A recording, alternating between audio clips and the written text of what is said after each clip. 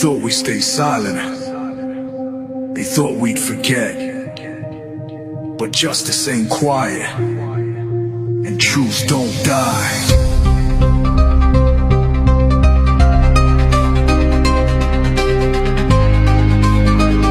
Yeah. They thought we'd stay silent. They thought we'd forget. But justice ain't quiet, and truths don't die.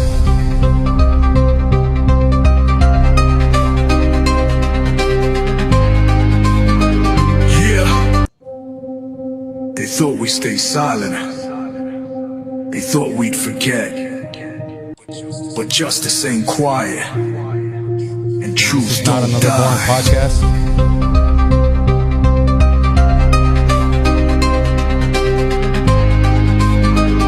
Yeah.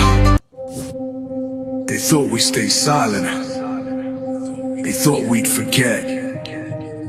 But justice ain't quiet, truths don't die.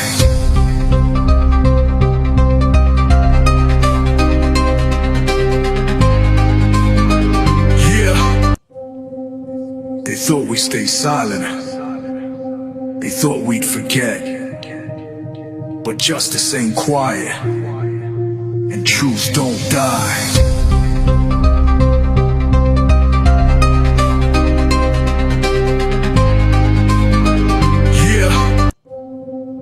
They thought we'd stay silent.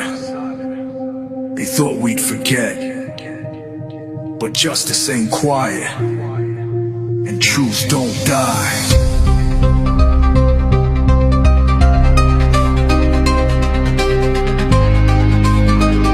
Yeah. They thought we'd stay silent. They thought we'd forget. But justice ain't quiet, and truths don't die.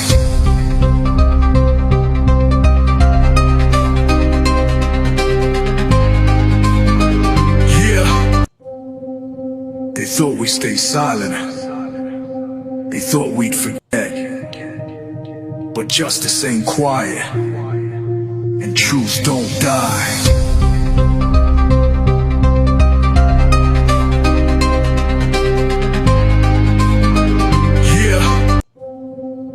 They thought we'd stay silent. They thought we'd forget. But justice ain't quiet, and truths don't die.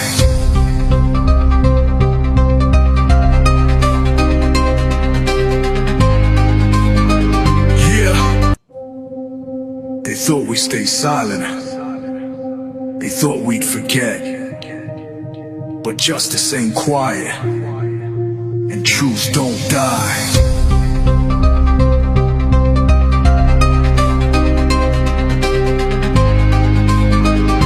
Yeah. They thought we'd stay silent. They thought we'd forget. But justice ain't quiet, and truths don't die.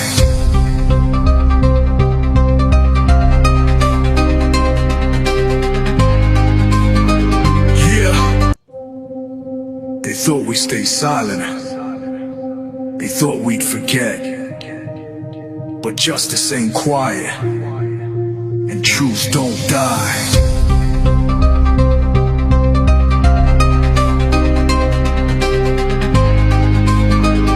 Yeah. They thought we'd stay silent. They thought we'd forget. But justice ain't quiet, and truths don't die.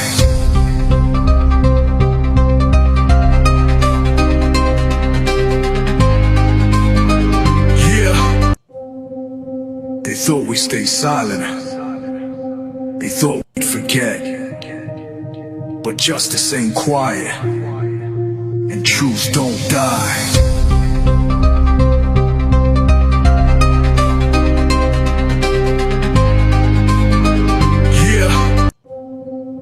They thought we'd stay silent. They thought we'd forget. But justice ain't quiet, and truths don't die.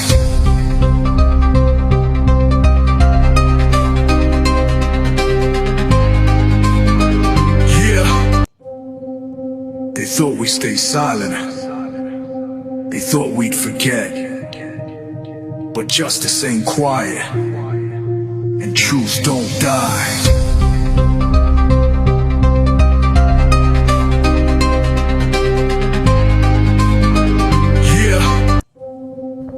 They thought we stay silent. They thought we'd forget. But justice ain't quiet, and truths don't die.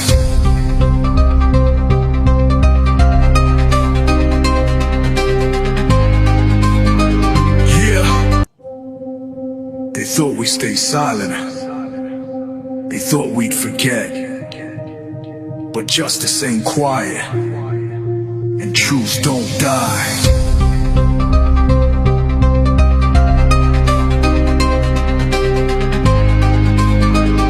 Yeah.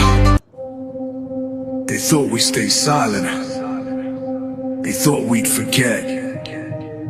But justice ain't quiet, and truths don't die.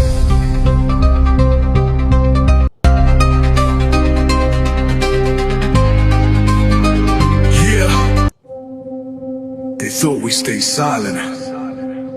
They thought we'd forget. But justice ain't quiet, and truths don't die.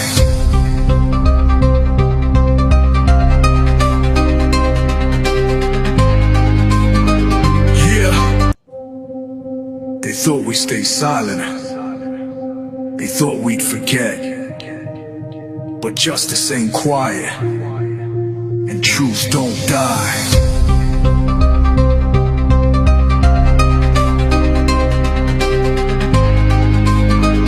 Yeah.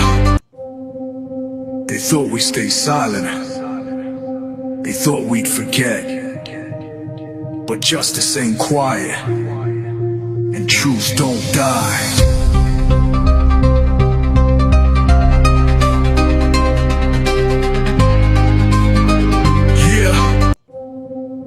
They thought we stay silent. They thought we'd forget. But justice ain't quiet, and truths don't die.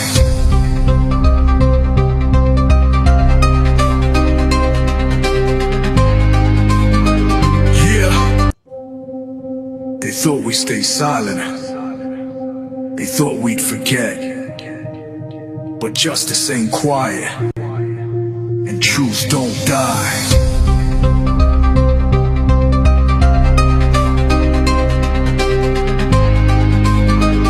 Yeah. They thought we stay silent. They thought we'd forget. But justice ain't quiet, and truths don't die.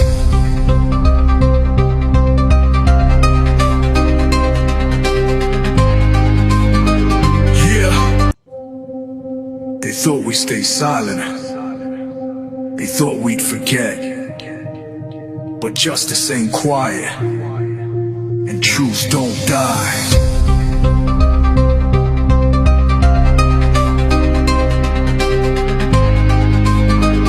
Yeah.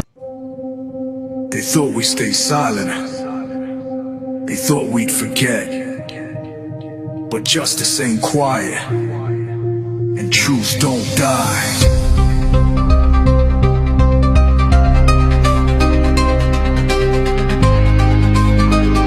Yeah. They thought we stay silent. They thought we'd forget. But justice ain't quiet, and truths don't die.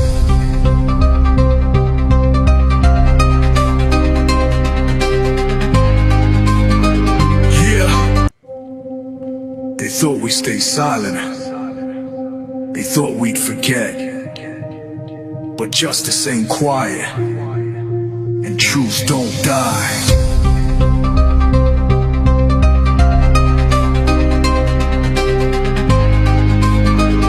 Yeah. They thought we stay silent.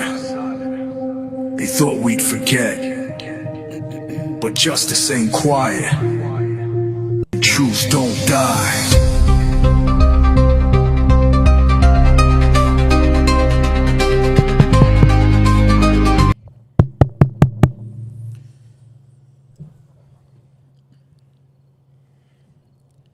You ready? We're live, right? We are live. Before we start the podcast, I want to tell everybody that my 5-year-old niece is upset. She's angry. Apparently, she picked out an outfit for me, and I wore the wrong tie. And she's not letting it go. She said, "Why are you not wearing your red tie? Didn't I pick it up for you?" So somehow, some way, I got to make it up to her. So I got to go down to Walmart and buy her favorite toy. And I promised her that on the next podcast, I'm not going to mess this up. I'm going to wear the red tie. This is not another boring podcast. Mustafa through the police body cams. Judge Carol Weimer under the microscope. I want to thank Muhammad for being here. Muhammad, thank you for being here. Yo, anytime. Boy, do I have a surprise for you. I mean, I think I've got your favorite investigator. I've got evidence that this investigator, who prides himself being the best investigator in this community, apparently behind closed doors, this investigator is out committing crimes. You're talking about Chad Mason. Chad Mason. Now, before we jump into what I'm talking about and what evidence do I have against Investigator Chad Mason, I think it's not going to do him justice if we don't dive into who Chad Mason is. I mean, you can't really talk about Chad Mason unless you get to know Chad Mason. You have to know his personality, what kind of individual he is. Who is Chad Mason? I mean, he's the community's Prince William County's puppy. Interesting. He is, apparently, he's on the news. I think he saved a cat. Out of a tree? Could you not? He's on I think NBC4. I'll pull it up in a minute so we get to watch it together. He's on NBC4 running into a burning house, apparently saved a family and their cat. Interesting. But I think what we're going to walk away from when we're watching this investigator, we're going to get to know the personality that this investigator has. And it's one thing if I sit here and tell you this investigator is a criminal, you're going to tell me, well, what's your proof? Yeah, what's your proof? You can't come out of nowhere and make a giant claim against a police officer that's been with the department for 15 years. And you come out of nowhere and say that this investigator is a criminal. He's a liar. Well, you know, you're going to tell me, what is your proof? What is your proof? Well, what if I give you the audio where he sat right across Judge Carol Weimer here at Prince William County in Virginia. He got on the stand and told Judge Carol Weimer that I violated department policy. And he's so proud of it, too. He's so proud of it. He told Judge Carol Weimer, I violated department policy. And Judge Carol Weimer entertained it. Now, when you find out what he violated, you're going to understand what really goes on behind closed doors in Prince William County. So this is different than the violation of department policy that Police Chief Newsham issued about Robert Drum. Absolutely. You're talking about another key investigator in the Mustafa al-Jazari case who's openly talking about him violating department policy on the stand. This is on the record. He gets on the stand on the record and tells Judge Carol Weimer that I violated department policy. I took the SD card in the Mustafa al-Jazari dash camera. I took the SD card. The SD card being evidence in the case. The most crucial piece of evidence in the Mustafa al-Jazari case is the dash camera. Now, when you find out that this investigator got on the stand and he said, I violated department policy, I took the SD card, went to my vehicle, plugged it into my computer, downloaded the files, and then you find out that he is the one that uploaded it into evidence.com. You know, I wonder what the chief of police has to say about his investigator openly talking about violating department policy. Well, the giant problem is you have a dash camera that has no audio, a dash camera that's inspected by digital forensic, and they said it has audio, but today we have a dash camera that does not have audio. It's cut before impact. The dash camera is cut before impact. And it has 17 frames missing from the lens facing, the camera facing inside the vehicle. You know, I wonder what Lieutenant, what's his name? With Paroque? Internal Affairs. Sean Shelton. Sean Shelton, Gary Spino. I mean, how did they feel? I mean, this is the Office of Professional Standards. Okay? Your job, your entire job, the reason why we hire you, we pay you to sit at this police department is to ensure that police officers are following the guidelines and the policies that are set, okay, for this police department, whether it's dealing with the public, whether it's how to handle evidence, how to handle certain situations.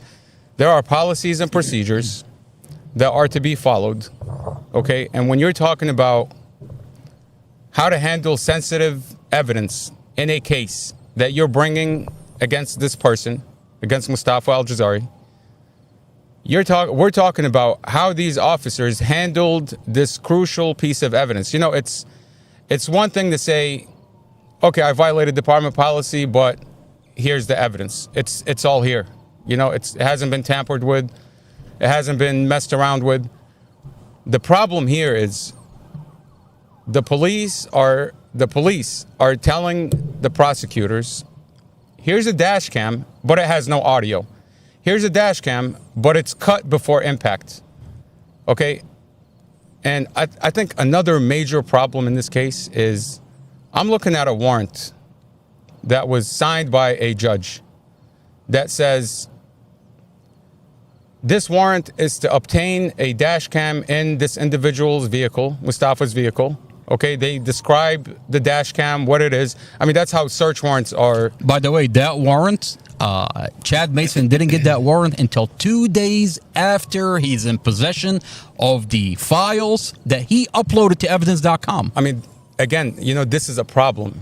You have a search warrant that was issued by a magistrate judge, okay? Magistrate Judge Walker, I think is his name, Walker. Okay, he issued this warrant, and you know, with warrants, they're very, very detailed. They're very specific. You have to describe exactly what the item is that you're attempting to seize. You describe exactly what information you are looking for, what you're obtaining. The warrant says all videos of April 5th, 2023. Okay, now problem number one is this police department, this police officer did not follow this search warrant as it was written. April 5th, the search warrant is for April 5th, right? But he went in, I mean, it's not my word against his. According to him, he took this dash camera prior to the warrant being issued. He plugged it into his laptop, okay? Into his laptop. He tampered with the files, and according to him, he's the one that uploaded these videos to evidence.com prior to the warrant being issued.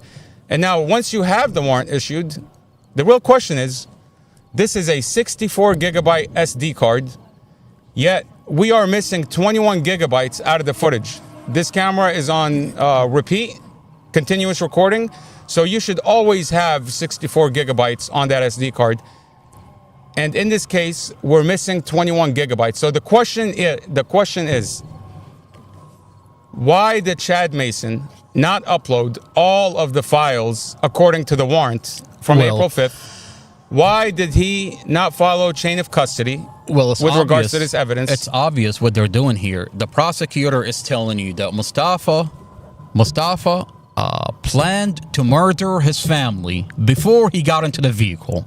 Now, I find it interesting that the warrant is for April 5th, but they started uploading the dash camera after 1 o'clock, 1:30? 1:14 p.m. 1:14 p.m. Now, what happened before 1:14 p.m. that they want to keep out of this case?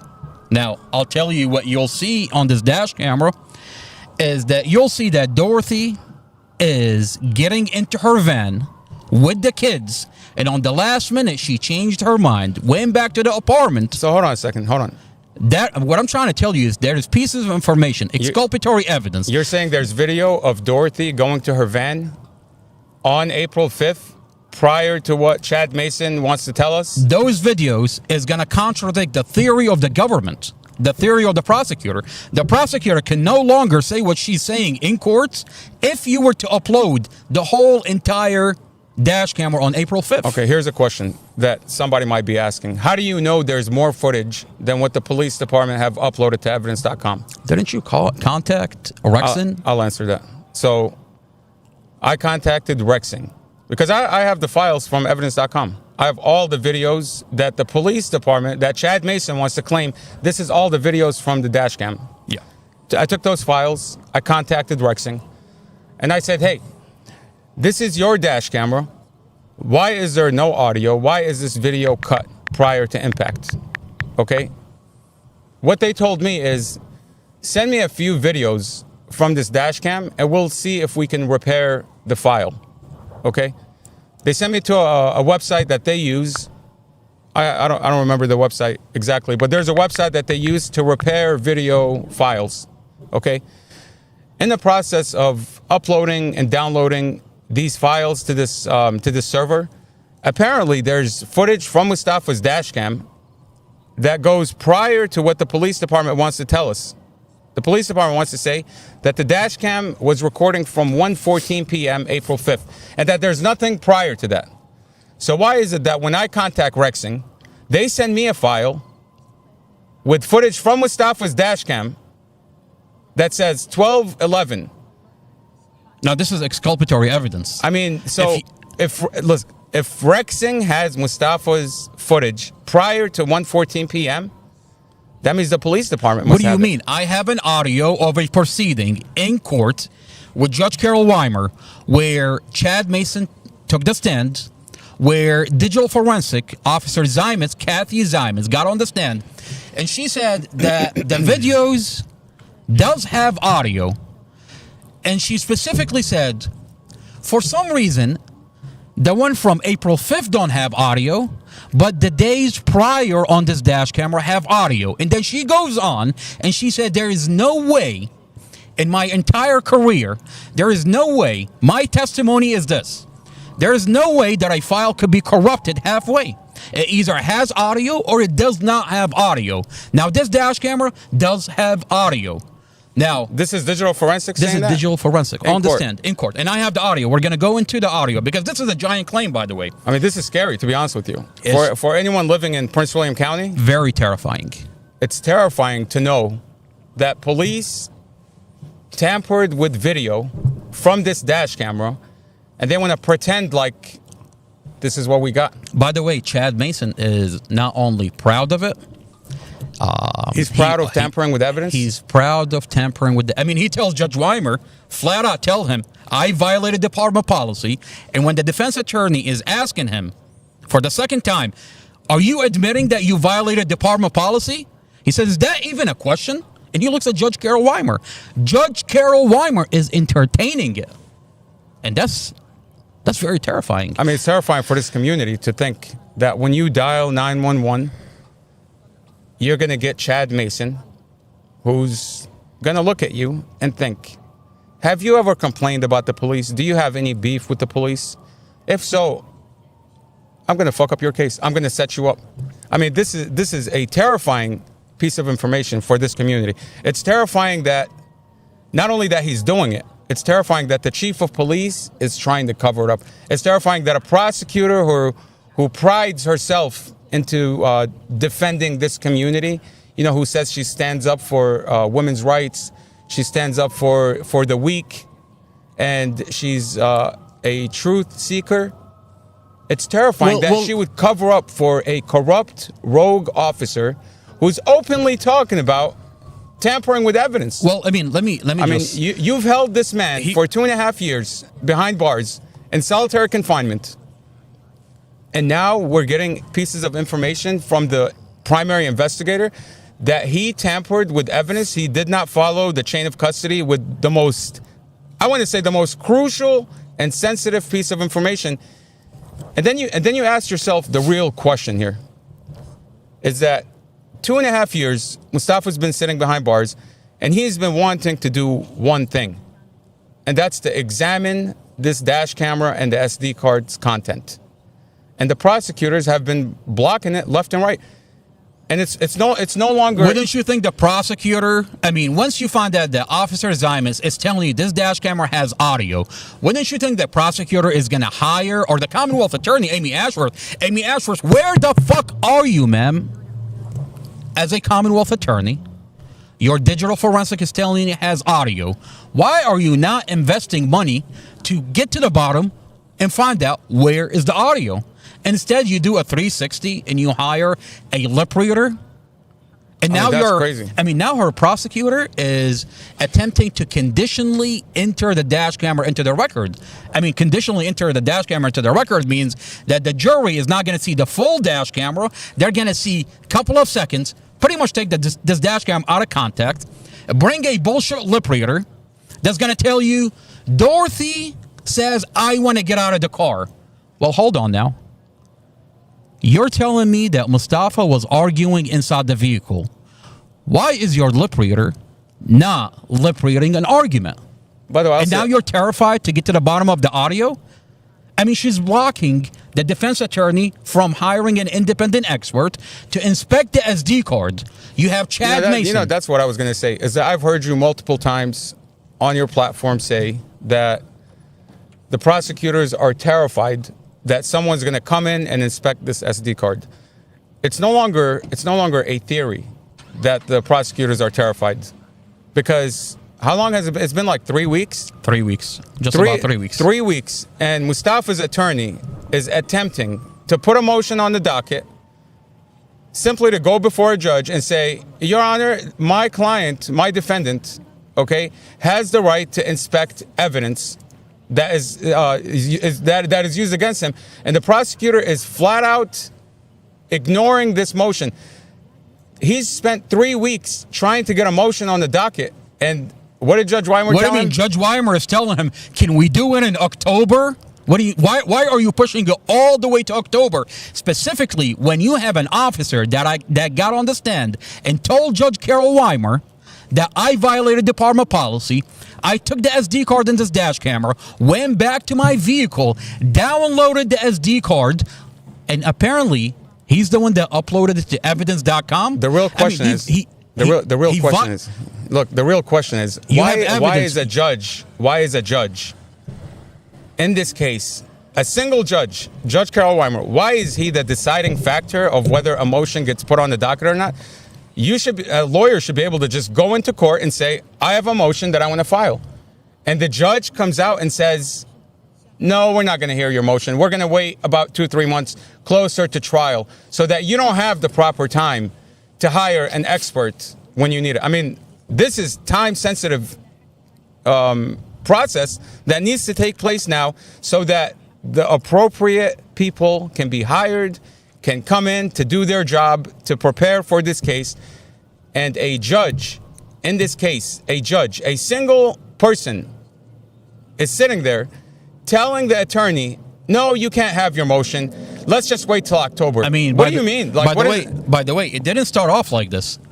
When Mustafa's defense attorney, shouldn't a lawyer just go into court and say, I have a motion that I want to file, and just put it on the docket? Why do they have to go through the judge's chambers? Why does he have to fight his way to get to the SD cards to get an independent expert? Just to get a hearing.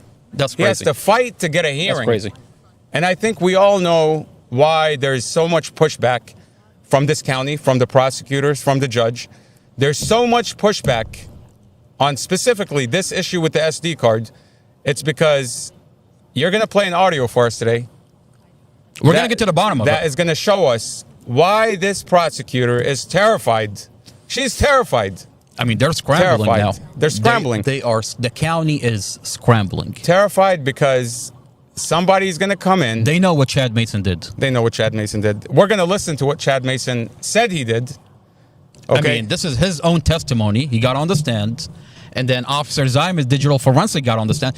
My question to Mustafa's previous defense attorney is when you listen to this proceeding, and by the way, before we get into that, Judge Carol Weimer is comfortable because he's got Sheriff Glenn Hill, who rolls in a giant machine that will scan you from head to toe, and they're terrified that maybe, just maybe, that someone might record.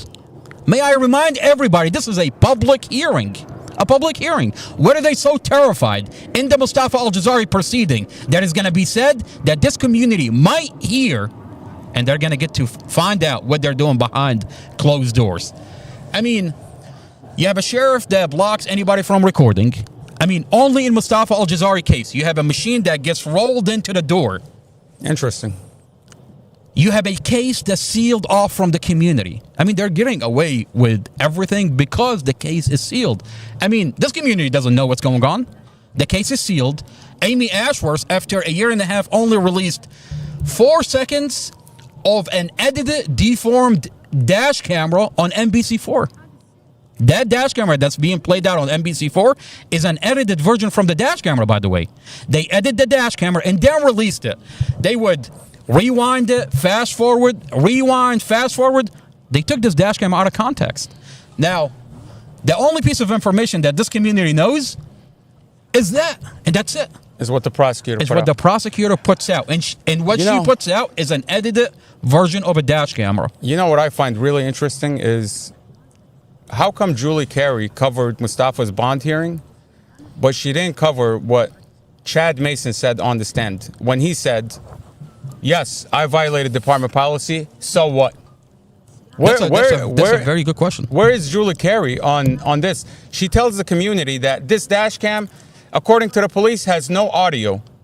But she doesn't tell the community that the primary investigator who handled the dash cam admitted that he plugged it into his laptop, did not follow chain of custody, and from his own mouth said, I violated department policy. And he's proud of it. Why is he proud of it? You know, I'll tell you. I mean, that's jailable offense. Tampering with evidence, that's punishable by jail. Okay? Of course. And anybody that is attached to this behavior is an accessory. By the way, they never expected it to get this far. They thought, that's true. This proceeding is happening behind closed doors. The sheriff rolls in a machine. No one knows what goes on inside the proceeding. So when Chad Mason gets on the stand and he's so comfortable telling the judge that I violated department policy, and here today you have a dash camera that does not have audio, it's cut before impact, 17 frames are missing from the camera facing inside because this case is sealed and no one is going to find out what is going on. To your point, when you want a transcript out of court, you contact the court's court reporter, and you say, I'd like the transcript from this hearing, that hearing. By the way, this is a felony. Then why is Mustafa defense attorney doesn't even have the transcript? You mean, why does he have to file a motion to get the transcript? What's the big deal with getting the transcript? Why do you have to go through a judge in order to get transcripts? Usually this is public information. You contact the court's reporter, and you say, I'd like the hearing from this case, and they just send it to you. But in this case, the lawyer has to file a motion in order to get the transcripts. Well, when you find out what's in these proceedings, unbelievable, you'll understand what's going on in the Mustafa Al-Jazari case. They've sealed the transcripts. I mean, here's the bottom line. This case, Mustafa Al-Jazari case, the vehicle is crushed and staged. I mean, I have evidence that the police department crushed and staged Mustafa's vehicle. This dash camera is cut and muted. And what you're going to find out, I have the audio to the proceeding where the investigator is admitting to violating department policy and tampering with this dash camera. Now, they're in trouble because Mustafa has a new defense attorney that's pushing for hiring an independent expert that's going to go in and inspect the SD card. Now that we have evidence that this investigator violated department policy with handling the dash camera, it's cut, muted, frames are missing from it, the defense attorney is hiring an independent expert, is filing a motion to inspect the SD card. The county is terrified. Inspect the car, by the way. And inspect the car. Reconstruct this vehicle accident. Now, the county is terrified because they know what Chad Mason did. Chad Mason cut this dash camera, muted this dash camera, took possession of the SD card, and he cut the wire to make it look like now the wire was cut during the accident. But here's the thing. Now here's the deal: the independent expert is going to get to the bottom of it, because when he inspects the SD card, there's something called the metadata on the SD card. You're going to find out if this SD card was tampered by Investigator Chad Mason. And if he just downloaded the content and then edited the files, then you should be able to download the full dash camera with audio. Okay. Before we go into the audio, I just want to touch base on two things. So from this hearing, we find out, from this hearing that we're going to listen to, we find out that Chad Mason took the dash cam prior to obtaining the warrant. And what I find really, really interesting is there's photos of them cutting up the car days after, I think it was after Mustafa's initial hearing, right? Yeah. And what you see in those photos is the dash cam is still attached to the windshield, which means that Chad Mason took this dash cam off the windshield, did whatever he did with it, tampered with it, plugged it into his laptop, did everything he wanted to do with it, and then physically went back and plugged it back into the broken windshield. When you hear the audio, he clipped it back onto the windshield as if like it's never been touched. By the way, when you hear the audio of what he said on the stand, he said exactly that he took the dash camera, took the SD card, went back to his vehicle, downloaded whatever the files, whatever he wanted, and he had 2 days before he got the warrant. Took the dash camera and then went and put it back into the vehicle. That's crazy.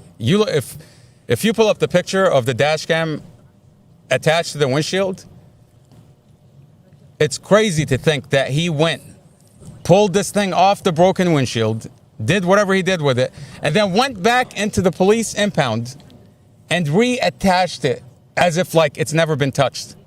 I mean, they're taking photos of it like, let's preserve this crime scene. You know, my question is for Blake Weiner, Mustafa, previous defense attorney. Now, you went through a motion to dismiss, and you brought Chad Mason and put him on the stand, and you asked him a number of questions. You brought in digital forensic, Cassie Zymas, who admit there is audio, and you put her on the stand and asked her a question.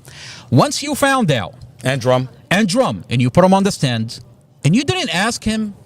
We'll get to it. You didn't ask him the most crucial piece of the question, the most important question. We'll get to it. Now... When you found out that this investigator tampered with the dash camera, wouldn't it make sense that your next move is to hire an independent expert and inspect the SD card that's in question? Instead, he turns around, and I think Mustafa was scheduled for trial within 2 weeks. Mm-hmm. And then he's like, Mustafa, you are coming home. We don't need your evidence. We're going to go to trial. Mustafa, you're coming home. What the fuck are you talking about? I mean, you have an officer that's telling you I tamper with the dash camera, and you're going to walk Mustafa into trial without inspecting the SD cards, getting the full dash camera, without the audio, without getting the full dash camera. Now that you know that it's on the SD card, without reconstructing the vehicle, by the way, another thing, without putting the home videos on the record. There's Google Nest videos inside the apartment. You know, another thing I want to add is when these three are testifying, Zymas, Chad Mason, and Robert Drum, when they're testifying, I mean, isn't it protocol to have whoever is testifying leave the courtroom so that they don't hear the testimony of the person being cross-examined? I am so shocked, and I am so shocked when I'm listening to the proceeding. Why did the judge not instruct the other so-called witnesses to leave Chad Mason and Zymas when Drum was testifying? Why did nobody leave? Because they're staging the whole thing. Because they want to hear what this person is saying so they can all corroborate their story. And to that point, Kathy Zymas changes her testimony halfway. Halfway through, she changes her testimony. She says one thing. She says that she doesn't think that this dash cam lost audio because Chad Mason plugged it in. And then later changed it to, oh, maybe it did lose audio. It's almost like they're providing cover for each other. Why was she there listening to Chad Mason? Exactly, that's the real question. Blake Weiner. Why did the judge not instruct these people to leave the courtroom when they're testifying? And the real answer is, Because they have a giant metal detector machine at the door. They have an x-ray machine. And they don't expect anybody to hear what's happening behind these closed doors. I mean, think about what was going to happen in 2 weeks after that proceeding. Yeah, they were going to roll him into trial. Roll him into trial without the evidence, and Sarah Sammy can get to say whatever she wants. I mean, I find it really interesting that, and you'll hear in the proceeding, Blake Weiner opens his statement to the judge, to Judge Carol Weimer, and he tells him, Your Honor, Prosecutor Sarah Sammy's theory is that Mustafa planned to murder his family before he got into the vehicle. Now, hold on. That's Sarah Sammy's theory. Don't you have Google Nest videos that shows that it's Dorothy's idea? Is Dorothy that asked Empress? Is Dorothy that's asking the boys, and the boys say, we don't want to go? I mean, Prosecutor Sarah Sammy, he's telling Judge Carol Weimer, Prosecutor Sarah Sammy says, the boys wanted to go, and Mustafa is forcing the boys to stay home. You have a Google Nest video that shows that Dorothy asked the boys, and the boys said, we don't want to go. Dorothy asked Empress to go with her.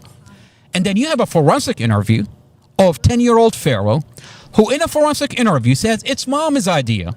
Mustafa didn't want to go. He woke up late. So wait a minute. This contradicts the government theory. My question is to Blake Weiner, why are you not telling Judge Carol Weimer that you have a forensic interview of a child that says this prosecutor is lying about Mustafa? You have a Google Nest video that shows this prosecutor is lying about Mustafa. Instead, he wants to roll Mustafa into trial without the evidence. Judge Carol Weimer knows about the home videos. Prosecutor Sarah Sammy knows about the home videos. Blake Weiner, who never introduces the home videos. I mean, so many questions. And I'll tell you what's really happening here. And this community is watching. What you're going to find, I mean, when you find out that Mustafa's previous defense attorney is hired by an individual that's on a body cam, that's pretending to be a witness, who sat on a body cam on three-way with the wife of the investigator.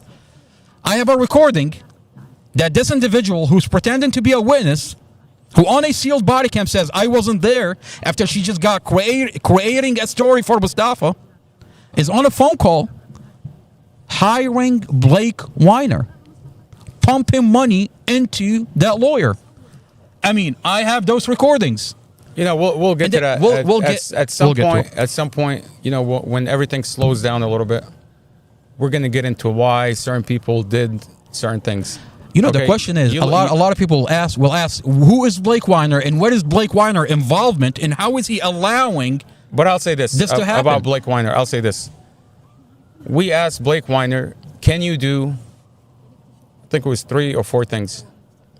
Inspect the car, inspect the SD card, change a venue, and introduce the home videos on the record. 4 things, and introduce the home videos on the record. He sat on it for a whole year. Think about it. And his response was, I would withdraw from the case before I did that. And he withdrew from the case. I mean, let's talk about why. I mean, we're not going to talk about it. But that's why he withdrew. Because we wanted 1, 2, 3, 4. As Mustafa's defense attorney, it would make sense after hearing that the investigator says, I tampered with this dash cam, I violated department policy, and I tampered with these videos. And then you have another investigator with digital forensic who says, there is audio to this thing, but it's nowhere to be heard. You look at all the reports, none of them say there's no audio. None of them. Not a single report say there's no audio. Matter of fact, one of the main questions that came out in the proceeding, Robert Drum says Dorothy began screaming. The only way you can know Dorothy began screaming is if you heard the dash cam audio. Okay? Now there's evidence that there is audio. The prosecutor wants to tell the judge and this community and this court, there is no audio. It's nowhere documented that there's no audio.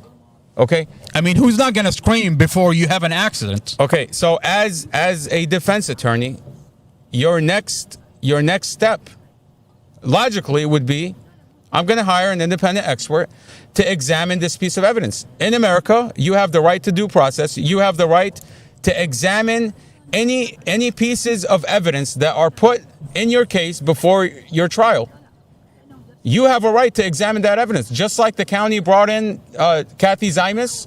Well, when they you have a right to bring your own Kathy Zymas. When they know that Chad Mason tampered with the dash camera, exactly, they're gonna block you from inspecting the SD card. And I'll say this: the other thing is, we wanted a crash reconstructionist to look at this vehicle, to examine this vehicle, and I think it's very, very crucial that an expert looks at this car, because you sent me a video the other day.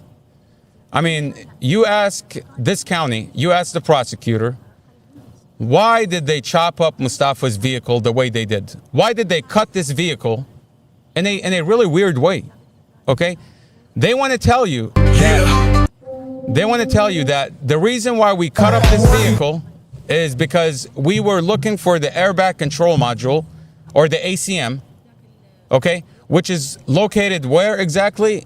It's underneath the armrest. I'm gonna pull up a video real quick. Okay, when you showed me that video, I mean, this video,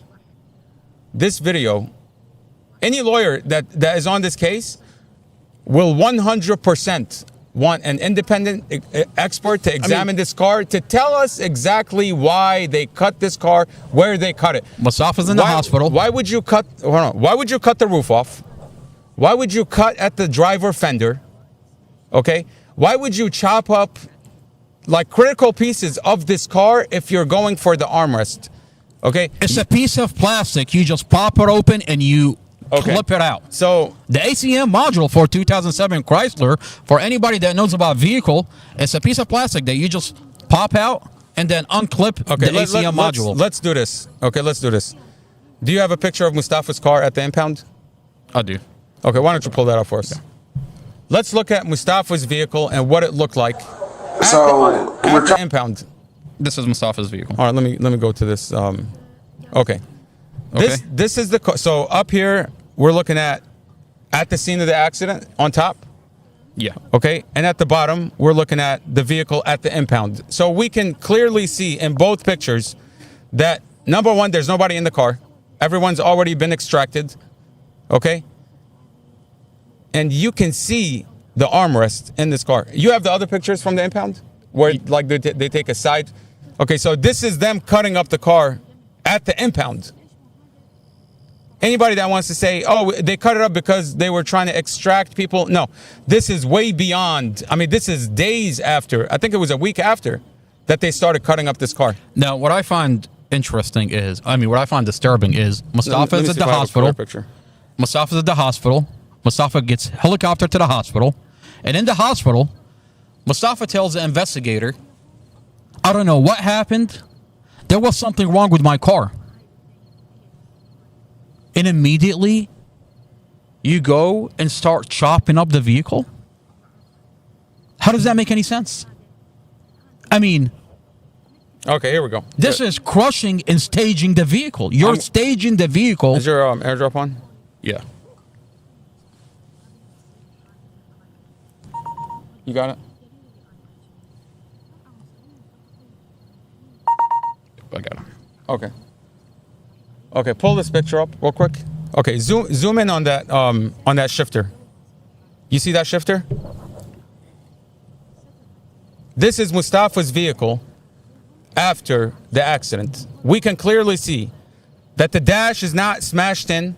Okay. The vehicle is not caved in for you to remove the roof. It's not caved in because it was T-boned. The car was hit from the rear right. What they're doing here, they want to stage it to make it look like a head-on collision. So why don't you pull up that video you sent me the other day? Okay. Let me pull up the video. And the video is how to extract the airbag control module from a 2007 Chrysler 300. How to extract the airbag control module from a 2007. Takes you 2 minutes. 2 minutes. Okay, let's pull it up. Let's take a look. And this is for everyone to see on YouTube. This is a Chrysler 300.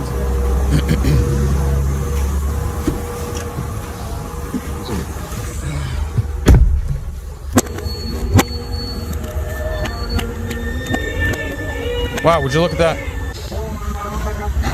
It's right there.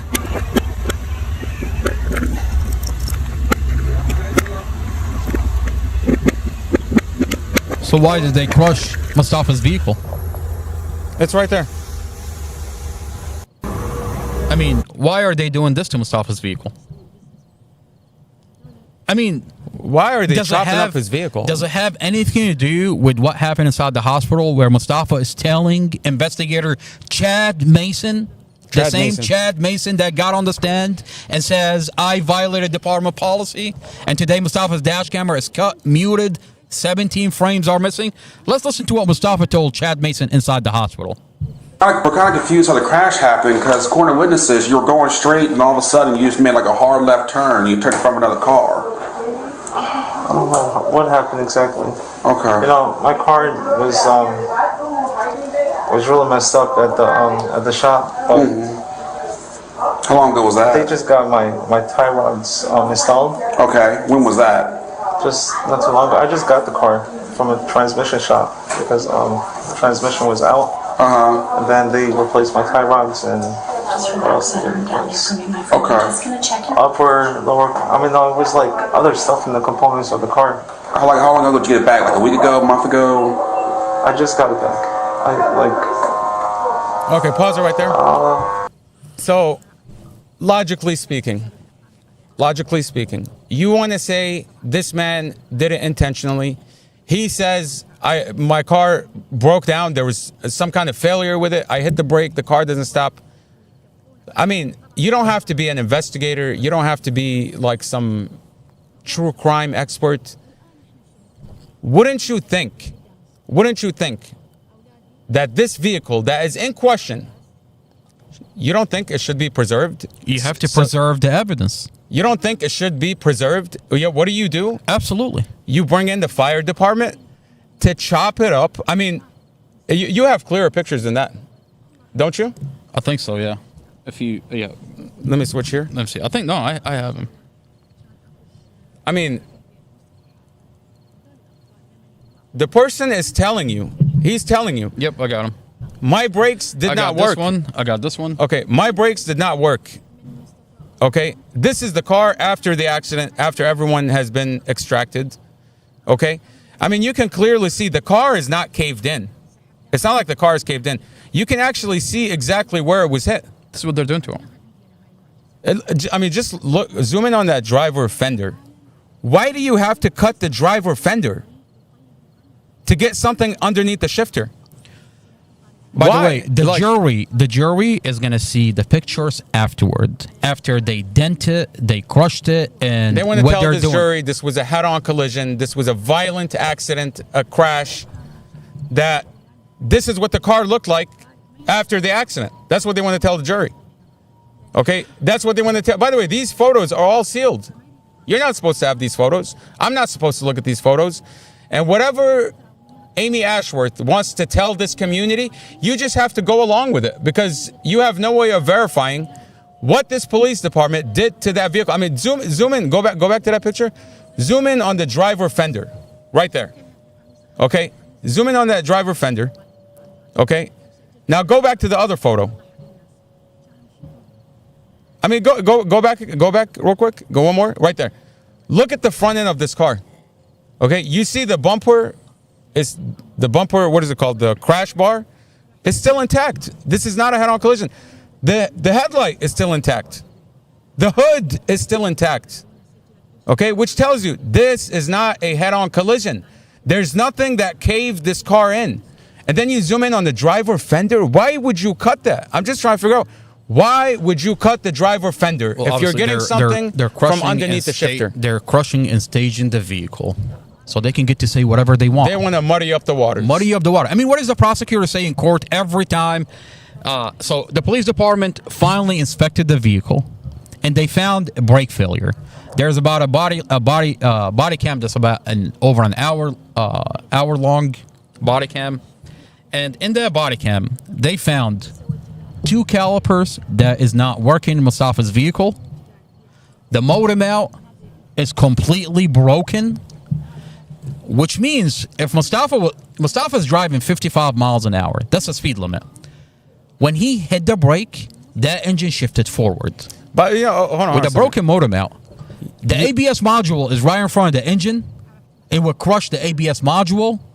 and then you have calipers that look, did not. I mean, the point that I'm trying to make. An expert should be able to go in, examine this car, and come up with the findings. Why is Prosecutor Sarah Sammy blocking it? She's terrified. On a body of cam, anybody. on a body cam, we paid $5,000 to go in and inspect Mustafa's vehicle. We hired an independent expert to go and inspect his vehicle. Why am I watching a body cam? And this body cam is on the internet. You can watch it yourself. The investigator, Robert Drum, who falsified Mustafa's statement, we have evidence that he falsified Mustafa's statement, tells this independent expert, you can't touch the vehicle. You can't touch Mustafa's vehicle. You can't touch the SUV. Sarah Sammy, Prosecutor Sarah Sammy said that.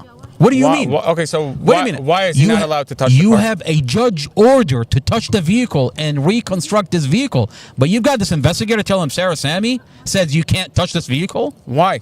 What's her They're reasoning? terrified. What's her reasoning? They're terrified because they're going going to find. What did she say? What was her reasoning? You can't touch the. She doesn't want anybody. Oh, you're talking about. They're telling Brad Haywood, the new defense attorney, he wants to get an independent expert to inspect the SD card in the dash camera And the car.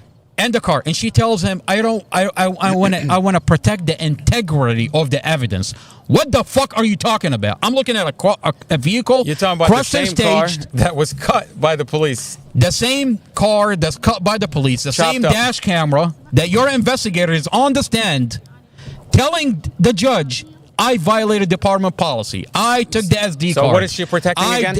The integrity of what? Integrity of what exactly? Oh, you're protecting the integrity that maybe this police officer is going to go to jail and you are going to follow, is going to be right after him. She's protecting the integrity of the cop The integrity that of the lied, cop. falsified, and tampered with evidence. The county is scrambling. They're so terrified right now because, by the way, they can't stop this from moving forward. It's one thing to talk about it. It's another thing to physically see what they've done to this car, to physically see what this prosecutor is saying.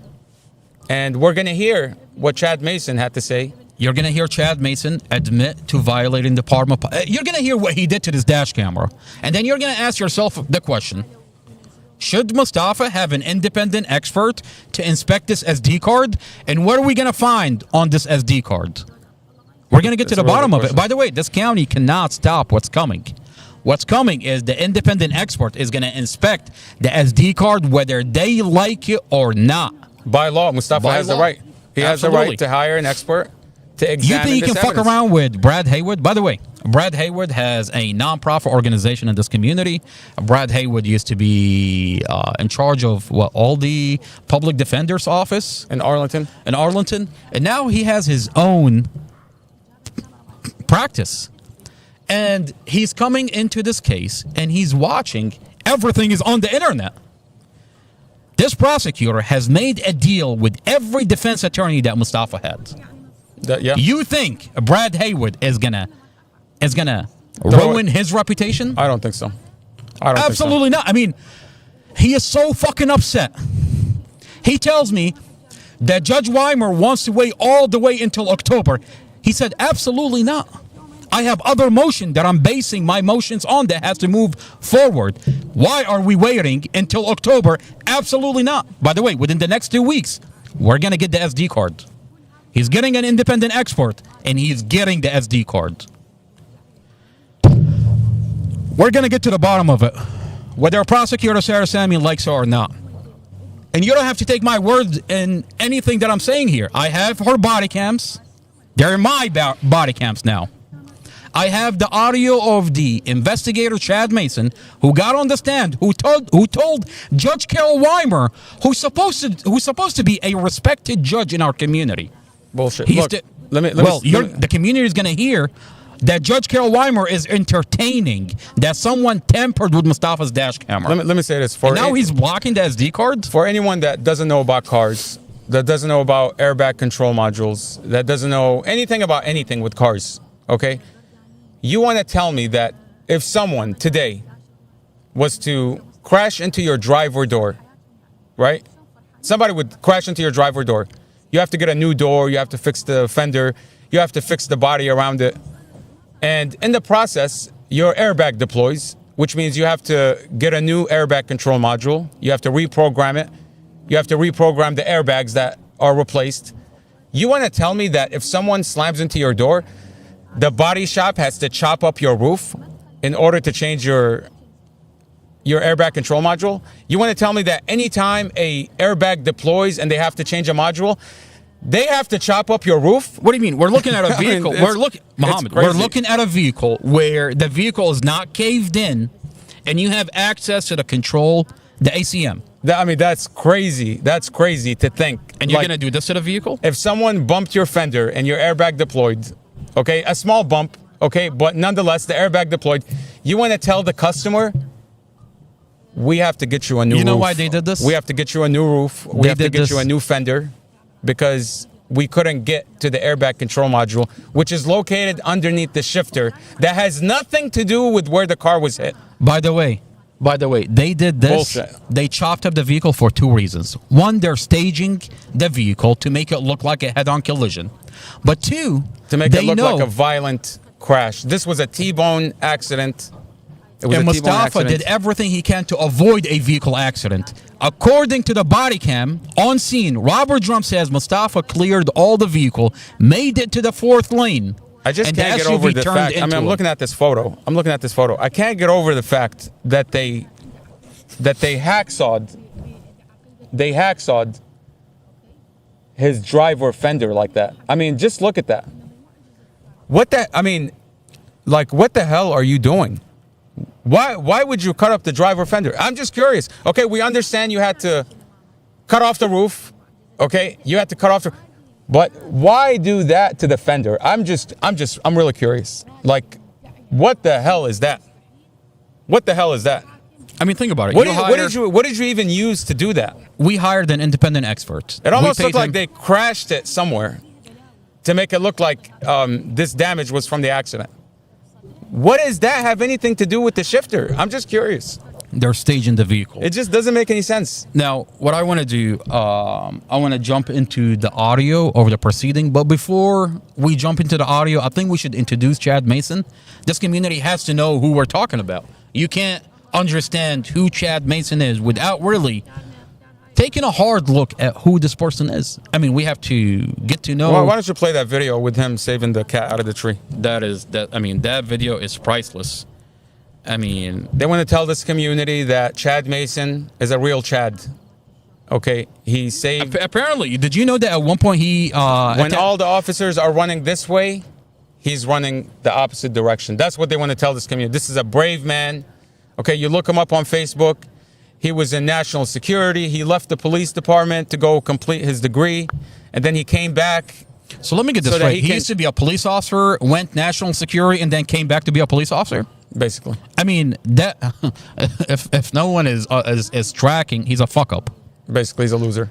A loser that jumps in to prove a point, and now he's been caught red-handed tampering with evidence. That is crazy. And openly, didn't he get demoted recently? He got demoted. By the way, you know, if you look up Chad Mason, he was sued by someone where I think the person had a broken pelvis, and Chad Mason What do you mean? Chad Mason is 5 feet tall. What the fuck are you talking about? Supposedly he tackled somebody? According to the court document, allegedly. Yeah. Okay. I think the case is settled now. But he put someone in handcuffs that told him I am taller than Chad Mason. He told him he had a broken. Did you know that? I am taller than Chad Mason. He told him he had a broken pelvis, right?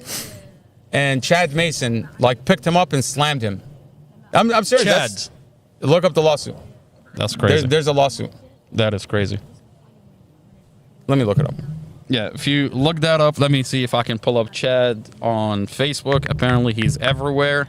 Chad Mason. And not for good reasons. Not good for good reasons. I mean, he wants to tell this community that he's out here saving cats from a burning house. Wait until you hear what he's doing behind closed doors. So him and Officer Christopher I mean, take a hard Russo. look at him. This is Chad Mason, by the way. I mean, look, Mohammed. He really has a lot to prove. Look at him. I mean, what's the show? Look here. Read this.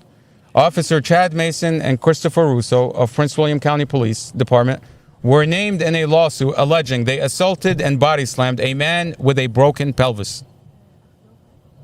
This is on open. He broke someone's pelvis? No, he slammed someone that has a broken pelvis. That is okay. That's even worse. I mean, that's the only people that he knows how to beat up on.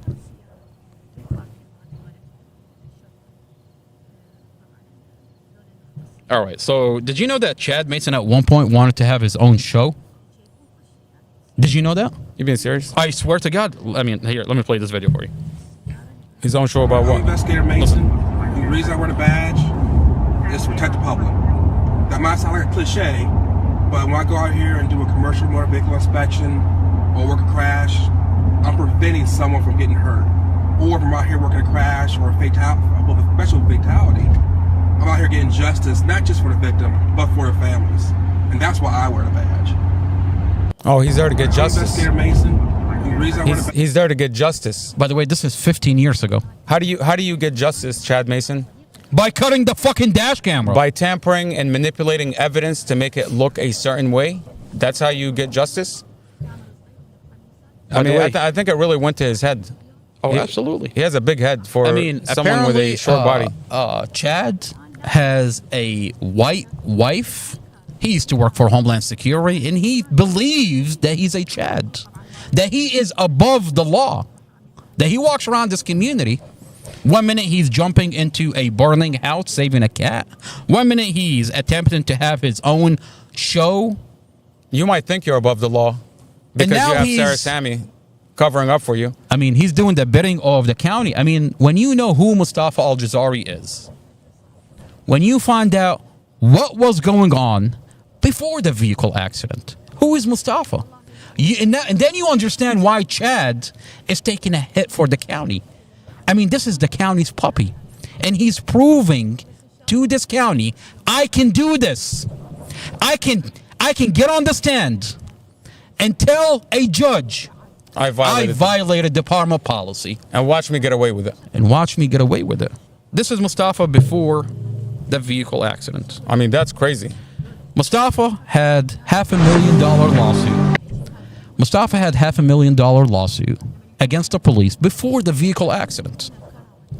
A case that started in 2018 that dragged all the way to the vehicle accident. The police hated the fuck out of Mustafa because a Mustafa is not allowed to sue the police in this country. And the police hated Mustafa. He gets in a vehicle accident. By the way, these are officers. Put the volume down real quick. You can play it, but you can put the volume down. You got to do it from your end. Their mother. Okay, there we go.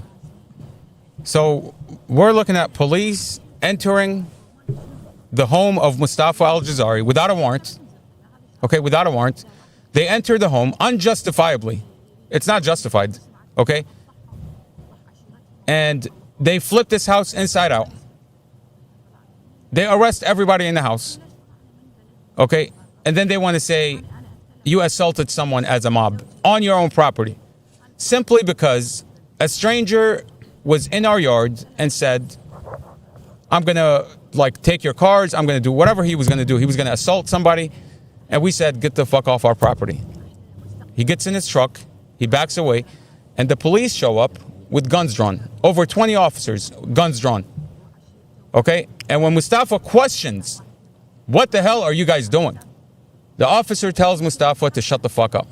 That's recorded. What is it, 9 months later, they dropped the charge because evidence came out? But by the way, you see those cameras? These cameras were in the house. These cameras were in the house. You see how many cameras there are? I mean, look, what does that say? 16 channels, 16 cameras, all around the house. Everything being recorded. And the police went through these cameras that night. And they saw that no assault took place. No weapon was used. Nothing. And they still took over the house without a warrant. By the way, you know, the officer later that night, he says to Mustafa, he says, you know, if you didn't open the door, you know, for anybody to say, oh, it's the police, you don't have to open the door unless they have a warrant. And if they don't have a warrant, you could tell them to kick rocks. You don't have to open your door.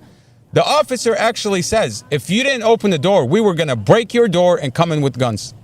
He actually says that. It's on a recording. So for anyone to think, if you don't have a warrant, I'm not going to open the door.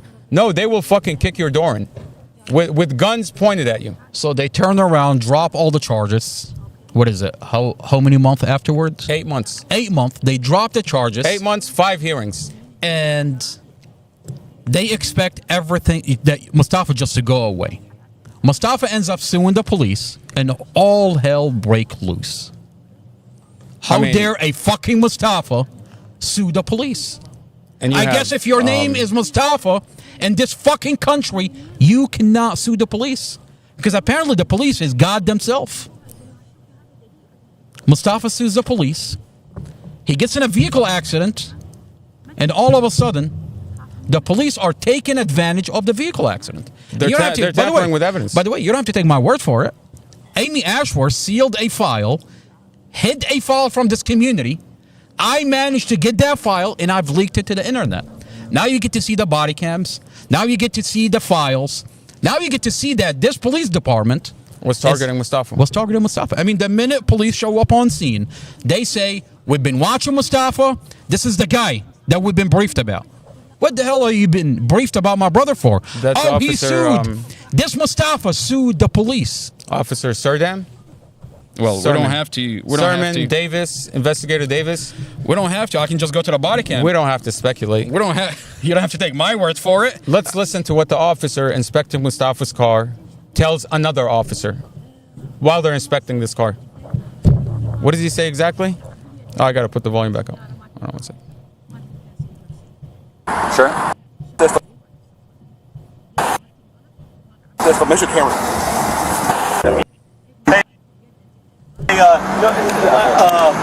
I talked to Grantham on the other one, and he said that it looked like.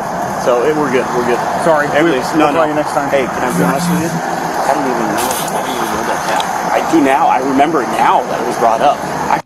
He remembers him now. He was brought up. He didn't remember him at that time, but now he remembers him. He was brought up in a briefing. By the way, there's another body cam where Robert Drum, Chad Mason, and Casey Fines is waiting for this officer, and they're like, hold on. Rob is going to brief us about Mustafa. And then they mute. What are you briefing them about? By the way, Mustafa's in that. Mustafa's right there. He's in the ambulance. While they're conspiring against him, they're already plotting what they're going to do. Chad Mason plays with the dash cam. And according to Davis and... Is his name Sermon? Sermon? I think Rob Sermon, yeah. So Rob Sermon and Rob Davis. Rob Sermon and Rob Davis are talking between each other, and they say, Davis tells him, I have an idea that we should employ about this case, but it's going to take spending money, though. What kind of money were you spending, Davis? Rob Davis, I'd like to ask you, what kind of money did you spend into this case, you and your fellow corrupt officers? Here, I'm going to pull it up for you. Go ahead, yeah. Yeah. Once again, this arm's new. Okay. Properly fastened? Properly fastened. Okay.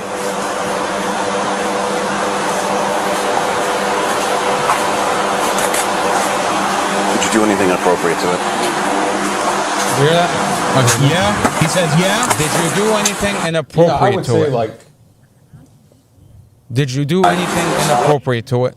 Yeah. By me to tell you. What do you mean when? He said, did you do anything inappropriate to it? He's like, yeah.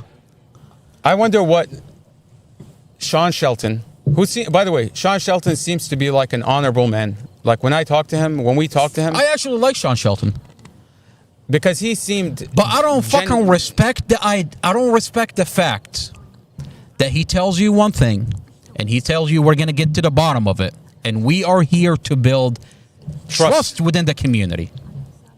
And then they tell you, because this is administrative stuff, we can't tell you what we're doing behind closed doors, but I want you to trust us that we are taking the corrective action. You know, having the file gives you insight into what they've done. I have the file that they've hid from us. When they were telling us... They've covered it up. Of course. I mean, they took the audio where the investigator is flat out falsifying Mustafa's statement. Look. The police report would say one thing. The audio shows completely different. I'd like to have another conversation. They give the audio to Robert Drum only to say, I can't hear the audio. That's your supplemental report? And you want to tell me Sean Shelton did not cover up for Robert Drum? Internal Affairs didn't cover up for Robert Drum? Let me read this to you. Okay. I was going to say, I would like to know what the chief of police, what Sean Shelton with Office of Professional Standards, with Lieutenant Gary Spina. These people run internal affairs, by the way. I'd like to know what they think about Chad Mason openly talking about violating department policy. Hold on. Tampering with a dash camera, not following chain of custody. You have two officers, Kathy Zymas and Chad Mason and Robert Drum, and they have different information. One tells you there is audio, one tells you there's no audio, and the one that tells you there's no audio is the one that tampered with the files. Okay, and then you just played a video of Rob Davis telling Rob Sermon, did you do anything inappropriate to it? And Rob Sermon's response was, yeah. And then later, Rob Davis tells Sermon, I have an idea that we should employ about this case, but it's going to cost money. So you have all this corruption going on, okay? You have all this corruption, okay? I was going to say, I'd like to know what the Office of Professional Standards at Prince William County Police think about this. I would like to set up a meeting with them. I'd like to talk to them face to face and give them this information. I mean, they already know this information. It's not hidden. It's not a secret, okay? And I'll tell you, this is their response. This is the response out of Prince William County Police. Okay? Oh, it's a long email, to be honest with you. Well, let me play this part. I'll give you the summary of it. Okay. Basically, they're saying that the chief of police and the Office of Professional Standards will not be meeting with you. They won't even take a complaint from you. Okay? And I know, this is what he says, I know that this is not the outcome you desired. Basically, he's saying he's not going to meet. That they're going to let the courts handle it. How can you let the courts handle it when the major piece of evidence in this case that is taking this thing to trial has been tampered with by your own officers, and they're openly admitting it. They're openly talking about it. I mean, you as Office of Professional Standards, who has to build bridges between the police and the community, you want this trust. You want the community to trust this police department.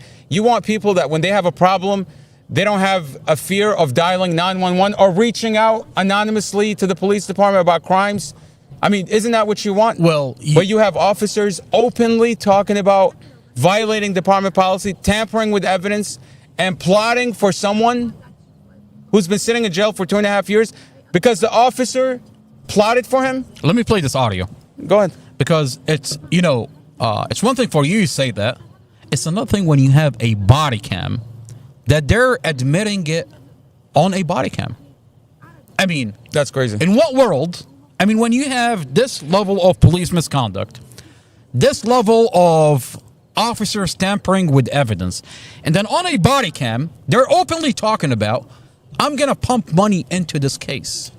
I've got an idea for this case. I'm going to pump money into this case, spending money. Spending money out of your pocket? Let's listen to you. Do me a favor, go over to exhibits. Hey, Rob, remind me to tell you I had an idea about this case that I thought we should imply. Imply? Is that the word? Employ. It would take spending money, though. It would take spending money. What are you talking about? What spending money are you pumping into this case? And then you find out, by the way, this is the same investigator who's bringing in individuals that are not witnesses only to manufacture probable cause. He's telling them, we need you to get Mustafa off the street. We got to get our ducks in a row before. Isn't there a body cam of him harassing somebody at 7-Eleven at their job to try to get them to say something negative about Mustafa? And the guy says, look, man, I don't know what this abuse that you're talking about. I've never seen him abuse anybody. And then on a body cam, he says like really fast things, and then he puts it in the police report. The guy is African. He has a thick accent. And then what Davis does, this guy would say nice things about Mustafa, and then Davis is like, he's speaking really fast, and he's like, is this what you mean? But he's at the guy's job while he's on the clock. What do you mean? He's got him in the fucking corner. While he's on the clock. Imagine you're at your job and the police show up, like, to intimidate. That's what it is. It's intimidation. And when they don't like what you said about Mustafa, they're going to falsify the police report. I mean, that interview at the guy's job is so unprofessional. I mean, is this what police... It's almost like you have a gang that is wearing a badge, going around, intimidating people to say what you want them to say. That's what it looks like. You have a gang of people wearing a badge, carrying a weapon, going around intimidating people. I mean, Chad is so and if you don't say what they want you to say, they're going to show up at your job. Okay? I mean, anybody else, if you're at any job, you're going to get fired. Your manager's going to be like, why are the police here? And why are they cornering you while you're on the clock? What did you do to get the police here? Well, when you find that it's Mustafa, and a Mustafa is not allowed to sue the police. Let me put that up on the screen. And this person shows up, and then he wants to prove a point. This is the county's puppy, by the way. He looks like a milk dud. What do you mean? This is a county puppy. He's been adopted since he was a baby. They called him a Chad, grew him up. By the way, he thinks he's above the law. He worked for Homeland Security. This Chad has a white wife. He knows how to tamper with evidence and get away with it. He wants to prove a point. Mustafa, this is the guy? This is the guy that sued the police? Watch me tamper with his evidence. Watch me tamper with his evidence. And watch me get away with it. You can watch me get away with it. I want to pull up I want to pull up where he's on the news, apparently. Saving cats. Cats from a burning building. I mean, we have to watch this, by the way, because without watching this, you can't really understand who Chad Mason is.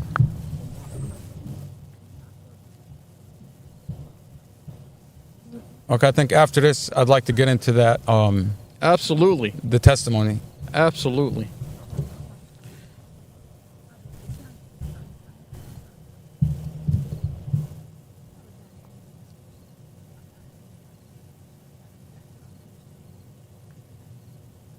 Do you have the video?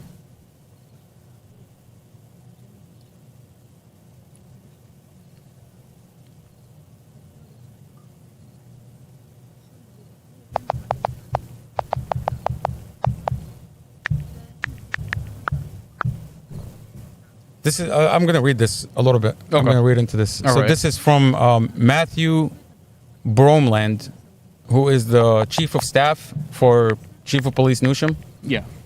Okay.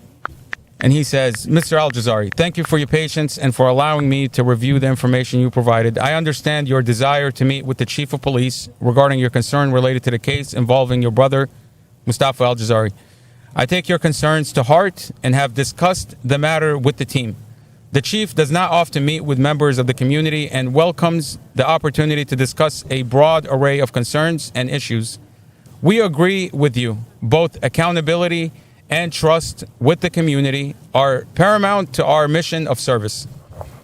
To that end, my understanding is that the allegations you raised, specifically the discrepancies between the video, audio recording, and the reports, evidence tampering, and issues related to the handling of witnesses, have been provided to and subsequently investigated by our Office of Professional Responsibility, who issued their findings and notified the complainants. I believe you and another family member were provided with letters of the outcome of the administrative investigation. As it pertains to the specific concerns you have related to the facts and evidence, those are ultimately questions for the court, since this is an ongoing and pending criminal proceeding. Your brother's attorney could or would foreseeably raise those concerns as part of the legal proceedings. Given the pending nature of the case, the Chief is precluded from further discussing the facts and evidence prior to the disposition of the case. I know that this is not the outcome you desired, but I do offer that if you have any additional questions or concerns, please do not hesitate to let me know. Well, I'll tell you. What is this county This is going to do? Matthew Bromland. Matthew Broland. Now, Matthew Bromland, as the chief of staff for Chief Newsham.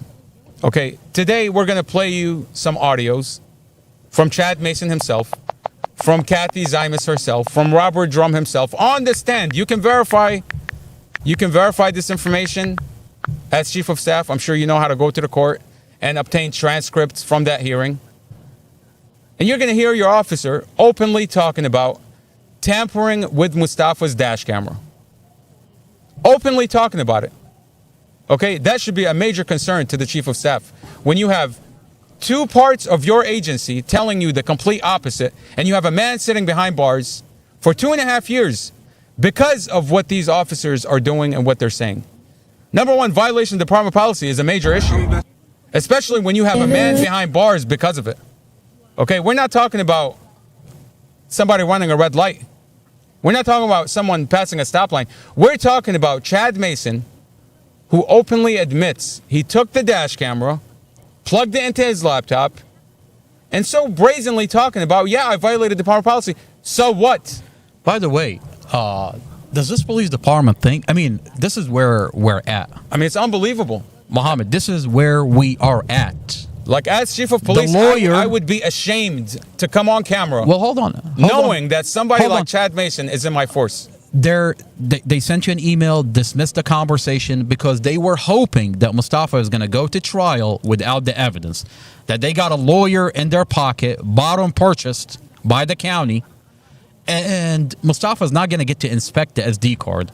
Well, Mustafa has a new lawyer, and he's going to get an independent expert to look at the SD card, and the metadata is going to be inspected. And we're going to find out what this Chad Mason did. I'd like to know what Matthew Bromland is going to think about what information is going to come out from this evidence. This county is terrified.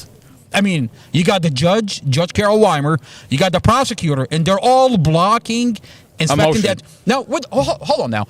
They're saying Mustafa is guilty. Wouldn't it be in their best interest to inspect the fucking SD cards? I mean, why is it that they're terrified and Mustafa is pushing for the SD card? It's supposed to be the other way around. It's supposed to be the other way around. If you committed a crime, wait a minute. If you committed a crime, you would say, I don't want to see what's on that SD card. Absolutely. But if you're innocent, you're going to say, I want everything on the SD card. Well, when your investigator is openly admitting to violating department policy, you know what they've done to this dash camera. Think about it like this, what you just said. When the investigator is terrified of what the evidence is going to show. When the investigator is terrified of what the evidence is going to show. I mean, does Commonwealth Amy Ashworth really think this community is stupid? I mean, she's been telling them that Mustafa is arguing inside the vehicle. And then she turns around, avoid her digital forensic, who's telling her there's audio, gets herself a lip reader. And then her lip reader is telling her... There's no argument. There's no argument. That's crazy. Amy Ashworth. That's crazy. Why is your lip reader not lip reading an argument?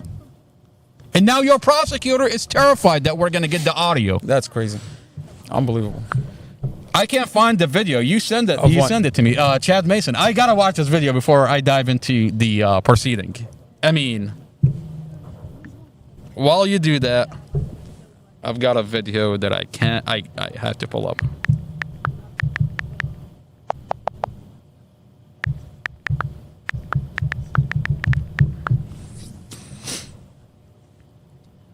This is Chad Mason, by the way. This is who Chad Mason reminds me of. Communication, language, people take them for granted. Para mí, la comunicación. Is that it? That was a commercial? I'm going to play this video. I'm a real actor. I did Richard III. I was in True West with Sherman Helmsley. When you were coming out of court? Yeah. Actually, I saw him right there on that sidewalk. And he was saying something, I mean, I forgot exactly what he said, but he says, he said one of them is, the older one is trespassed. At the time you were trespassed from here. He said the older one's trespassed. One's in jail where he belongs. And he said something like, that's Muhammad. He's next. And I look back and he's talking to like just some lady and some other guy. I mean, just think about it like but this. he looked at me and he said my name as I'm walking by him. This is threatening you. This. Yeah, I'm not threatened. Not in the least. This. The fuck is this? He looks like the uncle from the Fresh Prince. That is fucking funny. Let's see if I can find another video. I just sent it to you, by the way. Did you get it? Yeah.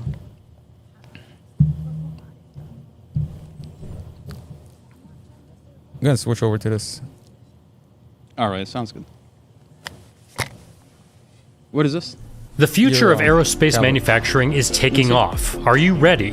At FabTech 2025, you'll find the innovations that keep... There you go.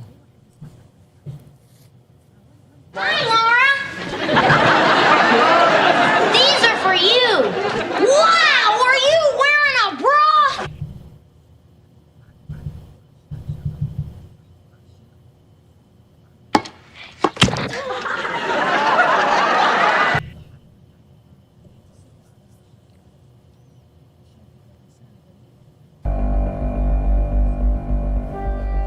Tonight's episode.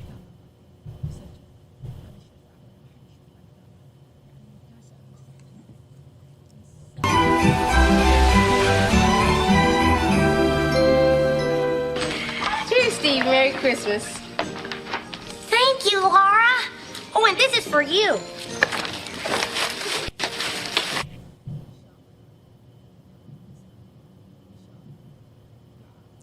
All right, we're going to take a 10-minute video. I'm going to leave you with family matters because, I mean, you'll understand where I'm going with this. Chad Mason is definitely a character out of this show. When we come back, we're going to play the actual video where Chad Mason is on the news saving a cat from a burning building.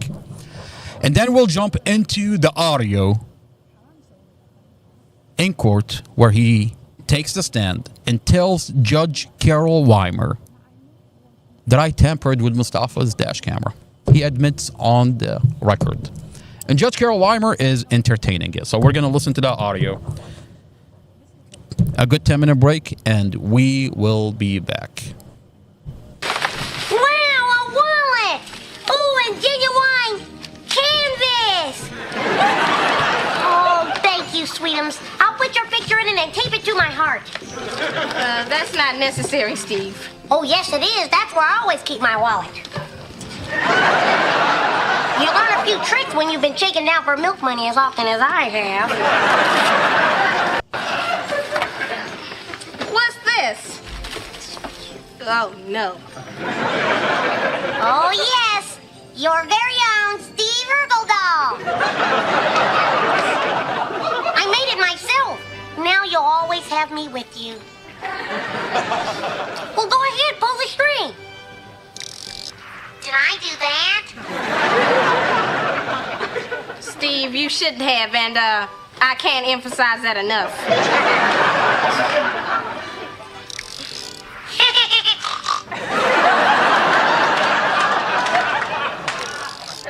I'm falling and I can't get up. You know what it looks like to be Steve Urkel, but you don't know what it feels like. Hey! What are you doing?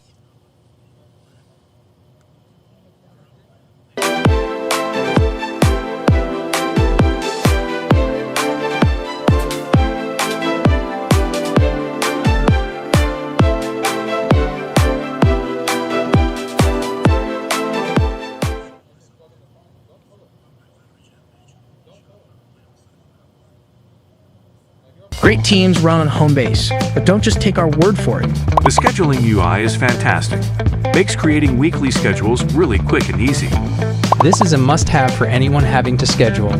Overall, I have used several programs, and this one is by far the best. Homebase, built for small business. Join for free now.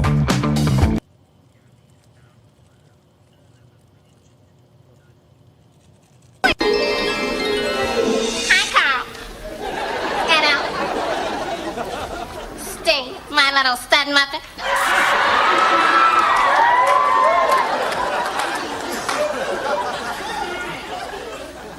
What do you want, Laura?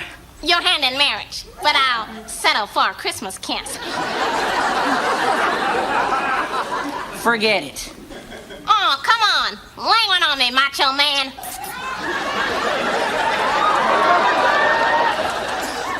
Get lost, Laura.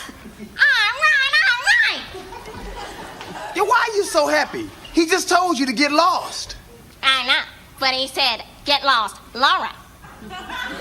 Yesterday, it was get lost, Fido face. I'm wearing you down, baby.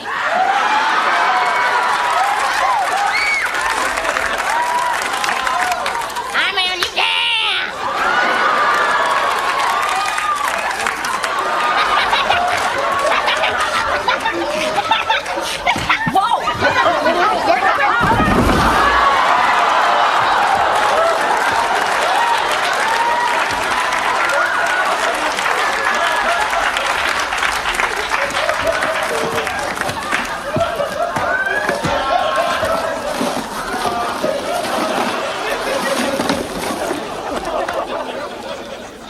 Did I do that? You see, folks? Christmas isn't a place. It's a feeling. It's the love and warmth of friends and family. It's a feeling we get in our hearts this time of year. And we take that feeling with us wherever we go. Why, Christmas can even be here, on this cold, dark train.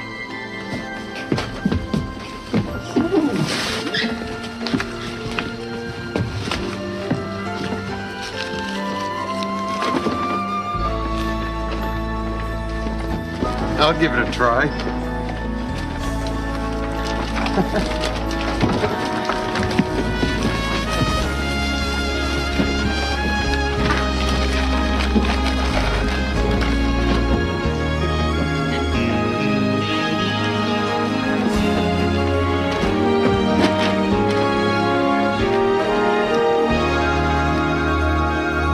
Folks, I present to you our Christmas tree. But if you're Santa Claus, Ben, why are you homeless? Oh, that's just part of my plan. Your plan? You see, Christmas has become so darn commercial. I wanted to find a family that embodied the true spirit of Christmas. And I found that family here, Carl. Well, thank you, Ben. Don't worry. I'll be back while you're sleeping. Oh, yeah, and I'll be sure to put the fire out in the fireplace. Thanks. So many people forget.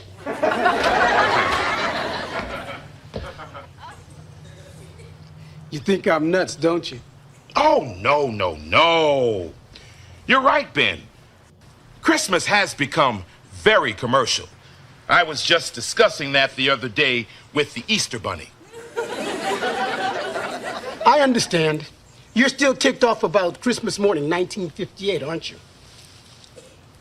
What are you talking about? I got your 5 letters asking for the Commander Crash Dive space helmet. What? Boy, that was one of our hottest items that year. I just ran out, Carl, and I felt bad about it ever since. But you... I'm sorry. Merry Christmas. But you... How did he know that? Looks like that tawdry contest committee from Channel 6 is judging Zuhair's house. Committee? Yeah, for a decorating contest. Can you believe that? Some people actually decorate their roofs solely for monetary gain. No. Yeah. Hey. Where's that committee coming over here? Quick, keep waving. Keep waving. Well, Carl, did you interrupt in that contest? Mida. Oh! How could you? And you said you were doing this for me. What? Wow. What's the matter? This roof may not be strong enough to hold the combined weight of this sleigh, an elf, and a more portly than anticipated Santa. Are we gonna fall through?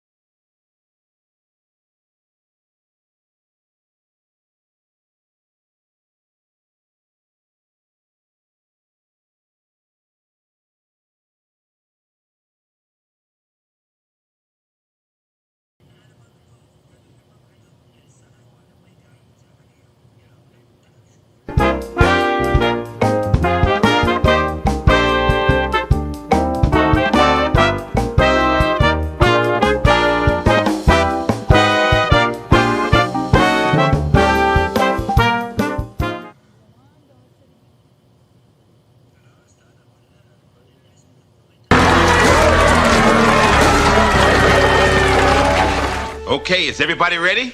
Ready.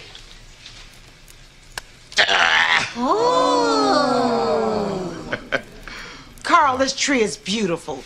I think it's the prettiest tree we've ever had. Richie and 3J are gonna flip when they see this in the morning. Ma'am, I'll just leave this sandwich out for Santa, then we'll hit the sack. Oh, Christmas tree, oh, Christmas tree, how lovely are your branches. Oh, Christmas tree,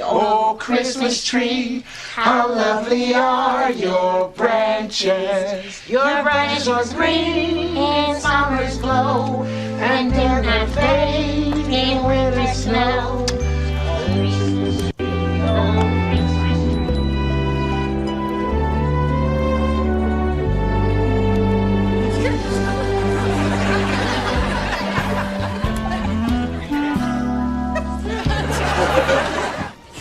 Hey, son. Hello, Merry Christmas. Merry Christmas, everybody. Merry Christmas, baby. Eddie, where have you been? Oh, didn't you read my note, Mom? I had to pick up a present. Then where is he? Right here.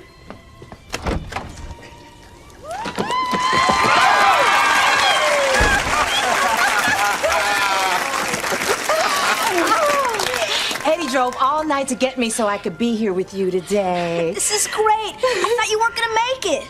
Honey, the way Eddie drove, I didn't think so either. How did you make it all the way to Detroit in this blizzard? Easy. I tailgated a snowplow.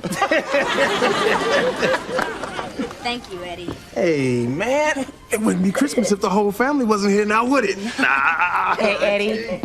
Thank you.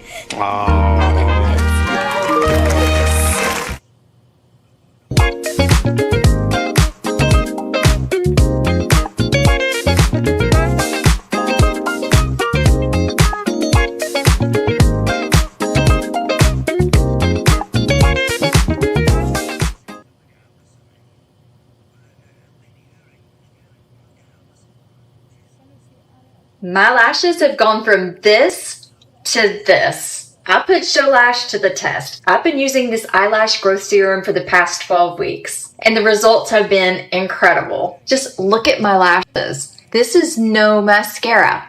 So I can enjoy going outside, I can enjoy the water this summer without mascara, and just a little eyelash curler, and I'm ready to go. Just look at the length of these lashes. It's incredible. Show Lash works. It's so easy to use. It just comes in this little wand and you use the applicator. It's a really fine applicator, so you just apply it across your eyelashes like an eyeliner and do it on both sides and just once a day. And if you stick to it, I guarantee you, you're gonna get longer lashes.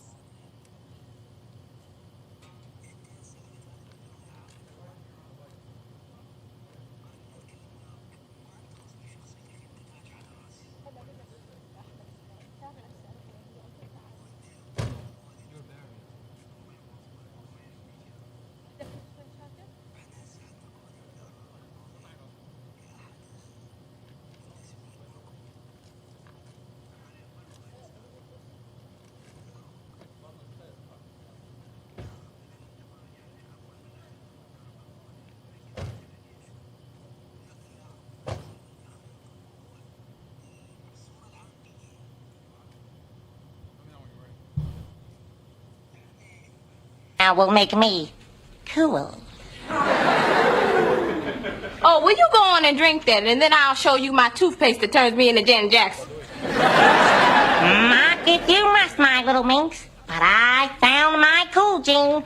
Truly was a little hard to find. It was hiding behind my jeans for hammer toes and nasal drip. But still, I found it. So I took my cool jean, and I doubled it. And I doubled it again, and again, until I had 100 trillion cool jeans.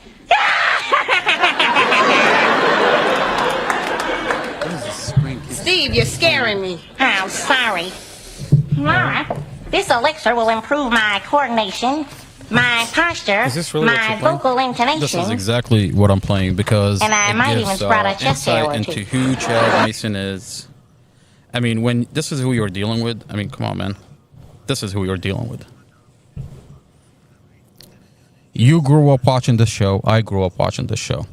This is the main character. He wants to be the main character in the Mustafa al-Jazari case. And this community is going to hear him wanting to be, well, unfortunately for him, Mustafa's new defense attorney is hiring an independent. By the way, this guy doesn't sleep at night. He is, I promise you, he is not sleeping at night. Mustafa's defense attorney is hiring an independent expert.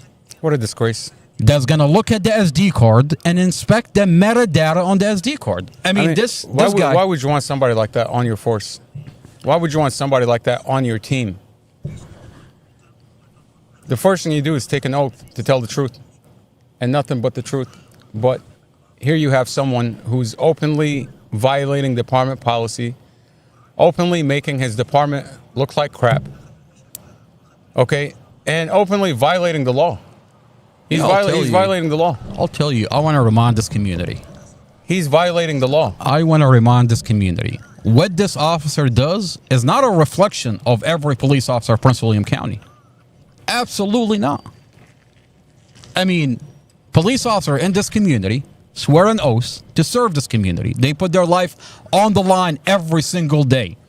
And you've got Chad Mason that show up, and he's so proud about violating department policy. I mean, he's leaving other officers to pick up his dirty work. It's so sad. To clean up his mess. That is so sad. It is so sad. And it is so sad that I have to sit here. You know, I have to sit here and remind this community not to walk away and think every police officer is Chad Mason.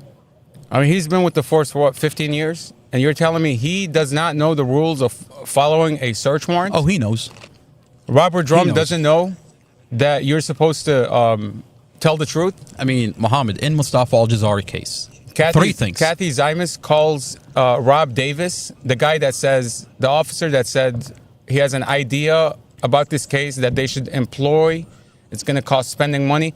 Kathy Zymas calls that officer to tell him there's audio on the dash cam. And what did he do? By the way, what did he do with that information? I'm looking at Rob Davis's report. Okay, I don't see anything where he says Kathy Zymas contacted me and told me there's audio on this dash cam. I don't see any of that in any of his reports.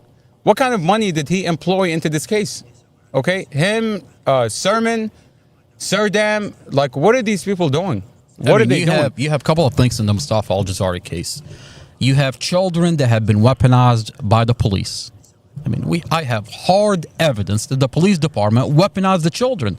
They're telling the children that Mustafa ran away, left your 5-year-old baby sister to bleed to death. Mustafa was in a coma. Mustafa was helicoptered to the hospital.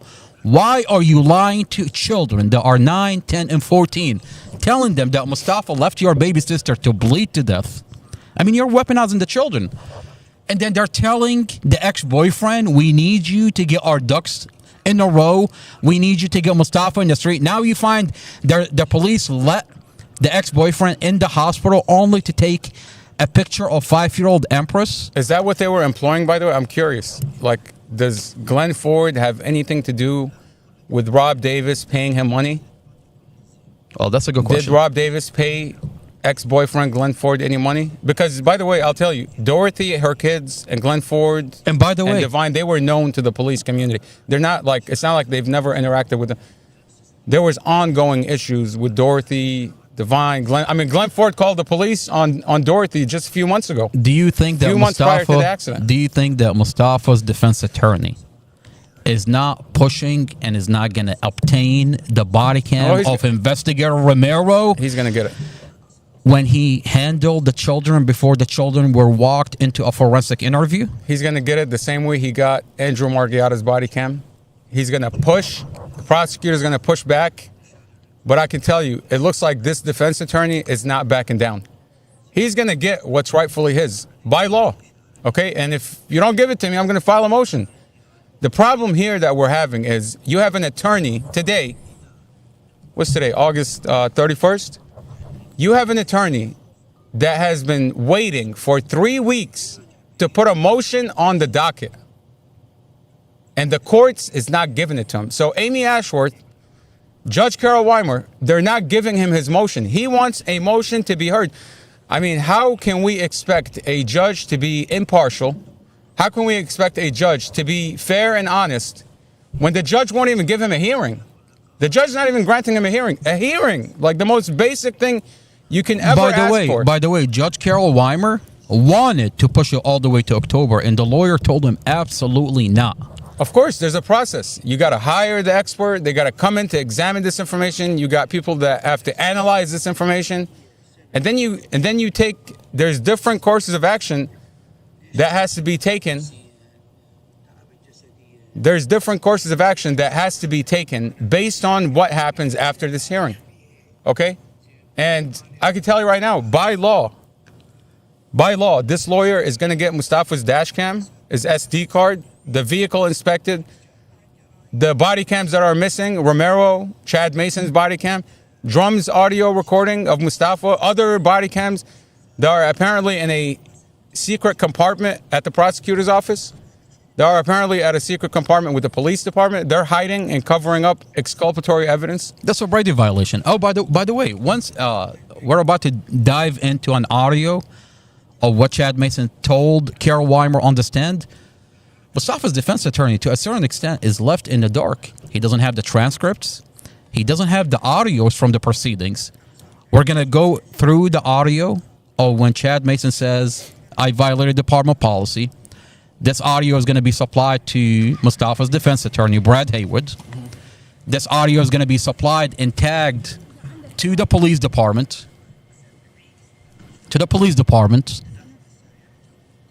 And we're going to ask the chief of police to look at Chad Mason, and in what police department is it allowed to have an officer that openly gets on the stand, tells a judge, I violated department policy. And today we have a dash camera that's muted, doesn't have audio, it's cut before impact, and 17 frames are missing when digital forensic says there is audio. And then you have somebody like Chad Mason who comes out of the dark and says, yes, I did it. That was me. Well, this is the county's puppy. That was me. I did it. That's what he says. Let me play this. I think you send me the what's on the news. Apparently, he's running into a burning building, saving a cat.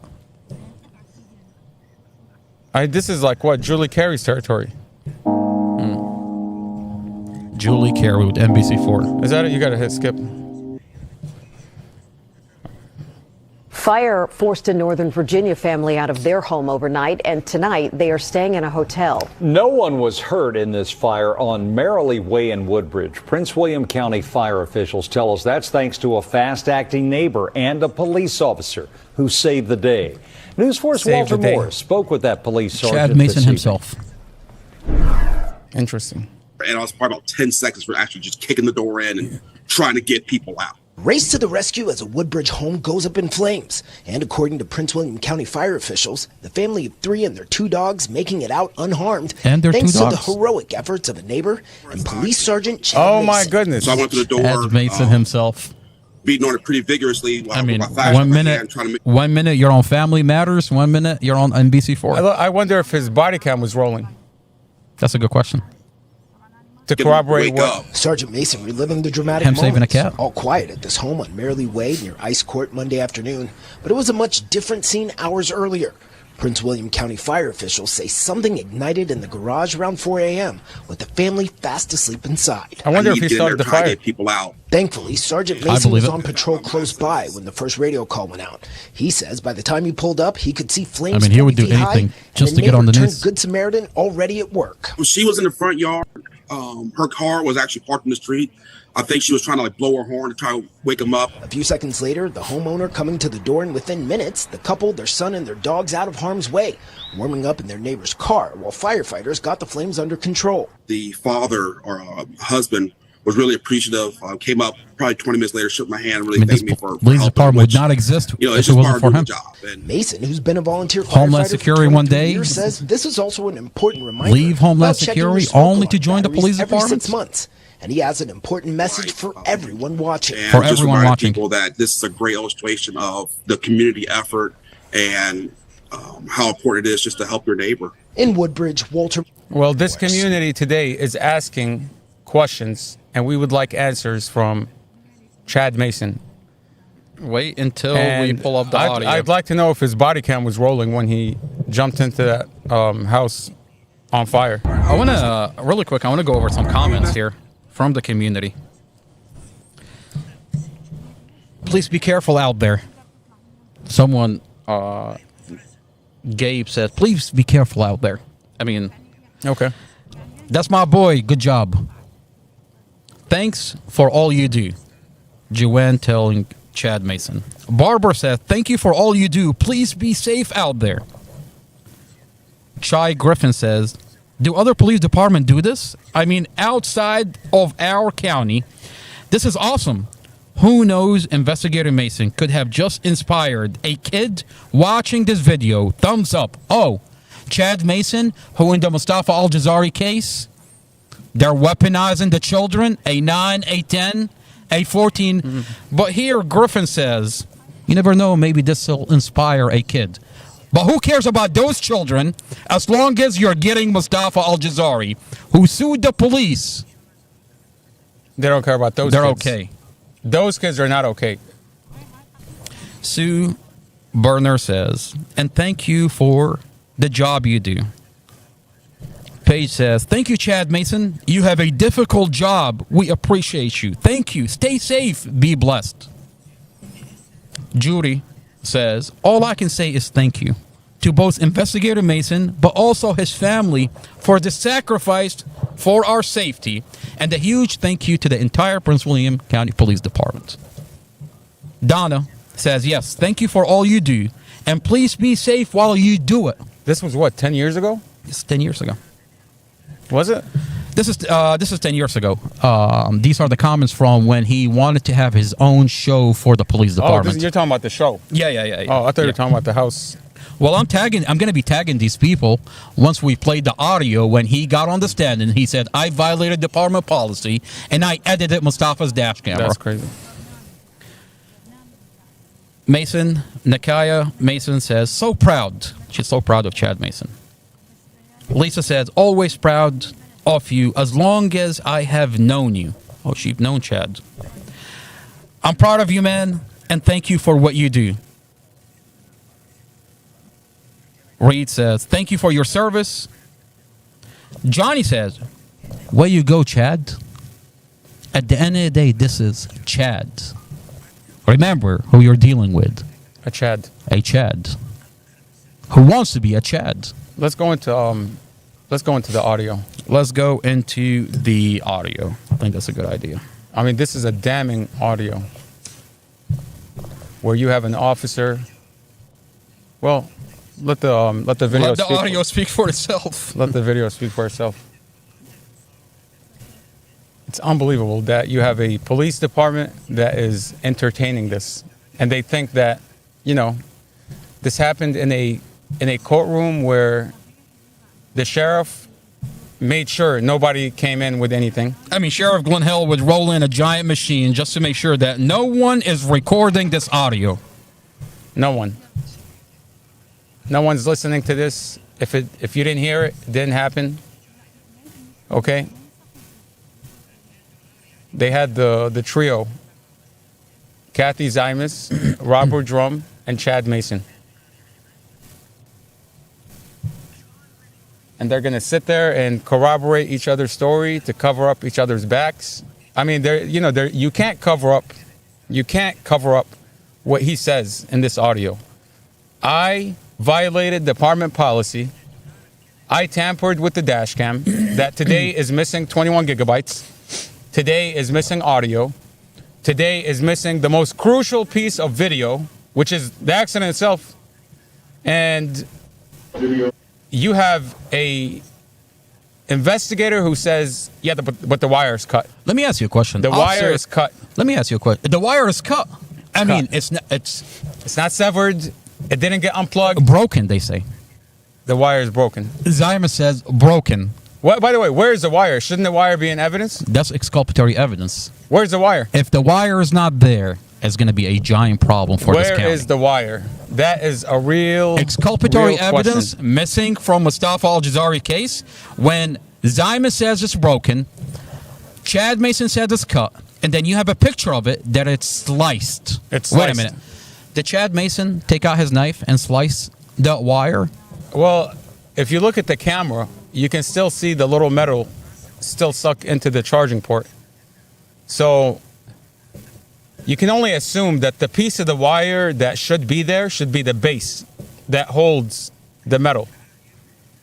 But you look at the car, you see a cut wire, like a wire that is cut in half, like chopped up. You sent me a picture right of in it the one middle. time, right? I did send you a picture. Let's see if I it's can pull chopped it up right down the middle. Okay, but what you should have, I mean, this is all physical evidence. It's not something that you can't question it. Okay, what you should have is the base of the wire with the metal piece not attached to it. There we go. Or now your favorite person. I got the picture for there you. we go. Let's pull it up. Let's put it up on the screen. This is the dash cam that Chad Mason said he tampered with. And you have the base of the charger. See that right there? The base of the charger still stuck to the dash cam. So if you're looking at this wire, you should say, where is the base that attaches to that metal? Right? But you look at the car at the impound, you see a wire that is cut like this, right down the middle, cut. Why don't I pull it up for you? I mean, this is another angle from the dash camera. That's another angle. Okay, so you should have the base, the plastic base that attaches to that metal. But instead, you have a wire that is cut, and it's a clean cut. It's a clean cut. That's a real big problem for anyone that watches these crime shows, those court TV shows where they go through forensic evidence. There we go. Okay, let me pull that up. Okay, yeah, zoom in on that wire. Zoom in. Go all the way in. I don't think that has a base on it. That doesn't look like it has a base on it. And it has a clean cut. And it has a clean cut. Sliced. So As if Chad Mason sliced it with a knife. The real question is, you have Chad Mason, who's been in law enforcement for 15 years, national security, all this homeland security, supposed to be an expert. You have Robert Drum, who's an expert crash constructionist, okay, an expert, top of the line. I mean, he's been Robert a crash Drum. investigator for 15 years. You have Kathy Zymas, an expert in her field, digital forensics, okay? You have a prosecutor who puts herself out there as the best that anybody could vote for, Amy Ashworth. You have a chief of police who's been chief, I think, since he was born. Okay, Chief Newsham. And none of these officials are asking the question, why isn't this wire in evidence? Where is the other piece of the wire that should have been attached to the camera? I mean, you're flipping through the evidence. Go back real quick. You're flipping through the evidence. And nowhere in there do you see a wire that belongs to this camera? Well, when Chad Mason sliced it, they don't want it to be part of the evidence. Because if you hire an independent expert... Unbelievable. He's going to look... By the way, if the independent... When the independent expert goes in, and if he doesn't find that wire, oh, you have a giant problem in this case. By the way, when I was going through the body cams, I because noticed, you're talking about exculpatory evidence being deleted from Mustafa's case. I noticed that when they sealed the lock on the container that's holding Mustafa's car, that they put a lock on it. It has a number, right? They track every time you have to open the lock, you have to cut the lock to put a new lock on and put the number of that lock on it to ensure the integrity of the locked container, right? I would like to know how many locks were put on that container. How many times did someone go to the police impound, cut that lock open, and changed it? And for what reason? I mean, now we're talking about a wire, okay? When our expert is going to go in to look at this car, I would question, did anyone go to the car between now when we're talking about the wire and the time a expert is going to get to it? I would like to know if any of the locks were changed. Because if I remember correctly, in the hearing, Robert Drum says that he took the dash cam out of evidence on April 19th. Yeah, I read that. What is the point of him checking out the dash camera on April 19th? Okay, well, I mean, let's look at the this piece of information. Kathy Zymus took the dash cam and mirror imaged it, did all her digital forensic stuff on the 24th of April, right? 24th of April. Yeah. Where she made a mirror image of the dash cam to ensure that this dash cam, the integrity is not altered with, this dash cam files are not being manipulated.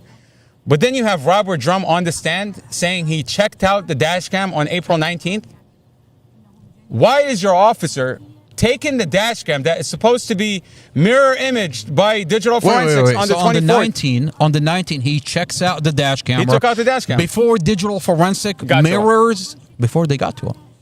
How does that make any sense? I mean, how does that make any sense? Like, it just doesn't make any sense. Why is Robert Drum taking this dash cam out of evidence on April 19th? And then digital forensics haven't even got to it until the 24th. What did he do with that dash cam? I mean, we know he wasn't looking at the audio because we have a body cam where he's talking to Rexing. He's not and he never asked about the audio. Never asked about the audio. Never, anywhere in the discovery, said there is no audio. He's worried about the GPS location and the speed. You know, I'll tell you, one of the questions. I mean, it's bullshit. One of the questions that came up in this proceeding is, Chad Mason, you took possession of the dash camera. You took the SD card and the dash camera back to your vehicle. You plugged it into your computer. You downloaded the videos. You uploaded them to evidence.com. Did you see audio? He says, no, there is no audio. Did you notate that anywhere? Did you document it? Did you document it? He says no. What's your body cam on? Where's your body cam? Exactly. Brad Haywood, sir, if you're listening. Brad Haywood, Mustafa defense attorney. We're going to play the audio of the proceeding. And what you're going to find crucial is, where is Chad Mason's body cams? None of his body cams are there. When he handled the most crucial piece of evidence in the Mustafa Al-Jazari case. I mean, now, you're talking about murder. Hold on now. We know that Chad Mason has a body cam and he's recording because at one point he went to Robert Drum and he says, I'm recording. Got it on video. I got it on video. He says, I got it on video. We have some of the body cams for Chad Mason. So he's very conscious of his body cam. Very conscious about his body cam. Extremely conscious of his body cam. Now, Brad Haywood, I think is very relevant to the conversation to reach out to Commonwealth Amy Ashworth and ask her for the body cam, the full body cams of Chad Mason, specifically when he handled the dash camera of Mustafa Al-Jazari. I think that's relevant. You know why he's not going to give it to you? Because I guarantee you, I guarantee with the dash camera. I guarantee you, him and Robert Drum were there. Probably Rob Davis, probably Rob Sermon. Okay, those individuals, Romero, we're all sitting there and they're thinking, how are we going to pin this crime on Mustafa? How are we going to pin this crime on Mustafa? I have an idea. I already cut the wire. Chad Mason says, I already cut the wire. Okay? Let's say there's no audio. And then the prosecutor can proffer that there's an argument. Who's to say there's no argument?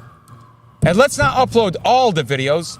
Let's upload what follows our narrative. Okay? Let's not upload the video that shows Dorothy going into her car and then going back into her apartment. That doesn't look good for our case. Did you know? So let's cut it out. And after tampering with this dash camera, let's make sure we protect ourselves. Let's go get a warrant from Magistrate Walker, by the way. Walker, you know, this is a... So he takes a dash camera, sticks it back in Mustafa's car. By the way, he says, this is put an it back in Mustafa's interesting magistrate, by the way. Walker.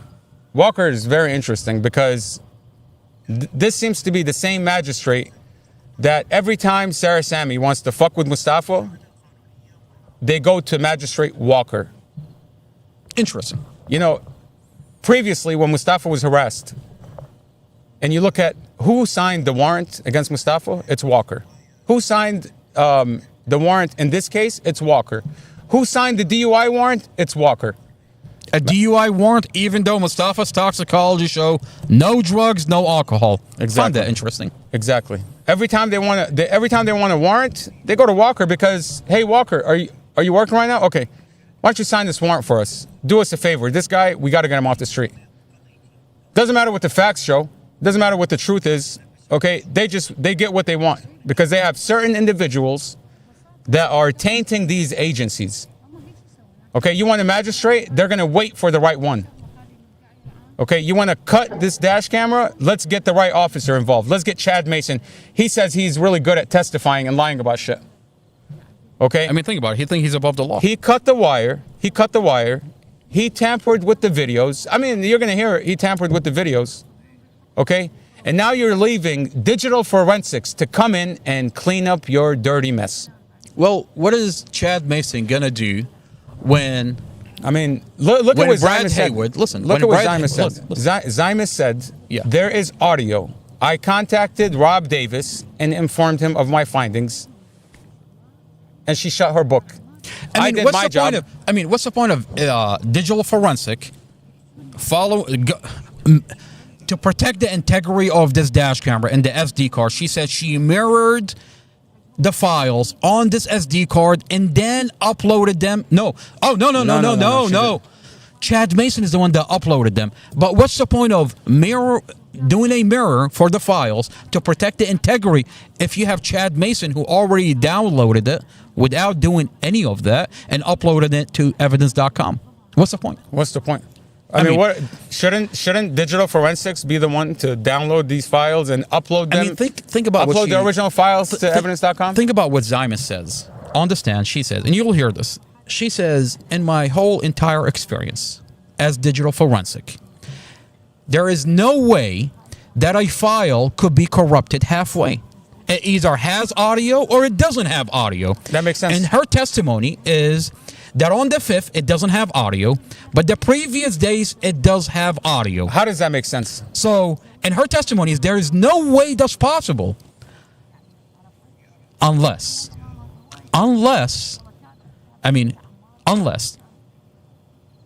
you muted the audio. Chad Mason downloaded the file without audio. And he doesn't want anybody else to know. And that's why how are you going to get to the bottom of it? By getting an independent expert and inspecting the metadata on the SD card. Okay, and today we find ourselves in a situation where the prosecutor, the judge, the county is not giving the lawyer the motion he wants to examine the SD card. I mean, Brad Haywood says that the prosecutor tells him she wants to get to the truth, right?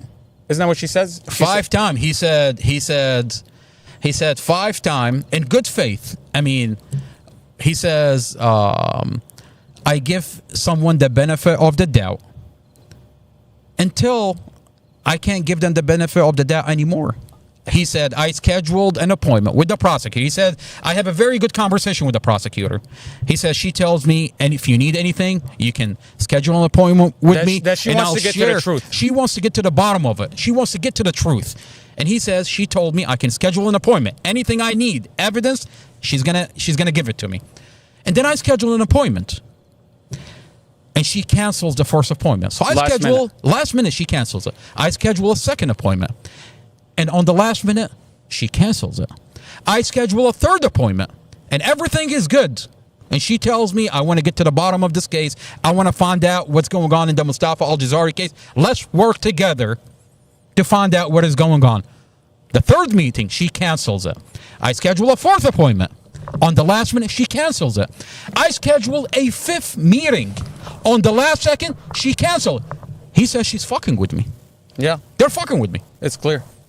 He says, now I have to fight to get the SD card through the courts. He has to sue. And now, what do you think is going to happen? And now, he says, I have to go through, I'm going through chambers. There's some kind of interference. He says, I'm going through chambers. And then Judge Weimer tells me, I don't want to hear it right now. We'll hear it in October. What are you talking about? The guy's been waiting for 2.5 years, sitting in solitary confinement. And you want to tell his attorney you want to wait until October? October for what? Are we talking about the same judge that listened to Officer Chad Mason tell him I violated department policy? And today we have a dash camera that does not have audio. It's cut before impact. You know, it has 17 frames. And this judge is like, let's hear it in October. I'm surprised he's not recused yet. Mustafa, absolutely, absolutely, this judge is going to get recused. I'm surprised he's not recused yet. This audio is going to be released. By the way, this community doesn't know what's going on. They don't know that Judge Weimer is entertaining this level of misconduct in this case. At this point, Judge Weimer is protecting the police department that tampered with Mustafa al-Jazari case. Yeah, he's protecting them. I mean, you're watching a dash camera that's cut. You're listening to an officer that tampered with the dash camera. You're listening to a police officer that weaponized children and engaged in child abuse. You're watching a vehicle that's crushed and staged. At this point, you're protecting this corruption. Yeah. This community doesn't know, but releasing this audio is going to shed a lot of light into what is going on in the Mustafa al-Jazari case. Okay. On that note, let's dive into the audio. Let's do it. Let's do it. So this audio starts off with Judge Weimer, and it starts off with Judge Weimer talking to Mustafa, previous defense attorney. You want me to put it up on the screen? Yes. It starts off with Judge Weimer and Mustafa's defense attorney, and the defense attorney opens by telling Judge Weimer the government theory. Now, after the defense attorney goes into the government, I want to play a video from the home video. And my question is, the defense attorney, Blake Weiner, the previous defense attorney, is talking about the government theory is that Mustafa planned to murder his girlfriend and her 5-year-old baby before he got into the vehicle. Why is this defense attorney not playing the Google Nest video to Judge Weimer? Why is he not introducing this on the record? Because it's going to contradict the government theory. I mean, Prosecutor Sarasami says that Mustafa premeditated this in advance. Mustafa was his idea. He forced his girlfriend, he forced her 5-year-old baby to get in the vehicle only to crash the vehicle. She's not saying it on the last minute because premeditate murder can mean two things. It could be before or on the last second. The government theory is that it's not on the last second. It's before, in advance, that Mustafa forced his girlfriend, forced her 5-year-old baby. That's what the prosecutor said. That's what the prosecutor said. And forced the boys to stay home. Now, there's a Google Nest video inside the apartment. Why is Blake Weiner not introducing the Google Nest video? The Google Nest video clearly shows... Exactly, it's very relevant here. It clearly showed that it's Dorothy's idea. Dorothy that's asking 5-year-old Embers to go with her. Forcy's the one that's asking the boys to... stay home. She wanted to take them with her, but they said, we want to stay home. Now, there is a forensic interview of 10-year-old Imagine. That Imagine says it's Mom's idea. Mom is forcing Mustafa to go. Mustafa woke up late. He didn't want to go anywhere. But he's doing her a favor. He's taking her to her mother's anniversary. It's Mom's idea. Wait a minute. Why is this defense attorney not introducing this to... the relevant evidence. The relevant evidence. Now, Commonwealth Amy Ashworth, when you went to give her the home videos, she threatened you with the sheriff office. Mm-hmm. And we can't sit here and say that Judge Carol Weimer doesn't know about the Google Nest videos, because Blake Weiner, when he was first introduced into the case, his opening statement, he said, I have hours and hours of Google Nest video that will contradict the government theory. So Judge Weimer knows about the Google Nest videos. But it's been 2.5 years, and the Google Nest videos are not introduced into the evidence. The minute you introduce the Google Nest videos, this prosecutor can. This whole case falls apart. And by the way, do you know why Prosecutor Sarah Sammy is not saying that Mustafa premeditated this on the last second? Because the vehicles show that Mustafa did everything he can to avoid a vehicle accident. His foot was on the brake the whole entire time. He makes it all the way to the 4th lane. He avoids every vehicle, and hence they're terrified to reconstruct this vehicle. They found brake failure in Mustafa's car. They don't want the steering angle. The police inspected Mustafa's vehicle, and they found brake failure. They don't want the steering angle of the SUV because Drum says she turned into him. The steering angle is missing. They don't want the independent expert to retract, to obtain the data from the Chevy Suburban, because number one, it's going to show she was speeding. You're talking about the raw data. The raw data. They gave him a PDF. They gave him a PDF. So basically, they went in, they selected what they wanted, they unselected whatever they didn't want. Not they, specifically, the same investigator that falsified Mustafa's statement, Robert Drum himself. Robert Drum. Okay. We have the body cam when he did that. And then you see on body cam that they're sitting there at the impound trying to convince the independent expert that we hired. They're trying to convince him that this is an open shut case. The guy's arguing, she's screaming, he says she's crying, and then he crashes the car. This is an open close. Don't waste your time on it. By the way, I had a conversation with Brad Haywood about the independent experts. Because this independent expert, you know what he says initially? By the way, there's a lot of stuff that Brad Haywood is just getting introduced to. You know what? Haywood. You know what the expert says to the police initially when he first gets on? Yeah. He says, he says, I assume you're going to allow me to plug my computer into the data recorder of the car so I can obtain all the original files. And Drum says, oh yeah, you can come down to evidence, and we'll give you access to it, if you need it. And then by the time they're done with him, after like almost 2 hours of them trying to hammer in this point to this independent expert who's supposed to be non-biased, they hammer in this point. They're lying to him about the content of the dash cam. They're lying to him, telling him that the dash cam shows she was crying, they were arguing, they were fighting, and this guy crashed intentionally. And by the time they're done with him, by the way, he doesn't even want to scan the data recorder anymore because he's thinking like, what's the point? They convinced him that Mustafa did this on purpose. Exactly. Now, I had a conversation with Brad Haywood, and apparently this company is like #1 when you're doing crash reconstructions. Yeah. And I mean, Brad is new to the case, and he's just slowly getting introduced to what is going on in the Mustafa Al-Jazari case. Now,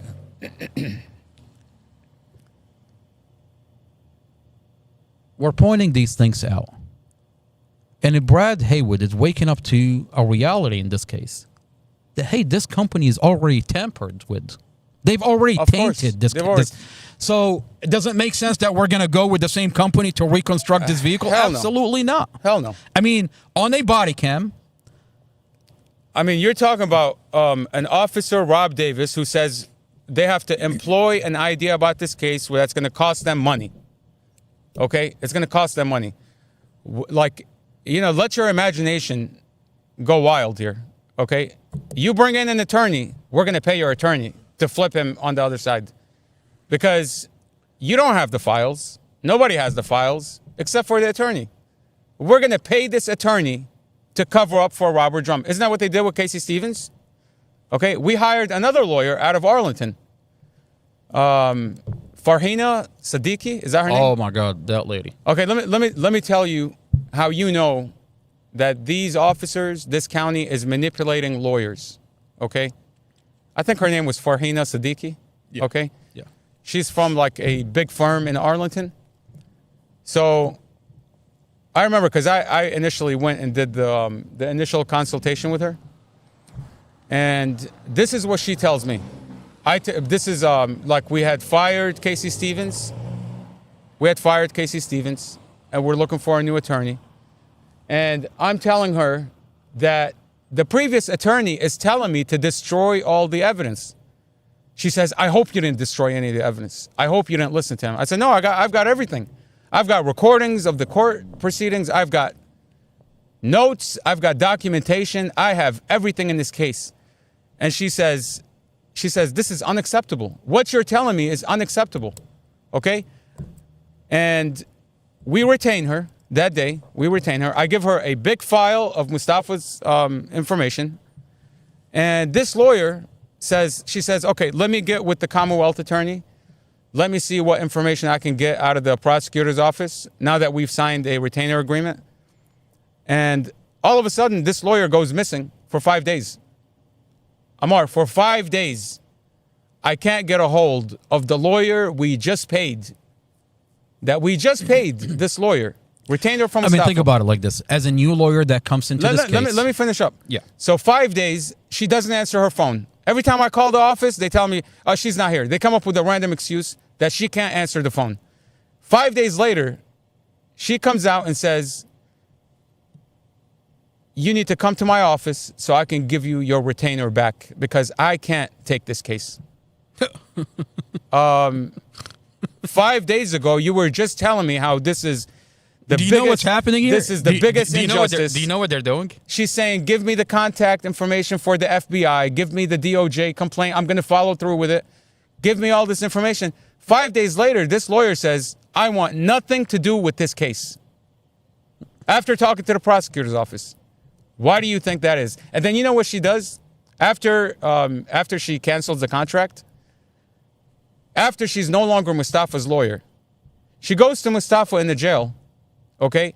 She has a contact visit with him, only to tell him, what did she tell him? Do you remember? Tell your family to not release any information. Tell your family not to release any information. Or talk about your case. Tell your family not to talk about your case on the internet.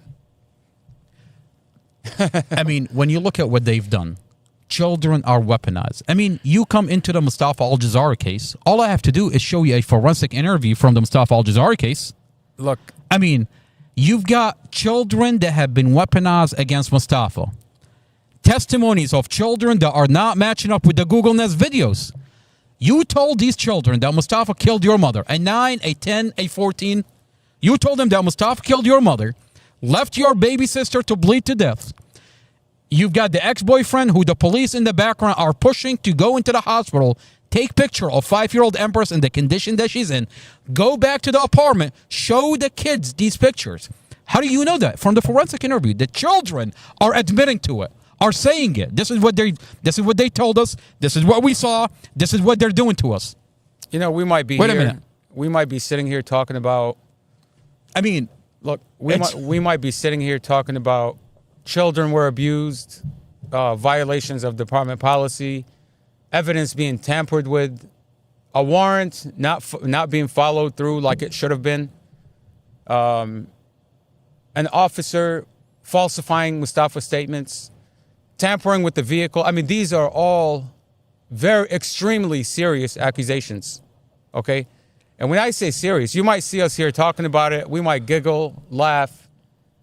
But at the end of the day, these are serious crimes that somebody's going to have to face jail time for. Okay? And when I say somebody, I mean multiple people. Multiple officers know about these violations. Okay? I mean, to say violation of department policy, that's like putting icing on it. Okay? I'm talking about an officer deleting evidence. This situation is going to exist until it can't exist any longer. Do you understand what that means? The SD card is going to get inspected. The metadata is going to show what Chad Mason did. The vehicle is going to get reconstructed. This is a vehicle accident. The reason why they're terrified. Look, the reason why the prosecutor's office, the judge, the police chief, they're pushing back on what you're saying, what I'm saying, what you're playing here. They're pushing back on it. They're trying to downplay it because, I mean, what you're saying implicates the police department in tampering with evidence, okay? These are extremely, extremely serious accusations that somebody is going to have to do time for. Okay? Chad Mason, Robert Drum, the chief of police, the prosecutor, people that are involved in this case, they're going to have to do time for it. You put a man behind bars because you've openly tampered with the evidence. By the way, they're no longer allegations. You've abused the children in this case. You know, you talk about save the children, save the, you know, like, think back, you know, years ago, decades ago, with the Titanic. What did they always save first? The women and the children, right? In this case, you have children that were abused by the police, abused by the ex-boyfriend. You have Glenn Ford openly talking about drugging a minor and sleeping with her. And the chief of police thinks it's a great idea to have this guy as a witness. This guy got charged with brandishing a firearm. Okay? He got charged with distribution, with possession of drugs, and Amy Ashworth. What if I tell you the children were left in his apartment? Look, and Amy, the children were left in his apartment. And Amy Ashworth, the ex-boyfriend's apartment. Amy Ashworth, Glenn Ford. The children are left in Glenn Ford's apartment. He was charged with drunk in public, brandishing a firearm, possession of drugs. The same guy that says I drugged a minor and slept with her. By the way, Amy Ashworth thinks this is a great candidate to be a witness here. Okay, she drops his charges because he's a witness for her. Tanisha Coleman, who lied to Drum, by the way, she said, I just met Dorothy 3 weeks ago. That's what she says in that April 7th body cam conversation over the phone with Drum. She says, I just met Dorothy 3 weeks ago through Mustafa, right? We're talking about Tanisha Coleman, who has a charge of contribution to the delinquency of a minor. And you're telling me Robert Drum knew these kids were in the possession of a pedophile like Glenn Ford, were in the possession of Tanisha Coleman, who has a charge like contribution to the delinquency of a minor, and he left them in their possession. And you have Divine, the father of these kids, begging to be with his kids, and they're telling him, nope, we're not giving you the kids. You can't have custody of these kids. And they leave them with this pedophile and this criminal for days to be weaponized, abused. And you want to tell me, what did Tanisha Coleman say? Save the women and children? Right? This police department Tanisha Coleman said she wants us to think that they care about children. They don't give a damn about these children. Okay? And when you don't give a damn about children, you have no business being in law enforcement. Tanisha Coleman met, she said she met Dorothy only a couple of weeks ago? She said she met Dorothy 3 weeks ago. That's what she tells Drum. What if I tell you Investigator Davis, who on that body cam we watched earlier, is talking about employing money into Mustafa's case, is calling the 16-year-old, and Tanisha Coleman is in the back. So you're telling me that Tanisha Coleman, who claims she met Dorothy through Mustafa, now has Kylie living with her? Well, I'll play the body cam for you. Yeah, I'd like to listen to that. It's just crazy. You know, like the level of abuse, misconduct, and this is Investigator Davis body cam, who's all over the case, by the way. He's talking about employing money into this case. He's got a minor on speed dial on his phone? Twice. I have two body cams where he called that minor. And those are the ones that you were able to obtain. I wonder what else is there in that hidden file. Mustafa's defense attorney can subpoena this investigator's cell phone and Kylie's cell phone and see how many times they called each other. Speaking of that, I think it's relevant to subpoena all communications with Robert Drum, Rob Davis, Rob Sermon, Rob Surdam, Romero, Chad Mason, Sarah Sammy, Christian Jackhoff, Malthoff, whatever his name is, all these prosecutors, okay, Stephanie Buck. I think it's very relevant to get all their communications. I mean, don't you want to get to the bottom of what's going on in this case? Well, Sarah Sammy says she wants to get to the truth. So, but she cancels 5 times. I wonder if she's willing to... The appointments with I wonder if Sarah the defense Sammy, attorney. If Sarah Sammy, in the name of the truth, I wonder if she's willing to just voluntarily give her communications up. Well, you know, I'll tell you something that's real interesting. Sarah Sammy tells Judge Weimer, Your Honor, I have 2 separate forensic interviews of the children who says Mustafa abused them. Wait a minute. Hold on. Are we talking about the children that Investigator Romero is weaponizing against Mustafa? Are we talking about the children testimony who contradict the Google Nest video inside the apartment? Talking about Romero, who says he records everything? But the body cams are not there. Romero, who says, I record every conversation that I have. Okay, Romero, we're waiting for your conversation recordings. Where are they? Sarah Sammy tells Judge Weimer. What did you tell these kids? She has 2 forensic interviews. Your Honor, I have 2 separate, and emphasize on separate. Clearly, these forensic interviews are no longer sealed. We get to watch what the children are talking about. And the children are talking about, they coached us. There's 4 forensic interviews. They told us Mustafa's a monster. They told them Mustafa's a monster. And they're weaponizing these children against Mustafa. Children that loved Mustafa. According to the children. According to the children. They loved him. In the forensic interview. That's crazy. Let me play this body cam for you. Okay, I think after that we need to... We're going to dive into the audio. What is this we're hearing? Davis? This is Investigator Davis talking to a minor. 16-year-old Kylie, who Tanisha Coleman says, I just met Dorothy 3 weeks ago. What day is this? This is April. It's on top. You got to remove this. Yeah, April 7th. April 7th. At 10 o'clock in the morning. 10:30.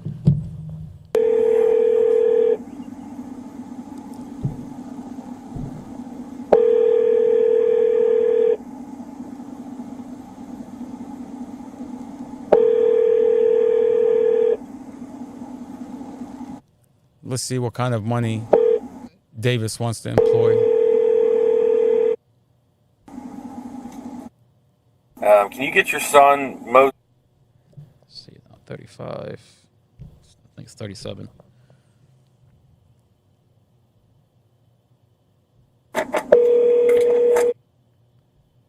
Nine three three two. Hang on a sec. Let me find it for you real quick.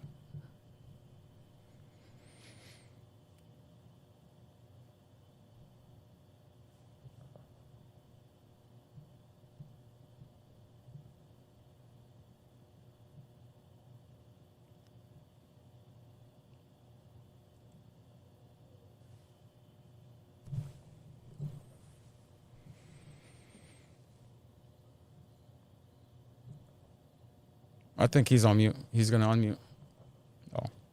No, he's on mute. His body cam is on mute. Okay. So there's 2. 11, 12, or 13. So she had a blue iPhone. It was an 11, I think. A blue iPhone 11. Is that where it starts? With a sparkly case and a pop socket. That's how it starts? Yeah, I'm pretty sure. No. No, go from the beginning. This is from... Okay. He has a mute. And then he unmutes it. 11, 12, or 13. But there's 2 body cams.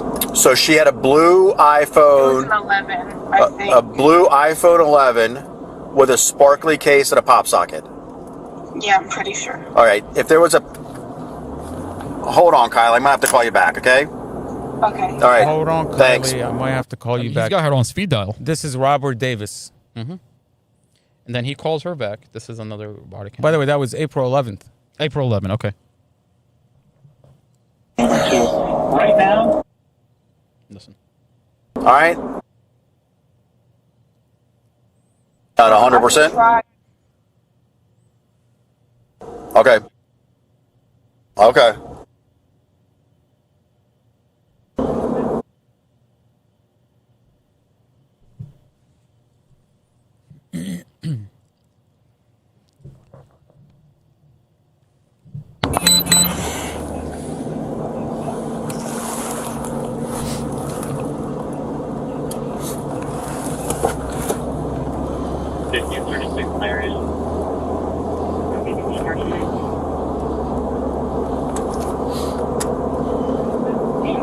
Him coming in second, third, maybe he's like the 2.5 tight end. Hello? Hey, Kyle, it's Investigator Davis. Okay, yeah. Sorry, somebody had to speed by me in a school zone. So your mom's cell phone was a blue iPhone 11 sparkly case pop socket. I'm pretty sure, yes. All right, if I told you that we found a pink one, do you know who that would belong to? A pink phone? Yeah. I mean, she bought phones all the time. She doesn't live there. Oh, okay. So it's possible she had a pink one also? Was there a pink one? The case was. A pink case or a pink phone? I'm going to be honest, I don't know. She's asking somebody. Okay. She's asking because I didn't see them. Listen. Yeah, that's hers. The pink one would also be hers? Yeah. Okay. Who was it you asked? The neighbor. Okay. The neighbor. Are you over in Foxlair now? No, we're in Manassas right now. Okay. All right. Would you know how to get into your mom's phones if I need to? Huh? Would you know how to get into your mom's phone? She's scared to answer. Are you in Foxlair? You can hear that, by the way. You can hear that's Tanisha Coleman. Tanisha Coleman's in the background. Tanisha Coleman. She tells the children Mustafa's peeing on your mother. But then when you open the Google Nest video, you see her children, her 9-year-old children, her 8-year-old child and 9-year-old child out of Mustafa. And they are spending their spring break at Mustafa's apartment, sleeping over till the next day. And clearly, you're lying about Mustafa peeing on their mother if you're leaving your fucking children in Mustafa's apartment. And she said she just met Dorothy. What if I tell you? So you have the children. You're telling the children Mustafa pees on their mother. You have the ex-boyfriend who's taking picture of Empress and is showing it to the children. You have Investigator Romero who's telling the children that Mustafa fled the scene, left your 5-year-old baby sister to bleed to death. And Sarah Sammy in court tells Judge Weimer, Your Honor, I have 2 separate forensic interviews that the children are testifying against Mustafa, that Mustafa is a bad person. But then when you open the Google Nest videos, you see that the children love Mustafa. Contradict the testimony of the children. Clearly, you've coached the children, you weaponize the children. She's lying about how long she's known Dorothy. Why would she lie about that? Think about it. And you telling me the police don't know this? I mean, you look up Tanisha Coleman and how long... All they have to do is go through Dorothy's cell phone. Think about it. Dorothy was living with Glenn Ford at his apartment. When Glenn Ford's... when he opens his apartment door, Tanisha Coleman's door is like right there in front of him. Tanisha Coleman has been living there over a year.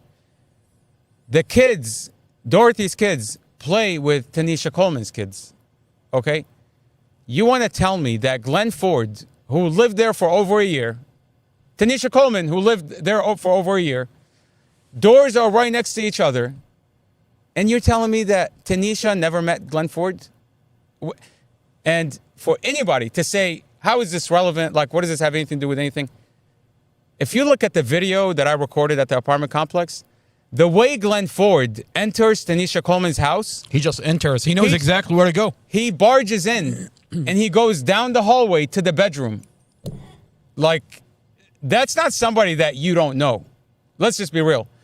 Nobody is going to walk into another person's apartment, go straight to the bedroom, unless you're very comfortable with them.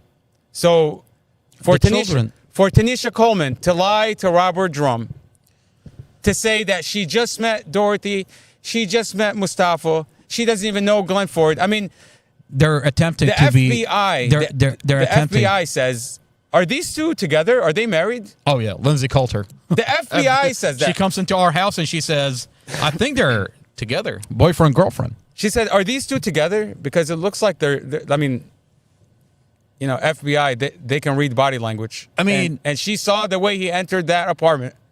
The way Glenn Ford fabricate enters, a story. Yeah. Mohammed, they fabricate a story. They're giving the police department this story, and they're acting like they're independent witnesses. I mean, why is Tanisha Coleman is pretending that she just met Dorothy through Mustafa?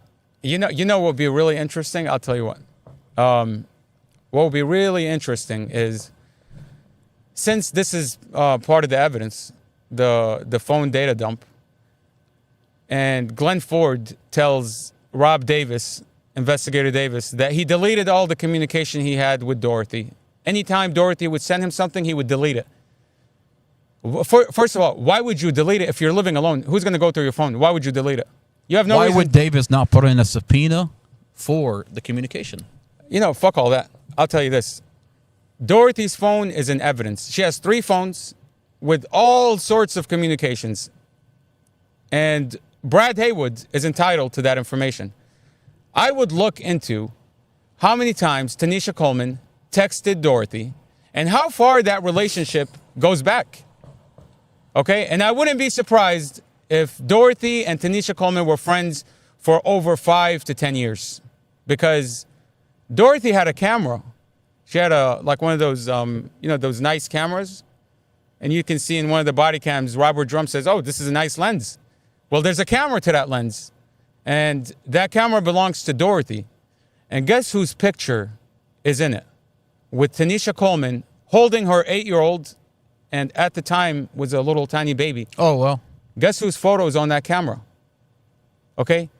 Dorothy took a picture of Tanisha Coleman and that 8-year-old as a baby on her camera. And Tanisha Coleman wants to tell Robert Drum she just met Dorothy?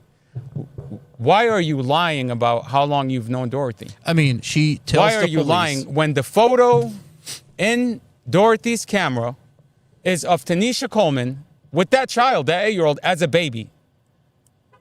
So you know how long they've known each other. A really, really long time. Now, to prove that, I mean, you don't have to go far. Dorothy's phone data dump is in the file. Brad Haywood is entitled to it. Okay? All he has to do is check. What is the one thing that the prosecutor is terrified from? And they wanted to walk Mustafa into trial back in December? 4 things.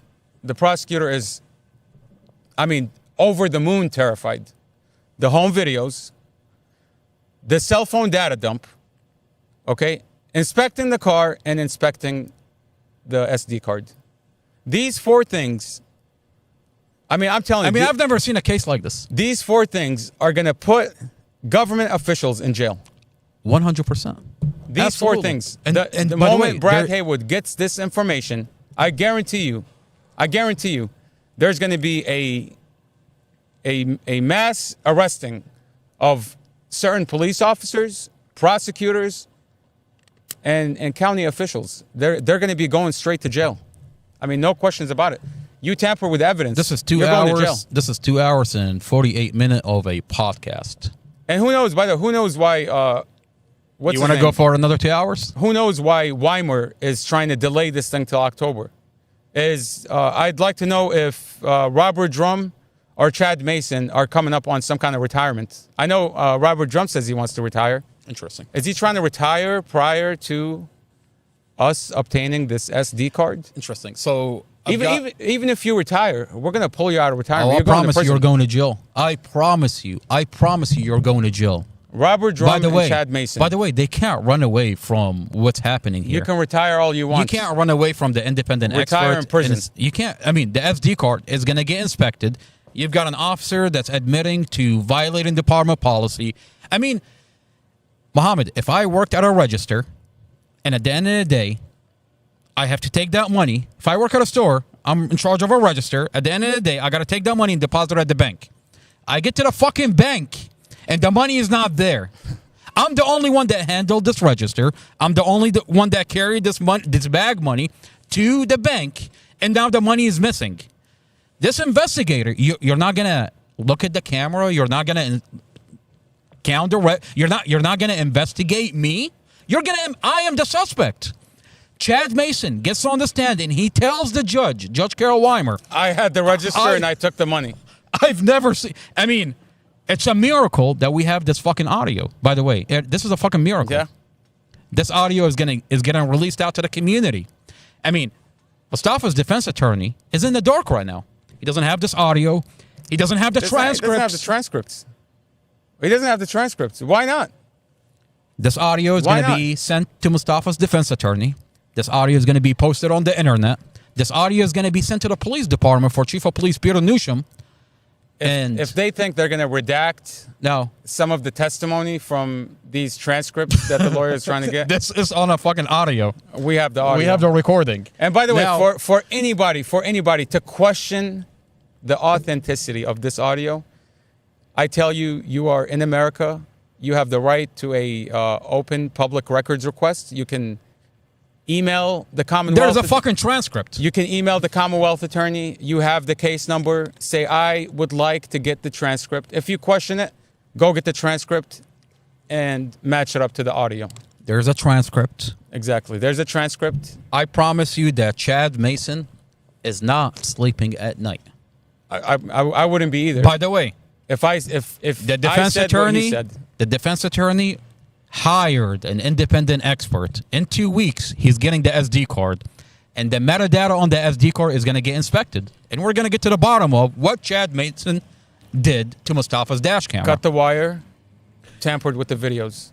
We have a dash camera that's missing audio. We have a dash camera that is cut before impact. We have a dash camera that has 17 frames missing from inside the vehicle. Now, Mohammed, what do you want to do?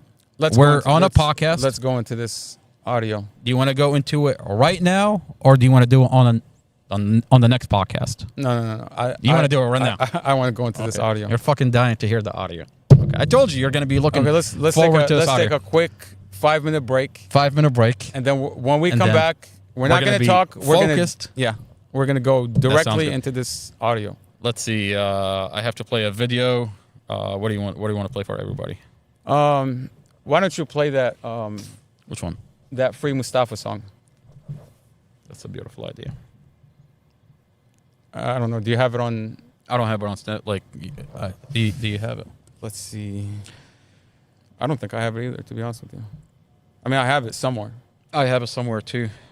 I mean, I have so many short videos that I posted. Let me see.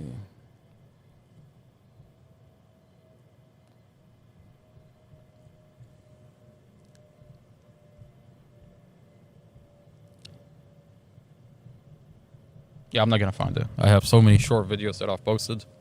I know I'm not going to find it. Let me see. I can find it. That was funny. You're like, no. We're going to play the audio right now. Oh, we're going to go through this audio. Chad Mason's like, please don't play the audio. You don't think he's listening? I promise you he's listening. If I was Chad Mason, I would be listening. If I was him, I would lawyer up. I promise you, Chad Mason, you, my friend, is going to jail. You wanted to take the hit for the county?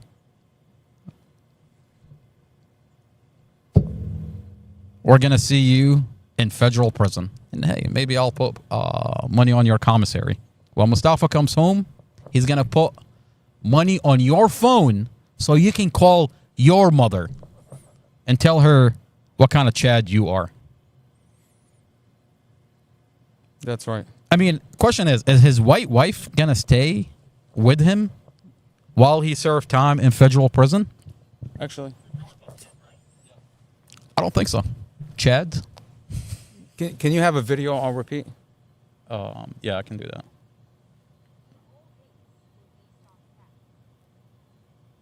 Why don't you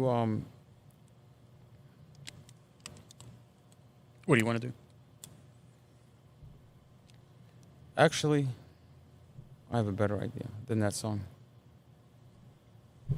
Why don't you play this one and play it on repeat till we get back? Okay. I'm going to airdrop it to you. All right. This is Delegate Kelly Fowler. Let's see what she thinks about the case. I mean, that's a good question. What does Delegate Kelly Fowler You got it? feel about getting duped by Commonwealth Amy Ashworth? What did she tell her? We're not going to litigate this case over the internet? It's not about litigating. You have a lawmaker simply asking questions to... She's simply asking questions of a prosecutor saying, how can you hold this man without bond from a car accident? And the prosecutor says, Amy Ashworth tells her, you don't know what I know. It's sealed. I mean, you know, the convenience of having something sealed.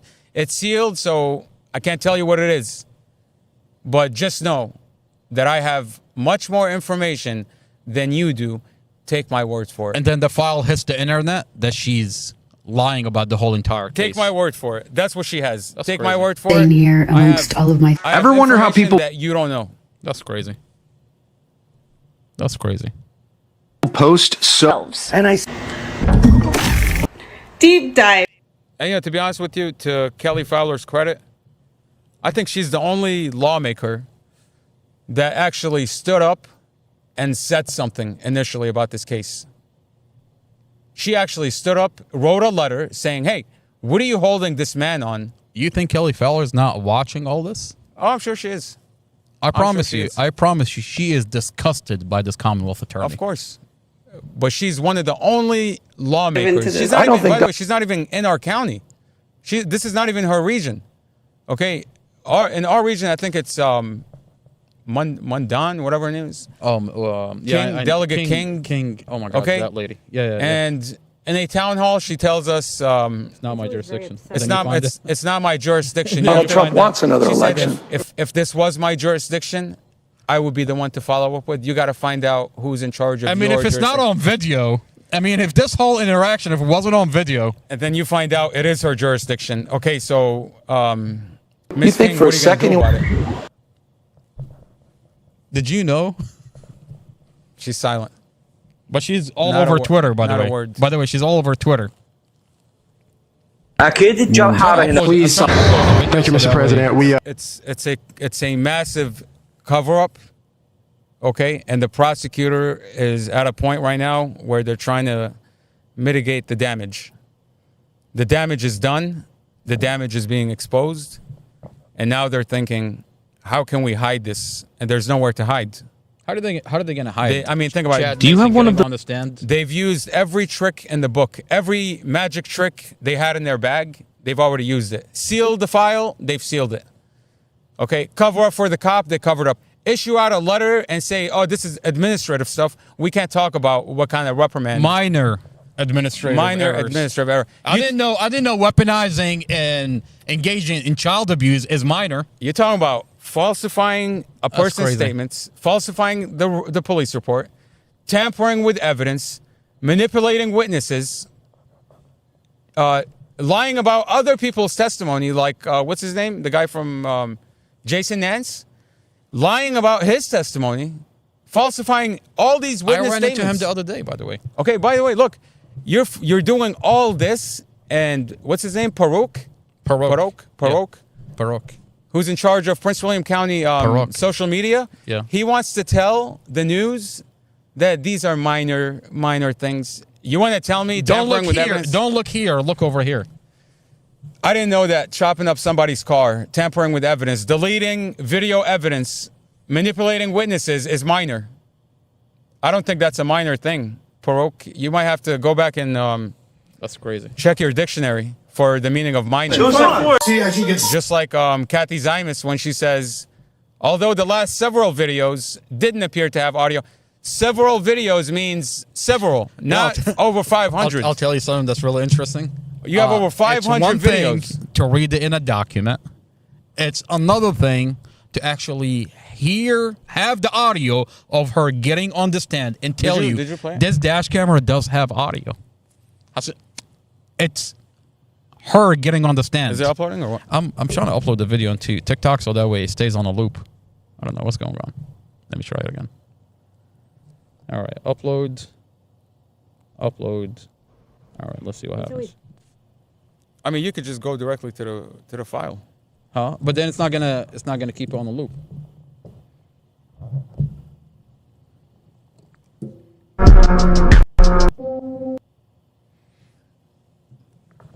Let me see. Do you have it posted on your TikTok? I might. Let me see. If you have it, I can just go to your page. Ooh.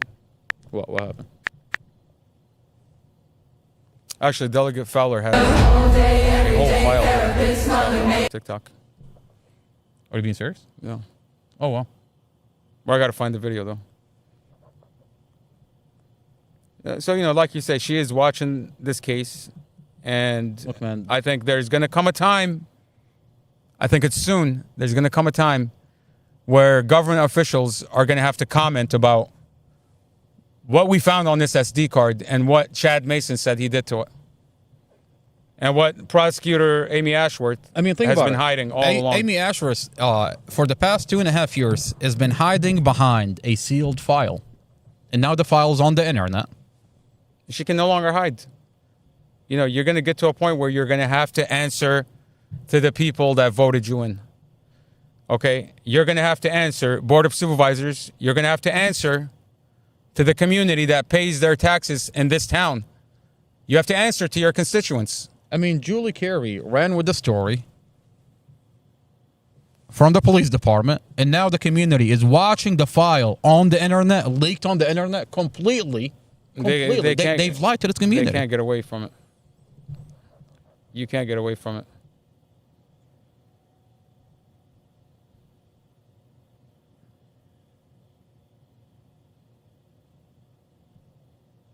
Look, I've got a better video. Let's just keep playing this. If any of that is posted anywhere on the internet, we're going to have problems. Casey Stevens' voice. Whatever copies have been made of that, those need to be destroyed. Okay. If they get disclosed, that is going to put me in a situation where I will have to withdraw I have a my lot of puppies, and I'm sending them to the vet. If you disclose that information in any way, all of it needs to be destroyed now. But if you disclose it in any way, it's going to put me in a position where I will have to withdraw from the case. If you all choose to go on the internet and try to publicize this stuff, that's going to create real problems. Okay. You can't do it. That's what I'm telling you. You cannot do it. I will have to move to withdraw from the case. Okay. All right. Okay. All right. But I don't want the whole. I just want this part of it. Should I share it to you? What's your name again? Here. You shared it? I just sent it to you. I think you can just click on it.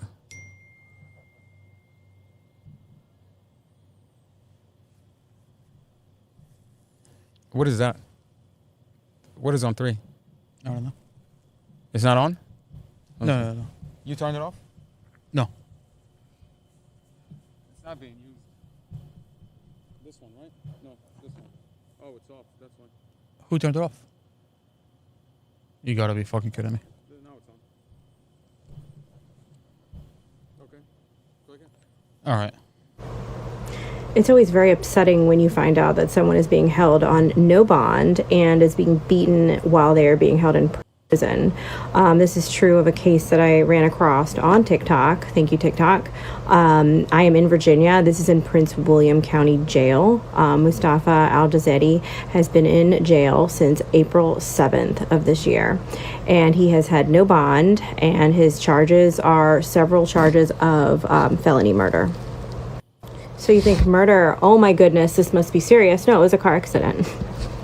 The whole case is based on the fact that he crashed the car on purpose. He was trying to scare his girlfriend, and he didn't buckle the daughter in. And there's a felony child neglect charge as well for that. On this page, I was able to watch dash cam footage showing the girlfriend buckling the child in. So number one, that's not even true. He didn't even buck the child in. And then I also witnessed several other things that were not true that are in the police report. I'm going to play in 3 parts because it's that long. The police interrogation or questioning and the police report. And you tell me where the bias is. Hello. Hey man, how are you? I'm okay. Yes, sir. Mustafa? Yes, sir. Mustafa, how you holding up? I don't know. Like, I'm just really depressed. Like, I don't know. I'm in. You're really Yes, sir. Okay. You have any injuries from the crash that you're still working on? Yes, sir. I can't move. Like, I'm in a lot of pain. You're in a lot of pain? Yes, okay. All right, dude. Tell me what you remember. I honestly don't remember much. Like, I don't remember anything. I just remember that we were gonna go see Dorothy's mom. It was her birthday. So we were headed towards the graveyard to go put flowers in there. Okay. And then all of a sudden, I don't know, like, something like just happened, like it was really bad. You said something just happened? Yes, sir. What do you mean by something just happened? The accident happened. Okay. So I'm a crash investigator. My job is to facilitate putting all the pieces together. And I'm going to ask you just some general questions. Just don't take any offense to them. Do you take any medication? Yes, sir. What do you take? I take Adderall. Okay. Is that for ADHD? Yes, sir. Okay. How long have you been on that? Like a pretty long time. Like I've been taking it since I was 16. So okay. Like I've been taking it for a period of time. Okay. What time did you go to bed the night before? The night before, I slept late, so I woke up late. I woke up in the afternoon. So it was like. You woke up in the afternoon? Yes, sir. So I went to sleep around. I think it was like close to morning, and then I fell asleep. Woke up around like afternoonish. I'm not sure what time exactly. I don't know. Okay. Are you diabetic? No. Yeah. You ever had a seizure? No, not that I'm aware of. No. Okay. Not diagnosed with epilepsy, any kind of form of epilepsy? No. I mean, I'm like I don't know. Like I'm not sure. Okay. Do you live with Dorothy? I don't live with her. I'm not a resident there, but I'm with her. Like. So you guys boyfriend girlfriend? Yes, sir. Okay. How long you guys been dating? I don't know, like 3 months. Something. You guys have any kids together? No, but her kids were like my kids. Like I fed them and I cooked for them. I took them to the school bus. I care for them. Like they're family to me. Do you work? I don't work like a consistent job. What would you say your profession is? What are you good at? Like sales, customer service, sales. Yes, sir. Like what do you sell? I was selling medical equipment previously. So. Oh, that's right. Okay. Yes, sir. And we saw that stuff. So, do you remember what time you left the house? I don't remember, but I see like it was afternoonish, evening, like in that time frame, like. But it was. You guys, where was the you said the gravesite? Where was that? Was that Manassas? What, the accident? No. The graveyard? Yes, sir. The graveyard where the mom is, it's in Manassas. In Manassas? Yes, sir. You said you guys were gonna go pick up flowers? No, we already bought the flowers. Like it was like an order that she ordered online. And we were gonna. Yeah, it was like pink flowers, and it was her mom's birthday. So. Yeah, I didn't see any flowers in the car, but that could just have been. It was it was pink flowers. I think it was the fake flowers, like those. Oh, fake flowers. Okay. Oh yeah, they last longer at the gravesite. Yeah, but I think it was like specific for her mom's birthday. It was like a gift like that. When did her mom die? I think 2 years ago. Okay. 20, yeah, something like that. Okay. All right. So you're driving down Dumfries Road. You're headed towards Manassas. Everything is going fine. And then, what do you remember?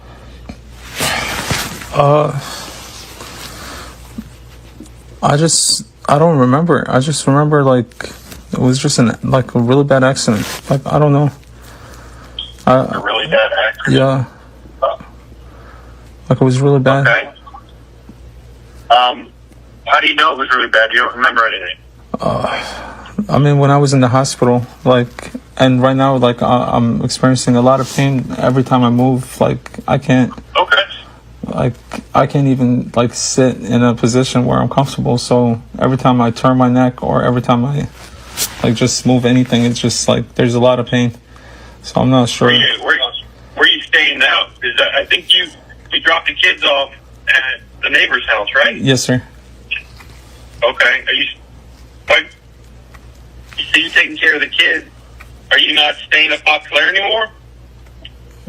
Foxglare? I mean, I don't know what's going on. Like, I don't know what happened. I'm really concerned, like, about the kids. I don't know what's happening.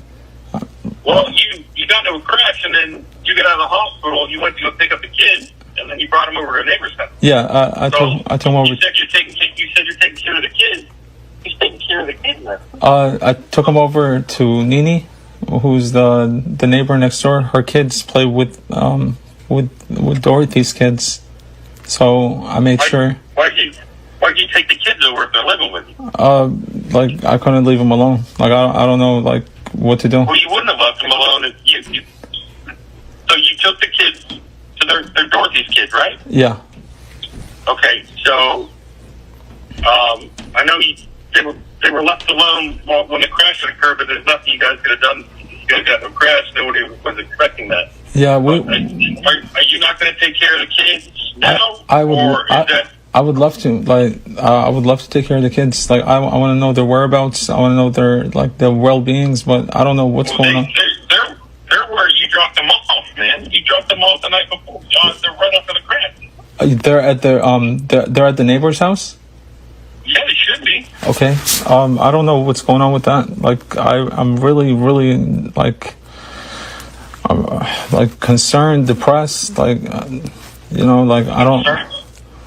What are you concerned about? I'm concerned for their well-being, but I know, like, peace of mind tells me the neighbor, like, Nini, is, like, trustworthy and responsible. Like, she can take care of them, but, I'm, like, I was always cooking and, like, cleaning and making sure they're okay. Like, it's always very upsetting when you find out that someone is being held on no bond and is being beaten while they are being held in prison. This is true of a case that I ran across on TikTok. Thank you, TikTok. I am in Virginia. This is in Prince William County Jail. Mustafa Al-Jazetti has been in jail since April 7th of this year. And he has had no bond, and his charges are several charges of felony murder. So you think murder, oh my goodness, this must be serious. No, it was a car accident. The whole case is based on the fact that he crashed the car on purpose. He was trying to scare his girlfriend, and he didn't buckle the daughter in. And there's a felony child neglect charge as well for that. On this page, I was able to watch dash cam footage showing the girlfriend buckling the child in. So number one, that's not even true. He didn't even buck the child in. And then I also witnessed several other things that were not true that are in the police report. I'm going to play in 3 parts because it's that long. The police interrogation or questioning and the police report. And you tell me where the bias is. hello? Hey, man, how are you? I'm okay. Yes, sir. Mustafa? Yes, sir. Mustafa, how you holding up? I don't know. Like, I'm just really depressed. Like, I don't know. You're really Yes, sir. Okay. You have any injuries from the crash that you're still working on? Yes, sir. I can't move. Like, I'm in a lot of pain. You're in a lot of pain? Yes, okay. sir. All right, dude. Tell me what you remember. We are back. I honestly... This is not another boring podcast. Mustafa through the police body cams. Judge Carol Weimer, you are under a microscope. Okay, let's just go into the audio. Let's dive into the audio where Judge Carol Weimer is entertaining Chad Mason, telling him, I violated department policy. Let's go. You want it to be on. Yeah, what we're gonna do, we're gonna put it in the center, and then we'll pause it, talk, pause. Then when we pause it, I want you to take it off the main screen, so that way, yeah. Have a cell phone, off and put away. Judge Weimer wants all cell phones off, he says. Nobody has cell phones. I mean, Sheriff Glenn Hill rolls a machine to make sure that you're scanned from head to toe, that you don't have your cell phone. But here we are. Can you make this any bigger or no? Is that the biggest it'll go? You can't. The biggest. You want to make who bigger? Like the screen? You can't put it on full screen? But then the text is not gonna. You're not gonna see the text. That's cool.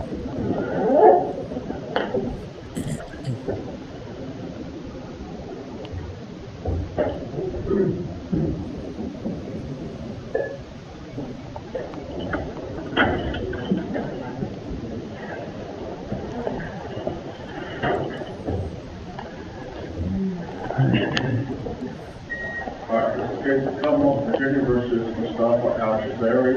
Mr. Al-Shazari is present with counsel, Mr. Weiner. Counsel represented by Ms. Sammy and Ms. Buck. Mr. Counsel, before the court today for a number of motions.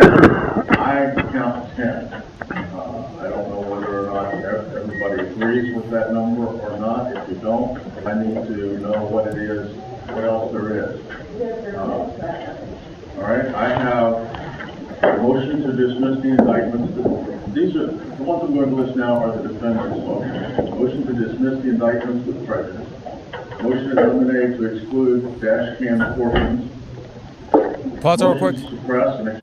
He said motion to admit the dash cam. You're going to hear. To conditionally admit the dash cam? You're going to hear, you're going to hear Judge Weimer. Where Sarah Sammy is asking Judge Weimer to conditionally enter the dash camera. What that means is take it out of context. Now, the community doesn't get to see the dash camera because it's sealed. They've only released 4 seconds. The community. She's talking about the jury not seeing the whole thing. The jury is not going to see the full dash camera. Okay, but I mean, she's not going to be able to get away with it, but that's what she wants. That's what she wants to get a lip reader, enter the dash camera, and conditionally we're only a couple of seconds. 4 seconds. I mean, pretty much you're taking the dash camera out of context, because what you do, if you rewind the dash camera, you're going to see Mustafa and Dorsey are smoking a cigarette, passing back and forth a cigarette. You fast forward the dash camera, Mustafa and Dorsey are passing back and forth a cigarette. Literally, they're smoking a cigarette, but they want to say that they're arguing. But once you watch the dash camera, you realize there is no argument. But if you take it out of context and you only play 4 seconds, 3-4 seconds, you can bring a bullshit lip reader and say whatever. So she wants 4 seconds where Dorothy and Mustafa are at a stoplight, and she wants Bruce Safinsky, the lip reader, to come in and say, Dorothy says, I want to get out of the car. And the 4 seconds is all the jury gets to see. With the speed set at 77 miles per hour, it's stuck. And they're saying an expert. You know, the jury looks at an expert. Who's this expert? Bruce Safinsky out of Richmond. He's going to come in and say, Dorothy says, I want to get out of the car. Okay, shut it off. Shut off the TV. Now, jury, what do you think of this case? That's crazy. This is fucking bullshit. That is crazy. It's bullshit. I mean, Mustafa's speed is, he's driving speed limit is 55. The odometer is stuck even when he's not driving, stuck on 77. They're not going to tell that to the jury. They're not going to clarify that. You know, the thing that really boils my blood is Amy Ashworth is telling this community that Mustafa is arguing inside the vehicle. And then she goes and gets a lip reader. Why is her lip reader not lip reading the argument? How could you lip read an argument when there is no argument? Muhammad, they're passing a cigarette back and forth 6 times. I mean, we have Bruce Safinsky's report. That is crazy. It doesn't say anything about an argument. That is crazy. So where's the argument? That's crazy. Oh, there's no argument. There's no longer an argument because you stole the entire dash camera. So when she says, if she wants to come out and say, there's an argument in there. Where? The community is going to say, I think I saw the brother steal the dash camera from you. Where's this argument? What can you give us the timestamp of this argument? I'll do you one better. And she can't do it. If someone can tell me where the argument is, I'll shut down my whole entire platform. I think that's fair. Show me where is the argument inside the vehicle. It doesn't exist. There's no argument. Okay, let's continue. Motion to provide expert witness funds, a combined motion to provide investigator funds, and motion for extension of time to file for withdrawal motions. Does that cover all the ones? That's good. And then for the Commonwealth's motions, I have a motion to admit prior crimes, wrongdoings, and/or acts. Motion to support. Motion for order regulating disclosure of juror personal information. A motion to eliminate. Regarding court spectators, and a motion to conditionally admit dash cam footage. Did you hear that? Motion to conditionally admit the dash camera. And she wants to sequester the jury. Sequester the jury. Interesting. Okay, keep going. Interesting. All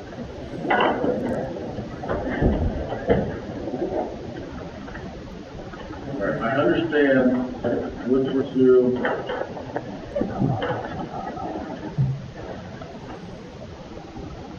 Commonwealth's motion regarding disclosure of juror personal information that the defendant does not object. Is that correct? And so what the Commonwealth is seeking is... You know what I'm going to do? What? When Judge Carolyn Weimer talks, I'm going to make him bigger. Okay. Okay. And then when the other people talk, I'll make them bigger.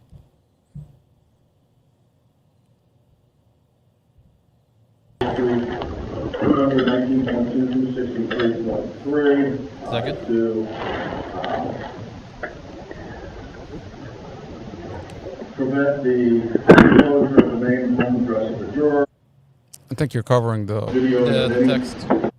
Let's just keep it. Just leave it the way it is. Just make the thing bigger. Can you? Yeah, I can do that. Prevent the disclosure of the name and home address of the juror. I think I accidentally rewinded, but that's okay. So I would order in that regard and find that there's good cause simply because... Is it loud enough or you want it louder? That's good. That's good. For that, and I will enter such an order.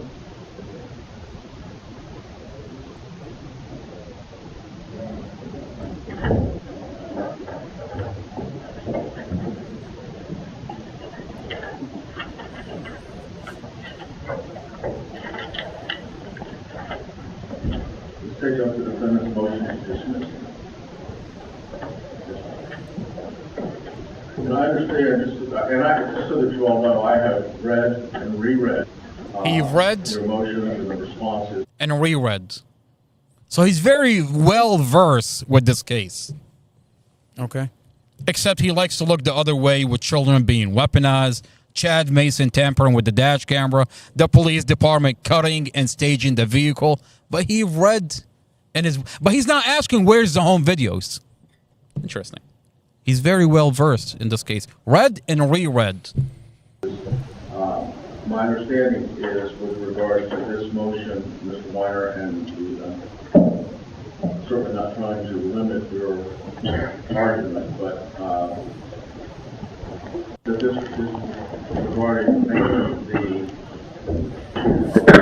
audio of the dash cam footage that's expected to be offered in that. That's correct, right? And if it would be acceptable to the court, then I'd like to do first is just address some of the points the Commonwealth makes in their opposition, and then call it. Of course, what witnesses do we need in this case, in this situation? Your Honor, I would request to be calling 3 witnesses. Investigator Mason, who was involved in removing an SD card. I'm not sure if it's pronouncing the name correctly. Nance, or Nance. I'm sure the comment was correct. She wrote a police report affirmatively stating that there is audio, or there should be audio. I'm going to pause it really quick. Take it off the main page. Okay, you're going to switch back and forth when we talk. You've heard Blake Weiner tell Judge Weimer the Mustafa's defense attorney, tell judge I have 3 witnesses. Now, what you're going to hear is those 3 witnesses are going to remain seated in the courtroom throughout the whole proceeding. I mean, that's bullshit. They should have been asked to stand outside, and they can come in and testify one at a time. As a lawyer, you want to tell me, that's Blake? the protocol. You want to tell me Blake Weiner is not compromised in the Mustafa Al-Jazari case? You want to tell me this judge is impartial? That's the first thing that should have been done. We would ask the witnesses to stand outside until they're being called, and then a deputy will call them one at a time. The only way they can get away with doing this is because Sheriff Glen Hill has a giant machine. He's blocking anybody from possibly recording this proceeding. This case is sealed. No one knows what's going on. Not only that, but they won't allow people to sit in the courtroom. They won't allow people I thought this was a public hearing. It's not a public hearing. They don't have public hearings in Mustafa Al-Jazari's case. They like to pretend like these are public hearings. They like to pretend they trespassed you. They like to trespassed pretend, the mother. Yeah. They trespassed me. At that point, I was trespassed. You were trespassed. That's why you weren't there.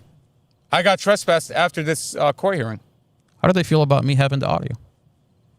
I mean, that's crazy. It's crazy that you have this audio.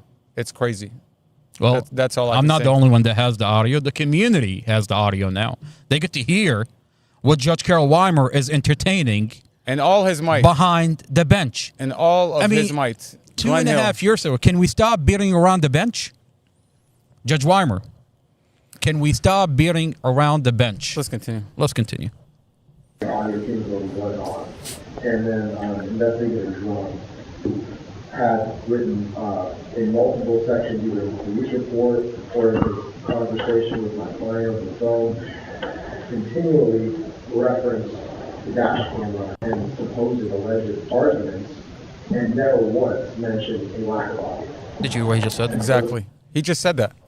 He said that Robert Drum, multiple times on the police report, referenced a so-called argument in the dash cam and multiple times referenced an argument to Mustafa in this conversation with him.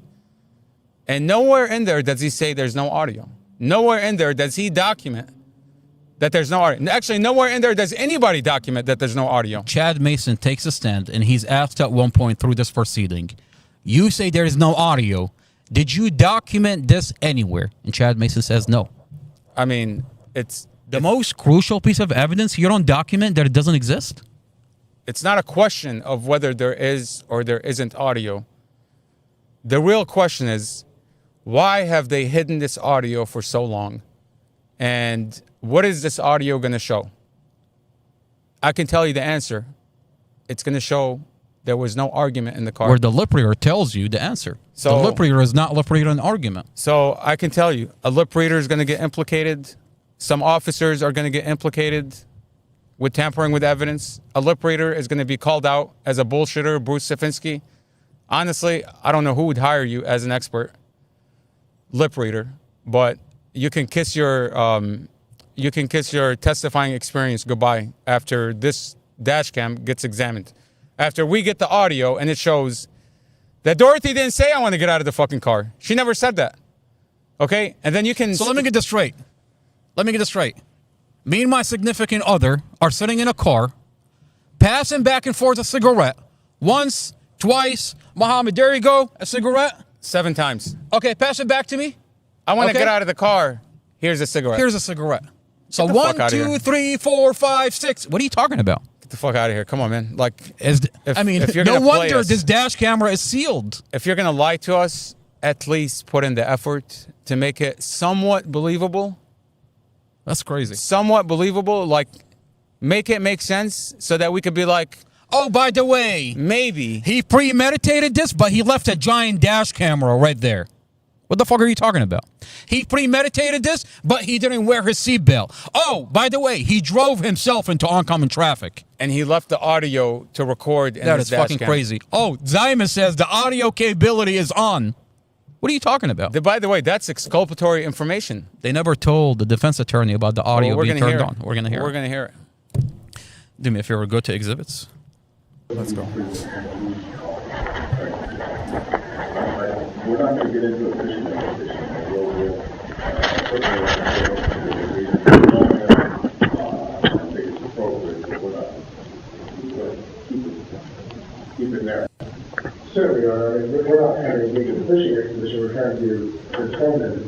for example, why not occur, right?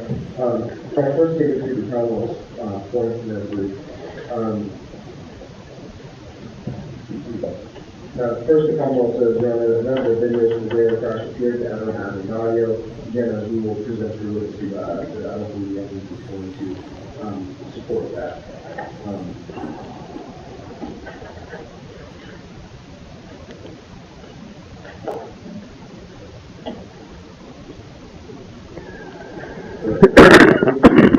There's no evidence to support these claims that this dash cam would have audio again through the police report and the witness testimony I will be reading. Now, to the specific point about the standard and the arguments here, I want to make clear it appears at certain points that the Commonwealth, I don't know if they're doing this intentionally or maybe I'm misunderstanding, but I want to make it very clear under the standard that we're asserting here, we do not have to hold fact based. A fact based requirement only exists when we are trying to show that the evidence, it may or it potentially could be helpful. When it comes to the essential exculpatory evidence like this, that faith is not required at all. You see how they're talking about the Commonwealth attorney says the audio is not exculpatory. It 100% is exculpatory. Wait a minute. Your theory is that he's arguing inside the vehicle, and the most crucial piece of evidence that's going to show otherwise is not exculpatory? How? Bullshit. I call bullshit. The Commonwealth, It sounds like the prosecutor is terrified from the audio. Yeah. I mean, that's why it's been 3 weeks. Brad Haywood is still waiting for a motion to be put on the docket. We're still waiting. Just keep playing. The audio here is inculpatory and not exculpatory. Inculpatory, there's inculpatory and there's exculpatory. The Commonwealth attorney is counting this as inculpatory. How? How does that make any sense? It doesn't. That would eliminate the relief that we were seeking. And simply put that in, simply the Commonwealth coming to this court and saying, well, if you accept our theory of the case, and if you believe our version of the facts, then yeah, it's going to show what we hope to convince the jury of. But of course, their theory of the case, their version of the facts, is far from established here.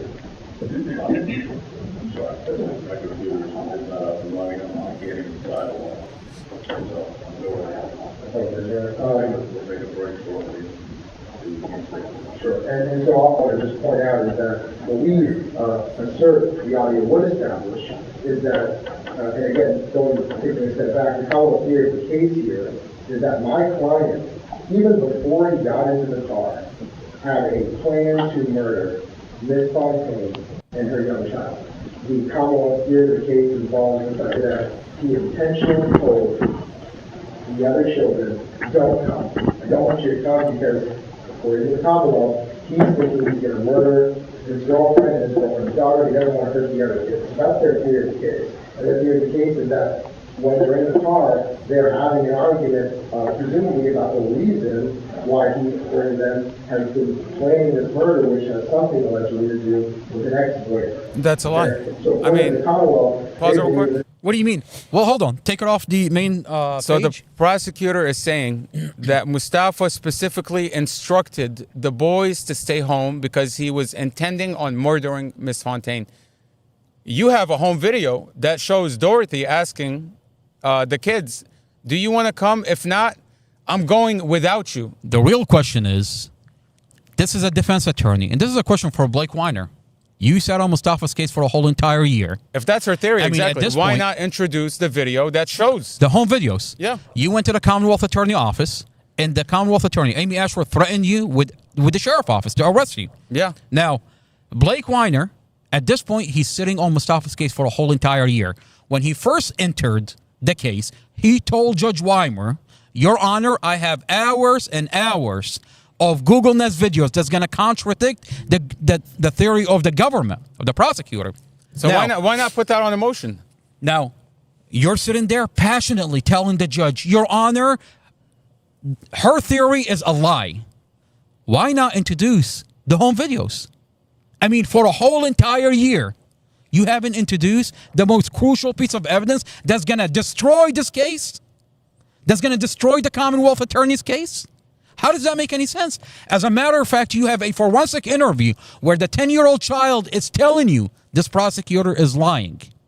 I mean, the theory of the prosecutor is that Mustafa forced Dorothy, forced 5-year-old Empress in advance, planned this out. Forced the kids to stay Forced the kids to stay home, forced his girlfriend, forced the 5-year-old Empress to get in the car. Wait a minute. I have a Google Nest video that's going to show that the kids were asked by the mother to go with her, and they said no, they don't want to go. So what the hell are you talking about that Mustafa forced the boys? It's on a Google Nest video. And not only that, but you can see in the dash cam video, that the prosecutor has on the record, it shows how they entered the car. Mustafa got in first.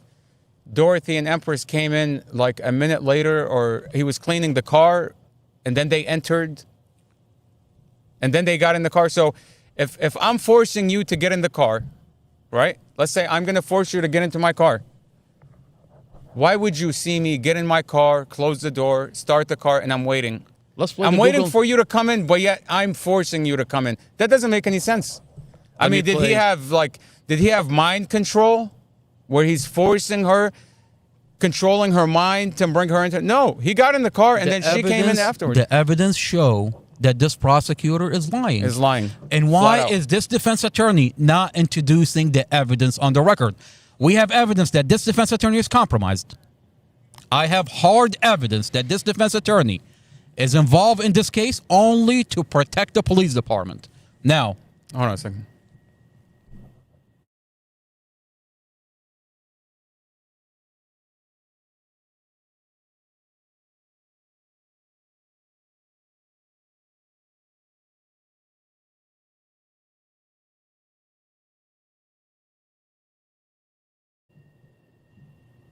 You were saying? Let's just continue. There is evidence. I'm going to play the Google Nest video really quick. All right? I think you should continue the hearing. Let's continue the hearing. You don't want to play the video? I mean... You have it? I have it. It's ready. On standby? On standby, yeah. Okay, let's play it. When did I ever not have videos on standby? I mean, I got the whole county fumbling. I got their whole file. Yeah. I think Sarah Sammy's still in the office, sleeping. I mean, if I was Sarah Sammy, I would definitely... I keep seeing a shadow. Like first, I would shave my legs, being a Persian, walking around with hairy legs. If you're going to wear a short skirt, shave your goddamn legs, ma'am. Let's get to the video. And then I would make sure I'm listening to what is coming out of this podcast. Let's get to the video. I see a shadow. I mean, look, the prosecutor's office is directly in front of me. The lights are on. I keep seeing a shadow that is walking back and forth. I see somebody on their cell phone. Look, man, last time she waved at me, I thought she waved at me out her window. It turns out she was waving goodbye before Sheriff Glenn Hill put me in handcuffs. Look, it's 3 a.m. It's 3 a.m. We've been here for, 3.5 hours? Just about, yeah. And I see somebody's shadow in that, prosecutor's office. If you were the Commonwealth Attorney office, would you not be in the office right now? I mean, look, you have their file. I wouldn't leave that building. Of police misconduct, tampering with the case. I would be sitting in the office. I would be, look, if I was the prosecutor, let me tell you what's going to happen. I would be on a conference call Let me tell you what's with all happen. the culprits. Do you want me to tell you what's going to happen? No, man, let's watch the video. Commonwealth Amy Ashworth is going to throw Sarah Sammy under the bus. Of course. You're going to hear resignation from Sarah Sammy. Of course. Chad Mason is going to resign. These police officers that's directly involved. They're going to jail. Tampering with evidence. Commonwealth Amy Ashworth is going to come out and she's going to say the police department dropped the ball. I had no idea that my police officers are engaged in falsifying this case. I'm just a Commonwealth attorney. I rely on police reports. She's going to throw the police department under the bus. Mark my word. I promise you that's going to happen. I mean, I can look it up. What law Chad Mason, Robert Drum, and Rob Davis, Rob Sermon, tampering with evidence. It's federal law 18. Because you're going with me. U.S. Section 1519. Okay, tampering with evidence is illegal. Anybody could tell you that. Okay, and applies to everyone, including police. Okay, to falsify a record. The attorney offices to actually destroy, the light is on. To destroy evidence, to tamper, to conceal, even concealing evidence is a crime. Yeah. Okay? Do me a favor, go over to Exhibit. Let me play the Google Nest video. That's Like I can read to you what it is to not follow a search warrant. That search warrant for the dash cam, 100% was not followed. They didn't follow it because if they were to follow the warrant, that it's going to show renders the information you got from that warrant invalid because you did not obtain the information as it's signed by a judge. The judge signed it for April 5th, all of the videos from April 5th, yet you excluded it and started from 1:14 p.m. Where are the rest of the videos? Who uploaded the dash camera to evidence.com? Where's the audio? Chad Mason. Where's the audio? We know there's audio. We know there's more videos. Zymus tells you there's audio. So right there and then, you did not follow the warrant as it was written. That renders your evidence in evidence.com invalid because you did not follow the warrant. You can't just go in and cherry pick what evidence you're going to get. The warrant is written for the 5th of April. Yet you went in and selected specific files that are going to maybe follow your narrative, and the other ones completely disintegrate this whole case, so you just left it out. It doesn't work like that, Chad Mason. Well, they're betting on Chief Newsham, Amy Ashworth. It doesn't work like that. They're betting on the facts. You as lawyers, prior lawyers, I think they're lawyers initially, and then they get these jobs. You know, by law, that's illegal. If you're going to do a warrant, you're going to execute a warrant, you have to execute it fully. Otherwise, it renders the information you obtained invalid because now you've destroyed, concealed, tampered with the information that should have been obtained in its whole. And you didn't. You didn't do it. We have evidence to it. I mean, they're comfortable because the case is sealed. No one can actually verify what is going on in the Mustafa al-Jazari case. Well, now it's leaked, and they're in trouble. Mohammed, do me a favor. Go over to Exhibit. Let me play a Google Nets video that's going to contradict the government theory. To see Grandma for her birthday. Because you're going with me to see Grandma. You're going with me to see Grandma. Wait a minute. Interesting. Is that Dorothy talking to Empress, 5-year-old Empress, telling her, put your shoes on, you're going with me to see Grandma? Wait a minute. I thought the government theory was that it's Mustafa's idea. He's forcing Dorothy and Empress to go with him. By the way, let me just read this. The federal punishment this is for Robert Drum, Chad Mason, Sarah Sammy, Rob Davis, Rob Sermon. Who was the other one? Casey Fines. And there was one more. Romero. How could you forget Romero? Okay. So federal punishment under 18 U.S. Code 1519. Anyone, including law enforcement, who knowingly alters, destroys, mutilates, conceals, covers up, falsifies, or makes a false entry in any record, document, or tangible object to obstruct an investigation or court case, faces up to 20 years in prison. 20 years in prison. Okay, let that sink in. You know who you are. Chad Mason, Robert Drum, 100%. I know you two are deep into this shit. Rob Davis, Rob Sermon. 2 weeks. 2 weeks. You two are on video. 2 weeks, that's all they got. You are on video. SD card gets inspected. You're on video. Rob Davis and Rob Sermon. You're on video talking about tampering or destroying evidence. Did you tamper with it?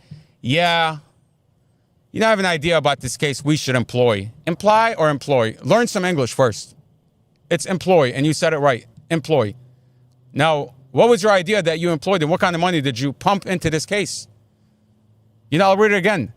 Any person, including law enforcement, who knowingly alters, destroys, mutilates, conceals, covers up, falsifies, or makes a false entry into the record. Chad Mason, you had a warrant for Mustafa for all of the videos from his dash cam on April 5th. Why does it start at 1:14? Because it doesn't go along with the narrative of the prosecutor. You have that image from Mustafa's dash cam. It's right here. Okay, that has a time prior to what they put in evidence.com. Okay, they want to claim this dash cam suddenly started recording. Go over to Exhibit. Suddenly started recording at 1 p.m. What is that? 12 p.m., April 5th. Why is that footage not in evidence.com? Why is that footage not part of the warrant that was signed by Magistrate Walker? Well, because it's going to show that Dorothy is going with the kids to her van. At the end of the day, this image right here shows what I just read, up to 20 years in prison. Okay? You altered the information that should have came out in that warrant. You did not follow it. Okay, Amy Ashworth, are you okay with that? Chief of Police, are you okay with that? With your officers tampering with files that should have been part of a warrant that was signed by a judge? I mean, imagine the Judge Walker sits there. He's reading the probable cause and he says, okay, I'm going to sign this warrant because I see enough probable cause. I'm going to sign it, get all the videos from April 5th of this dash cam. Chad Mason takes that paper. He's looking at it. He wrote up the warrant, okay? You wrote the probable cause. You swore an oath to it. And then you're going to take this document and you're going to say, I'm not going to get all the videos. I'm not going to get all the videos. He had 2 days to figure out what needs to be uploaded to evidence.com. I'm not going to get what needs to all be edited. the videos. Exactly. What needs to be edited, what needs to be cut, what needs to be altered. Look, before he got this warrant, by the way. Look, Judge Walker, when he signed it, he didn't tell Chad Mason, hey, go through the camera, see what's useful for you, and then leave out the rest. He didn't sign that. He signed a document, a legal document, that says all videos from this dash cam needs to be retrieved according to this warrant. And you falsified that. You falsified that. Not only did you not follow the warrant, not only did you not execute the warrant properly, you've tampered with the files. You've tampered with the files, okay?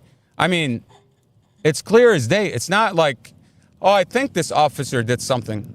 No, you actually did it. And we're going to hear you admit to it. So I want to go back to the Google Nest video, and I want to watch. This video shows the government have lied about Mustafa for the past 2.5 years. I mean, the government has a theory. We just heard Blake Weiner tell us the theory. Okay. By the way, the least they could have done at this point in time, the least they could have done was give the man bond. Let him sit at home. Are you telling me that Commonwealth Amy Ashworth is going to give Mustafa a bond to go out to this community and expose what she's been doing to him for the fucking past 2.5 years? The bare minimum from this Commonwealth attorney should have been, let me give this man bond, since now I'm hearing my officers are openly talking about violating the problem. Not just one, not two, not three, not four. It seems like a whole group of them are just openly violating department policy, openly lying, openly tampering with evidence. I mean, where do they get off thinking that they're going to get away with it? Where do they get off? Where does she get off putting him in jail, not giving him bond, when she knows her officers are fuck-ups? She knows they're fuck-ups. This is a Google Nest video that you were threatened by Commonwealth Amy Ashworth, by the sheriff office. You wanted to share this video with her 2.5 years ago. Let's play the Google Nest video. Because you're going with me to see Grandma for her birthday. Dorothy is asking Empress to put on her shoes and asking her to go with her. I have an idea. Do you want to give me? Because you're going with me to see Grandma for her birthday.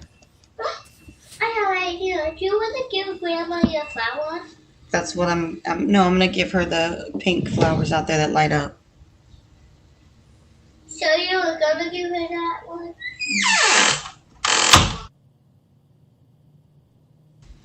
The flowers that are deleted by Robert Drum from the evidence. Is the flowers not exculpatory evidence? We'll get to the flowers. You know, there's a whole thing with the flowers. Absolutely.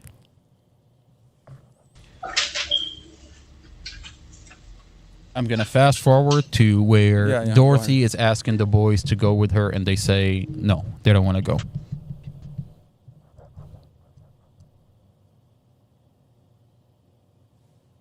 Because you're going with me.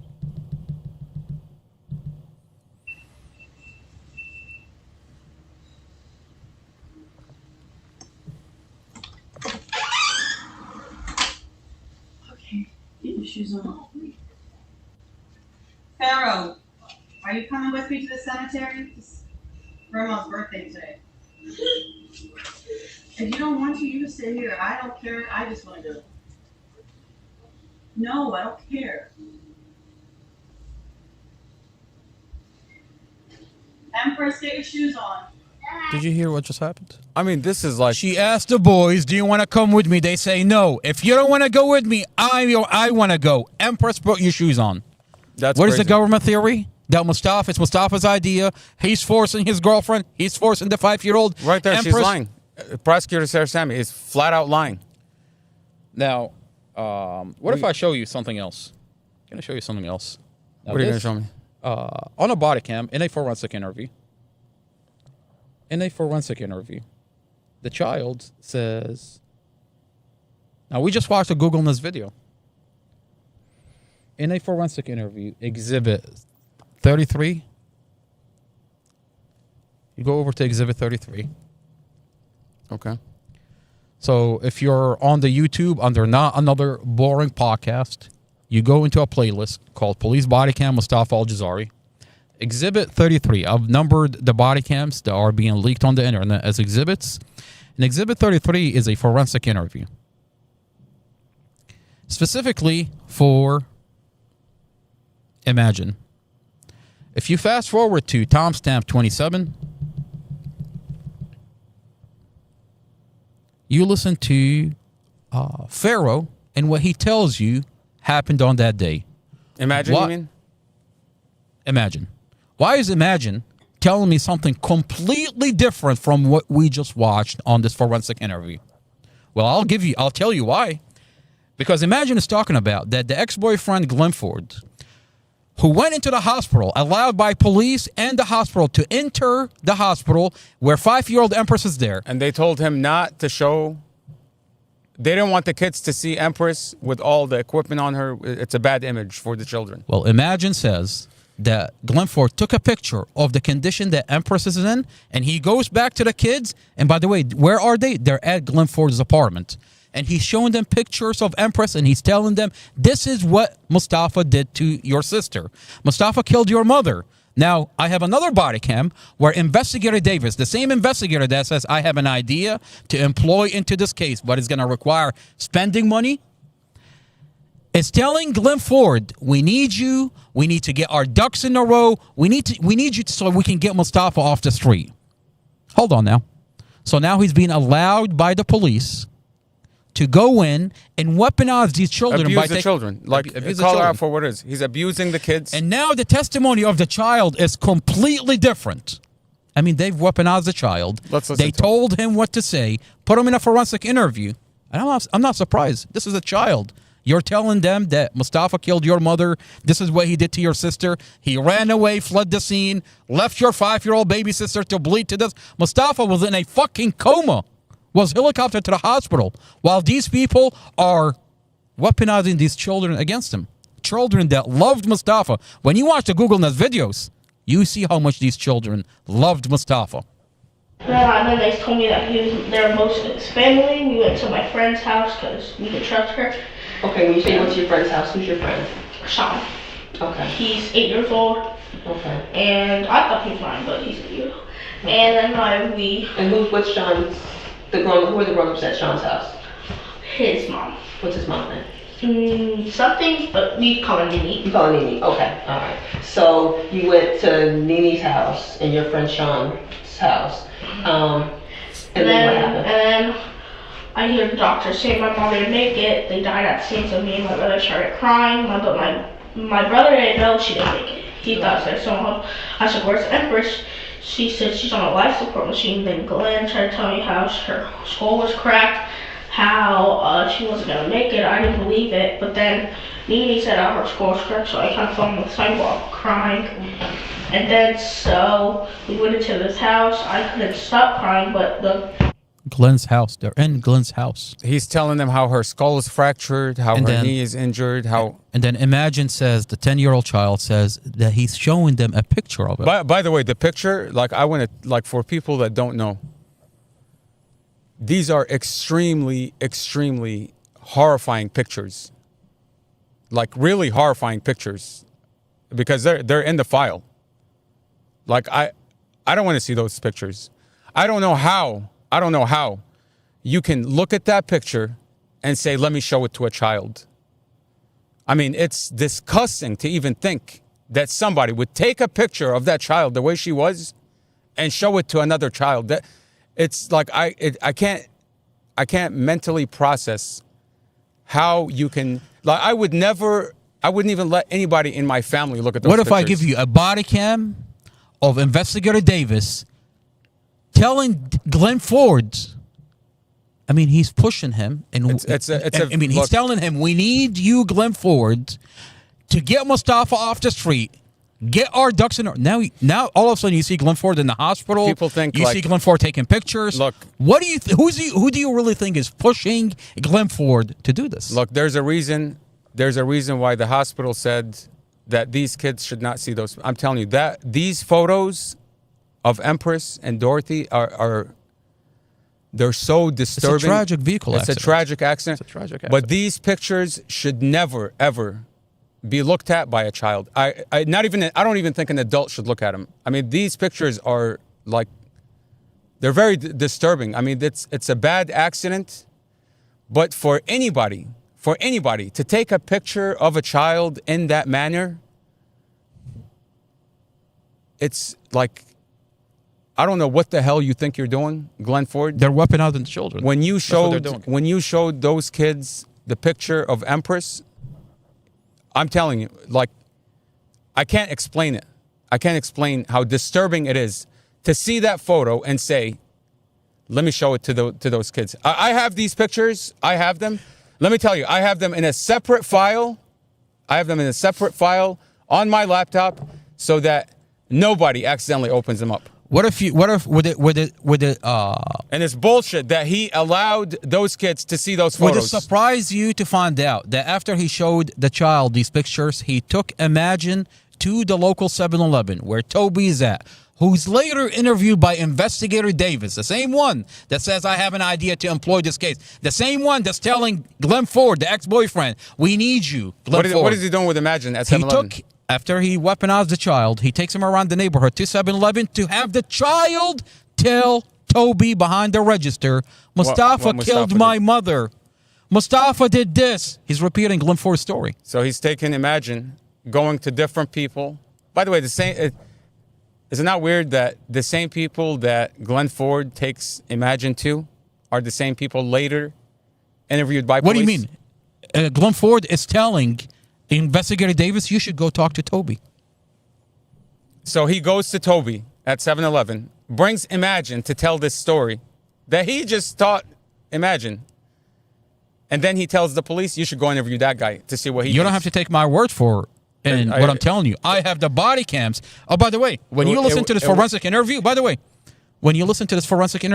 Imagine is going to say that Glenn Ford took me to 7-Eleven. You know, again, it would be a different story if you're just telling me this, but I'm actually watching it. That's the sad part for them. That's crazy. So for Amy Ashworth to think that... And Paroque wants to say minor administrative error. Yeah, my ass.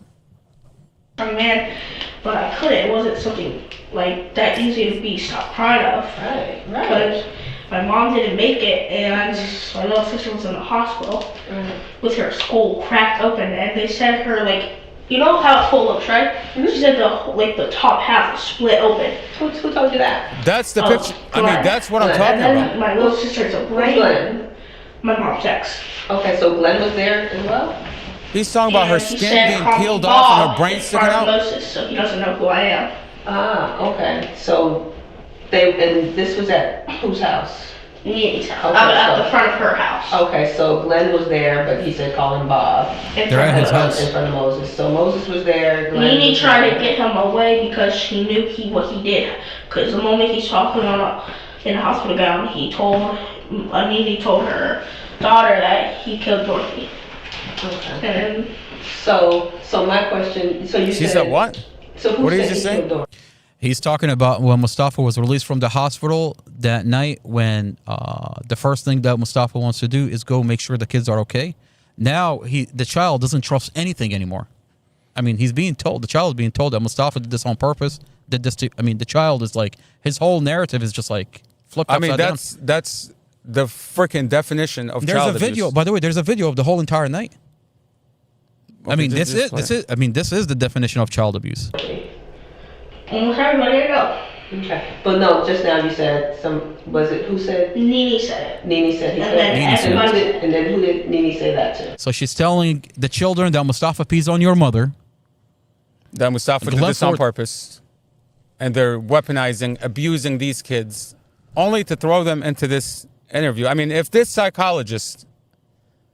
forensic psychologist really cared about the well-being of this child, she would report what Tanisha Coleman did to this child. Exactly. She would report what Glenn Ford did. Exactly. Okay? Exactly. I don't think this forensic interviewer, I don't think she's seen, I mean, the child here, imagine, is describing to her what Glenn Ford showed him. A picture of his sister with the skin off her skull peeled and her brain sticking out. That's the fucking picture that Glenn Ford showed them. That's the image that the hospital did not want these kids to see. And Glenn Ford took those photos and he went home and showed it to these kids. Why would you do that to a child? Why? I'm just like, why would you do that to a child? Unbelievable. And Amy Ashworth thinks this is a great witness. She really likes that type of character. This is the type of character that she likes. Amy Ashworth is defending The problem for Amy a pedophile. Ashworth, here's the problem for Amy Ashworth. Amy Ashworth has this file sealed. Every lawyer that comes into this case is bought and purchased by her office. And now that the file is unsealed and is leaked on the internet, this is going to come into court. Every video. Look, that's not my child, but it's infuriating to think that somebody showed this kid those images. The Commonwealth attorney, I mean, you want to talk about children. I mean, when you talk about the forensic interview and they're sealed, the first thing they tell you is, well, to protect the children. Look at what they've done to the children. You have a police department. You have individuals that are brought into this case only to engage in children, abusing the children. You want to still tell me that they care about the children? Amy Ashworth, not only did she allow her police officer to engage in weaponize the children, engage in child abuse, now what she's doing is dragging the kids who's been weaponized through the court system. She's going to put every child on the stand. I mean, isn't that what Prosecutor Sarah Sammy tells Judge Weimer? Your Honor, I have forensic interviews. Oh, hold on now. So you want to tell me that you're dragging children, that your police department weaponized through the court system, through the stand, and you want to tell me you give a fuck about these children? They don't give a damn about these children. I mean, Glenn Ford should be charged with some crime for showing that child, those kids, those photos. I can't. By the way, this is the first time that I'm hearing this, but it's unfathomable that an adult would do that to a child. It's beyond belief that somebody could sleep at night knowing they showed a child a picture like that. Like, these are kids. These are somebody's kids, okay? They're gonna have to, they sleep at night, they wake up, they have dreams, and you showed that child those photos? Like, what a disgusting human being. The child goes on and says, Mustafa forced me to stay home. This child, who's been weaponized by the police department, what did we watch on the Google Nest video? We just watched Dorothy ask the boys, do you want to go? And they said no. Asked Empress to come with her. That's a Google Nest video. They're teaching the children how to lie. And the Commonwealth attorney, the prosecutor, is using these children who's been weaponized. And no wonder when you took the Google Nest videos to her office. She doesn't want it. Yeah, she doesn't want it. Her police department weaponized the kids. Is going to go against the theory. Is going to go against what they've done in this case, which is child abuse. It's child abuse. It's flat out child abuse. You think this lady doesn't know? You think Amy Ashworth doesn't know about this? Absolutely. I think if you ask 1,000 people out of this community, out of any community, okay, if you ask 1,000 people, you show them that picture of Empress, would you show that to an adult, absolutely, let alone a child? Absolutely not. You would never. You would get 100% of people would say, hell no. Absolutely not. Hell no. But in the name of getting Mustafa off the street, in the name of, according to Drum, in the name of getting Mustafa behind bars, fuck it, let's abuse these kids. Who cares? Chad Mason is not going to be raising these kids. Robert Drum is not. It's not going to be Amy Ashworth or Sarah Sammy or even Glenn Ford. or Tanisha Coleman. you. They're not going to be raising these kids. They're not going to be dealing with the psychological effect of what they're doing to these kids here. It's going to be Divine. That's his kids. And they don't give a fuck about him. Clearly, they don't. We have a body count with Divine where he's actively being blocked from clearly certain kids being next to his children. Certain kids are okay to be abused according to this county. Certain kids are okay to be abused in the name of let's get that man who sued us. Let's get Mustafa. Whatever it takes to get Mustafa. Whatever it takes to get Mustafa. Let's abuse. Who gives a fuck? How These dare kids? a Mustafa sue the police in this county? Okay, let's go back to the court. You don't want to watch another video? No, let's go back to the court. All right, sounds good. We can do another podcast in details. I mean, this about- shit is like it boils your blood. Absolutely.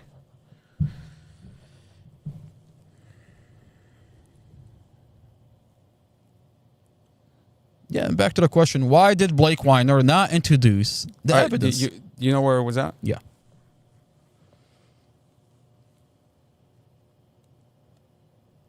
And if the indication that when they're in the car, Can you they're make having it an argument, bigger? presumably about the reason why he, during then, has been planning this murder, which has something allegedly to do with an ex-boyfriend.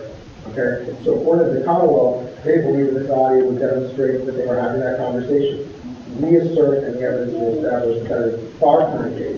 The audio would simply establish actually that they're not arguing about anything related to that whatsoever. And the point would be, when the government found the audio, when they found the dash cam, I should say, and knew that there may be audio on it, at that point, they didn't know exactly what their fear of the case was. What they did certainly know is that information on this dash camera, given that it happened right before a crash, absolutely could be exculpatory. Maybe could be exculpatory, but absolutely could be exculpatory. That's why they issued a search warrant for it. That's why they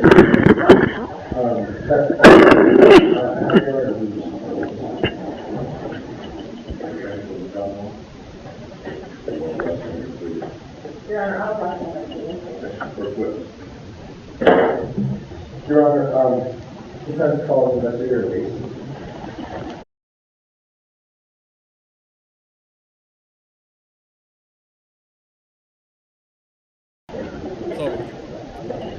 Here, can you hear me? Yeah. All right. So here he's gonna call Chad Mason into the stand.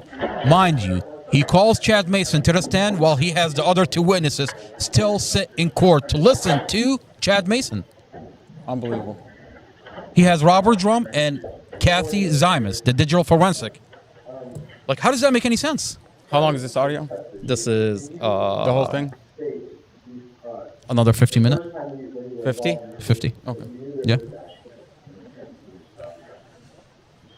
All right. So your favorite person, Chad, is on the stand. All right. So please state your name. Sergeant Chad Mason. By the way, he's not a sergeant anymore. He got demoted. Mm-hmm.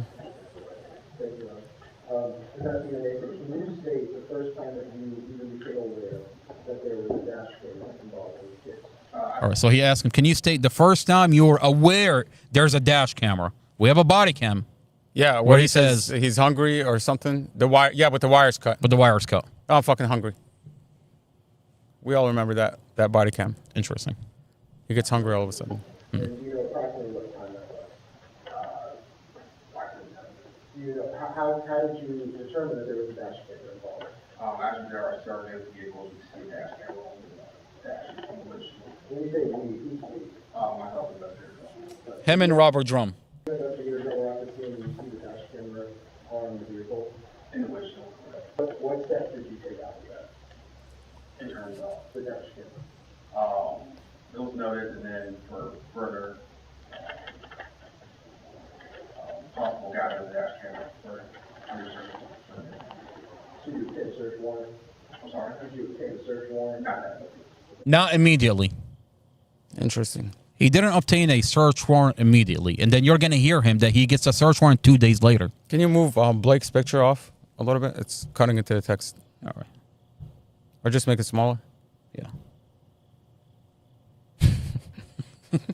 He's so irrelevant to the whole thing. That's funny. I mean, I have a lot of questions for Blake, and I think it's justified. Let's just play it. Let's play it, and let's hear what Chad Mason had to say about the dash cam and how he tampered with it. any point did you move the dash camera from the vehicle? Not that. When did you obtain a search warrant? The day or days following. The day or the following day. You have the warrant. We have the warrant.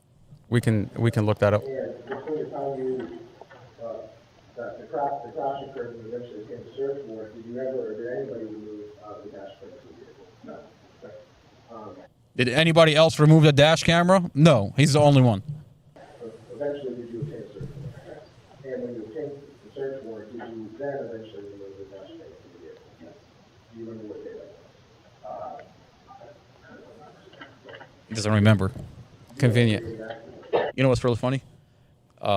When Blake Weiner asked him, he remembered exactly how he grabbed the dash camera. He says, with my right hand. Oh, interesting. He remembers that detail. But that, exactly. This Wait, detail. He doesn't remember when. Was it before or after? Let me think about it. Let me try not to incriminate myself. But clearly he's going to incriminate himself. You have usually a couple of days after the crash, you obtain a search warrant and you have dash camera. And were you the first individual to remove the dash camera from the vehicle? Yes. Can you explain to the court what you did exactly? In terms of removing the dash camera? The vehicle had been opened up to remove the airbag. The dash camera from the windshield was removed from the windshield. We removed the dash camera from the windshield. Hold on. He said he removed it the day after the accident, right? Mm-hmm. Isn't that what he said? We can go back. That's what he just said.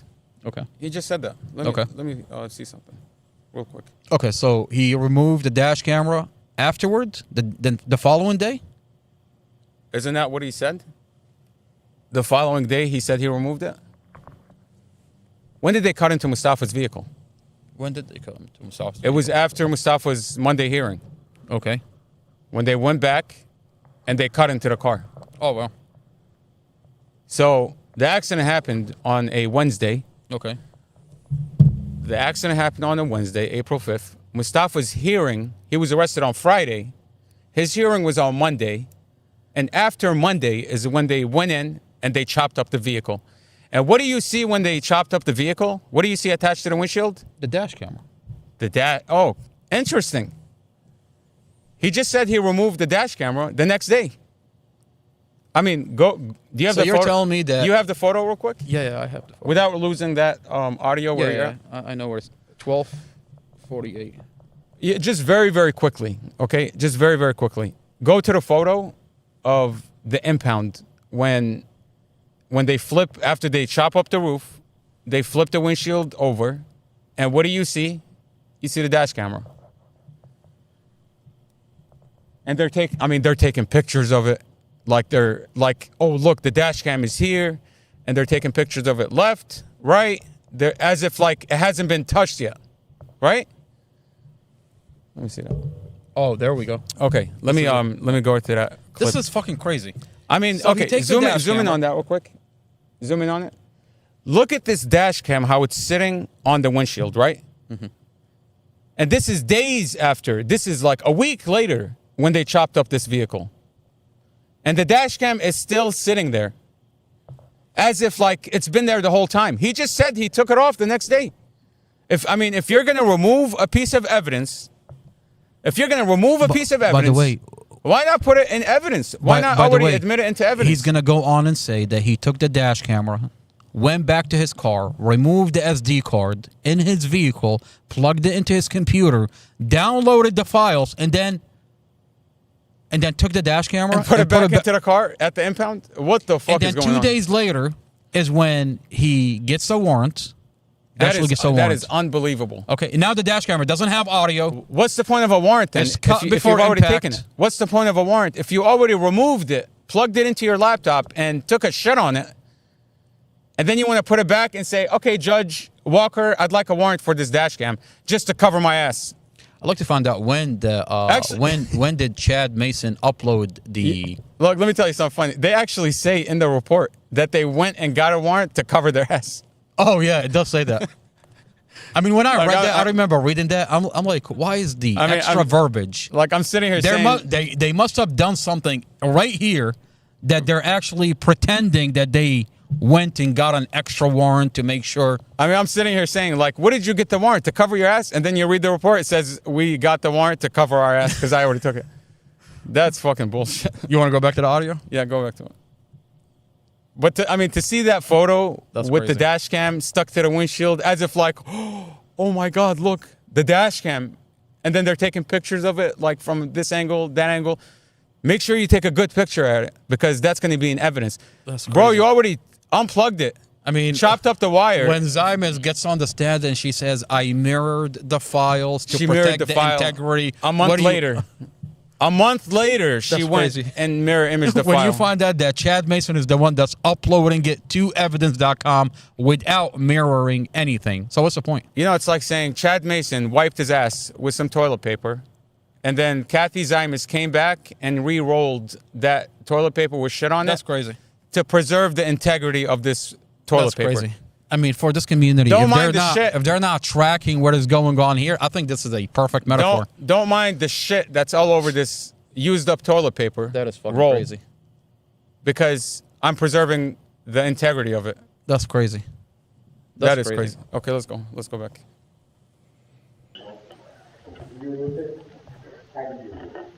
How did you remove it? With my hands.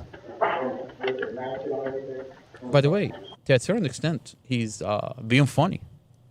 How did you remove it? With my hands. I'm telling you. How did you take the SD card? With my fingers.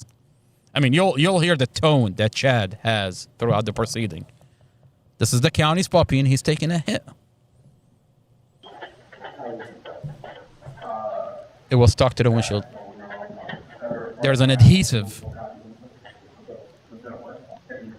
So wait a minute. If the dash camera has an adhesive, and now you're talking about a wire that's being cut, what are you talking about?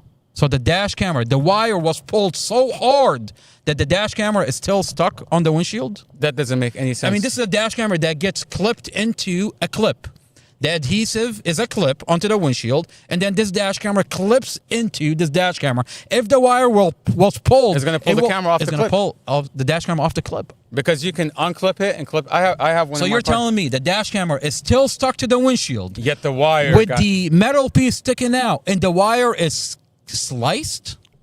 That makes sense to you? I mean, look, I'll make a video later about how this dash cam clips onto the windshield. Okay. Like if I just tap it with my finger up, it unclips from the clip itself. You know what I mean? So to think that a wire got yanked that hard and the camera didn't unclip itself is crazy. Crazy. You know, it's one thing if I just tell you about it. It's another thing when I tell you I went and purchased the same exact dash camera. I can't wait for that video. To see how you clip it in, what adhesive comes with the camera, how the charger connects to it. I mean, this is a very strong... I can't wait for this video, and I can't wait to play this video on the next podcast, because Chad Mason, for the next 2 weeks, sir, we're going to be talking about you. In 2 weeks, Mustafa's defense attorney is going to have an independent expert to go and look at the SD card and look at the metadata. Now that we have this, there's a reason Judge Weimer wants to push this motion about this dash cam. Maybe there's another knee that he's fixing. I don't know. He wants Last to push... time he was fixing a knee. What are you fixing now, sir? Look, he wants to push this hearing about the dash cam being inspected all the way. What's going on in October? To October. What's in October? I guess we'll just have to wait and see. But we're gonna get our hearing. Oh yeah, I mean, this lawyer. The lawyer is not playing around. Mustafa's defense attorney is not playing around. He told him to go fuck himself. I'm getting my motion in 2 weeks. I'm getting the SD card. You can only bullshit someone so much before they've had enough of you, of your bullshit. You know what I mean? And I think this lawyer he's reached the point where the good faith is no longer there. Exactly. Because he can see right through what this prosecutor is doing. I mean, every lawyer that looks at this case is really saying one thing. They all say the same thing. How is this case still going to trial? With all this amount of misconduct, this tampering, I mean, there's no professionalism. They're just mishandling evidence left and right. And by the way, they're not stupid. They're not incompetent. They're doing this because they feel like they have the backing of a certain individual that is going to seal off whatever they do. Whatever misconduct you're going to do, look, I can tell you, these officers were promised one thing. If you think help is going to come out of Amy Ashworth, think again. Amy Ashworth has a file that's being leaked on the internet of Tatiana David, where her police officer shot and killed Tatiana David and dragged her out of the fucking car. Look. And who sealed this body cam? Commonwealth Amy Ashworth. Look. If you think help is going to come out of that lady, think limit. Again. There's a limit to how much Amy Ashworth can attempt to protect you. To protect you when you lie, when you falsify. She has a limit of how much she can do. She might be immune because she's an elected official. But everybody else working in her office... Chad is not. Everybody, that's what I'm saying. If you are elected into your office... Sarah Sammy is not. You might be immune, but your subordinates... Stephanie Buck is not. And I think... Robert Drum is not. I think federal prosecutors are going to have a field day with this police department. I mean, let's be honest. And this prosecutor's let's be honest. I'm willy-nilly entering evidence.com. I'm stealing files. I'm leaking out files. Obviously, I'm allowed to do what I'm doing. Someone is watching this county and is allowing me to do whatever the fuck I want. The sheriff office is right there. That's the sheriff office. Well, you haven't lied about what you've been claiming. The county jail is right here. And here I have sealed material that's being leaked on the internet. And apparently I'm untouchable. Someone is watching this county. Someone is watching Commonwealth Amy Ashworth. Someone is watching Judge Carol Weimer. Under the microscope. Not happy. I mean, what is he? An amoeba? Okay, let's continue. You know what an amoeba? He's under a microscope, moving around. And I have his whole entire fucking file. All right. When you removed it, what did you do? Programmed it and then... I programmed it.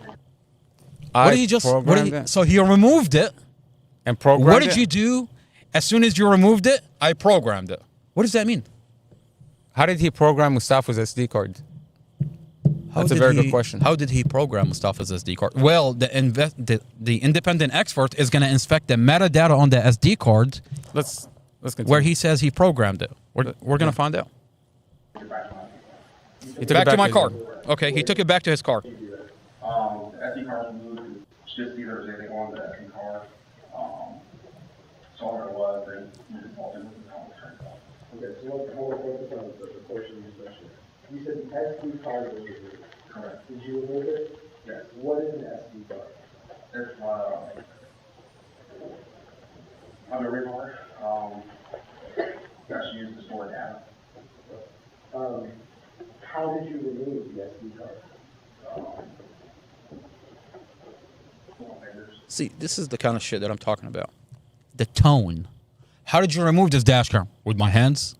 How did you remove the SD card? With my fingers? I mean, he has a tone that he doesn't give a fuck. Let's continue. Can you be more specific? Did you reach into something to pull it out? I can't remember if that was pushed in and it popped out or it just came out. When you took the dash camera and you see there's an SD card, and your testimony that all you did was you just took the SD card, right? I took the SD card. Do anything to make sure that you were, let me ask this. Are you aware that removing an SD card from a dash cam like this could corrupt some of the information from the dash cam? No, sir, there's no power to the camera. Yeah, I'm not asking about whether or not there's power. I'm asking you, are you aware that removing an SD card can corrupt information on the SD card if you're not removing it properly? It's not really yes or no question, because there's also situations that could lead to that corruption. Because typically what you're referring to is the power could corrupt that, like that. Just like if you have a jump drive computer and don't just say the eject, it could corrupt it. There's always a possibility. And what steps do you take to make sure the dash cam is powered off? Well, the power cord is separate from the camera. Okay, are you aware that the dash cam could still be powered on even when it's on a power cord? Take it off the main screen. I find it interesting that you have an investigator that's telling you, I took the dash camera, I took the SD card back to my car. And I programmed it. I programmed it. I didn't get a warrant, a search warrant, until 2 days later. And the only question that you're asking this investigator is, did you eject it properly before you took this SD card? And the question is, nah. Hey, did you tamper with this SD card? Let's just... Do you see what I'm talking about? Yeah, let's just continue and hear what he says. Okay, so it's your testimony that you didn't believe the power of communication.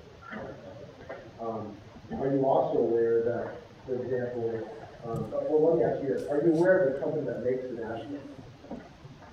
Am I aware of the company? Yes. Either the company name or that a company made the camera? The company name. No, sir, not. Does Rexus sound familiar? Possible. I heard the name of the company, maybe not. REXING. Would it surprise you to know that Rexing manual states that if you remove an SD card while information is still processing in a dash camera, it could corrupt the evidence of the dash camera? What's the underlying question, sir? Would that surprise you to know that? No. And do you have any information or evidence that picture was not still processing in that dash camera when you took the SD card? Like I said, sir, power cord and several phone camera. There's no lights or any indication that there's power to the unit. Thus, I know that will be an actively recorded or stored. So it's your testimony that if the power's off, there can't be any kind of data processing SD card? Well, most electronic devices are in power. I'm not asking about operations, sir. I'm asking about processing of the SD card. Processing of the operations. And do you, I'm just asking this specific question. Is it your testimony that when the power is off of the dash camera, it is impossible for information to be blocked processing in an SD card? To my knowledge. To your knowledge. What informs the basis of your knowledge? Allow me to use electronics. Okay. Do you have any expertise? Not in terms of SD cards? Correct. Not beyond the knowledge of the common person.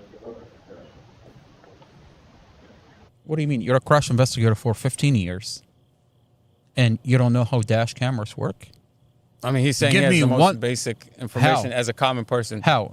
Your background is Homeland Security. You're a crash investigator for 15 years. Give me one person that doesn't have a dash camera inside their car.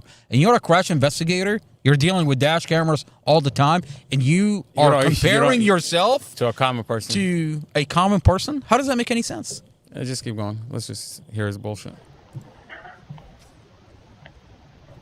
He wants to tell you, I'm not capable of altering these files. Well, what did you do? I apologize. You said that you took the SD card out and then you did something with it. What did you do with it? The search department issued a computer receiver to actually files. I entered the SD card into my computer. Interesting. So you take the dash camera, you take the SD card, you go back to your car. Without a warrant. Without a warrant, and then you put it in your computer. Where's his body cam?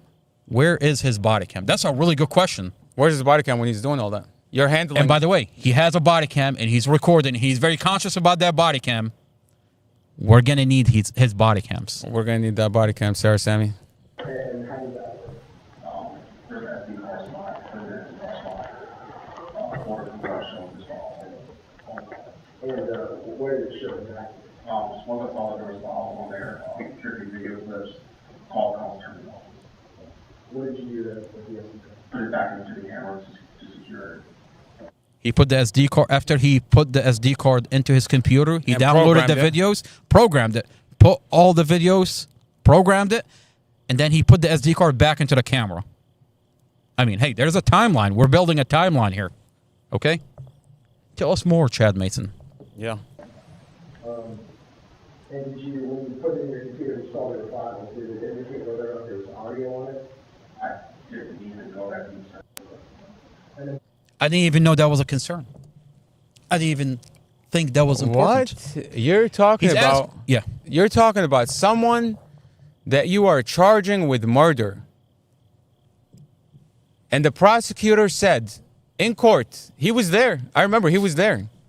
She said that Mustafa intentionally did this because he was arguing with Dorothy, and out of anger, he took his car into. That's what she said in court.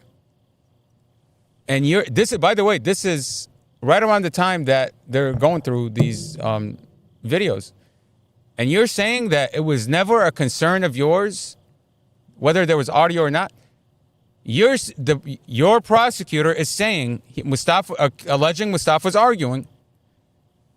And you as the investigator, you're not looking at whether there's audio or not? He's going to ask him. That doesn't make any sense. He's going to ask him, did you find the audio? Then he tells him no. And then he said, did you notate that anywhere? I mean, he says no. It's almost like why would you not notate that there's no audio? It's almost like he's in a twilight zone or something. Like, you are the investigator. You are the fact finder in this case. This case is being built because of your information. What do you mean you didn't check if there's audio? What do you mean? It's like saying, I mean, not if he cut the audio. Let me give you an example, okay? An officer finds someone that says, I got stabbed by that person. The officer shows up, catches the other person, and then later he says, did you ever check if there was a knife or not? Oh, I didn't think it was important. What do you mean? Like, this case is being built by Sammy, by Prosecutor Sarah Sammy, because she's alleging that Mustafa's arguing. And you're saying that it would never occur to you whether there was or wasn't audio, and you're a crash investigator for 15 years? I mean, did you just come to life, or did you just get hired? I think there's more to the story. I don't think he's as. I think there's more. I think there's more to the story. I don't think he's as stupid as he wants to come off. Exactly. He wants to come off. I mean, if you're gonna run into a burning house to save a cat, if you're gonna climb a tree to save a cat, what would you do to save this county? You want to make a TV show about what he wants to do, like his own cops show? Yeah. And you studied Homeland Security? Only to come back and be a police officer. Again, you've body slammed someone who has a broken pelvis. You're not as stupid as you like to come off. Okay, we know that Chad Mason did something to these files. Let's hear it. Let's hear what he says. And then what happened next with the election? Upon conversation with the attorney's office, waiting for our second and to people to keep the cameras safe, which is also located at an outline next to the suspect vehicle because they're all for it. And then do you know what happened next to it? What did he say? There's no lights or any indication that there's power to the unit.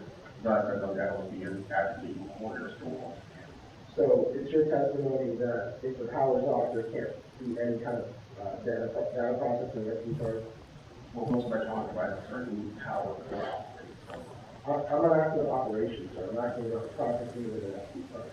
Processing with an operation. And do you, I'm just asking a specific question.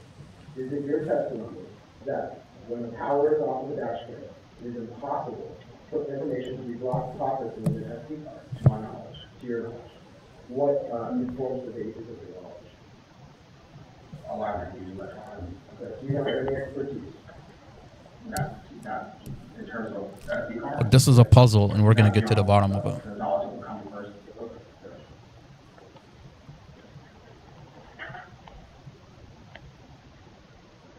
What did you do? I apologize. You said that you took the SD card out and then you did something with it. What did you do with it? The search department issued a computer receiver to actually the hospital. And how did that work? There's an SD card.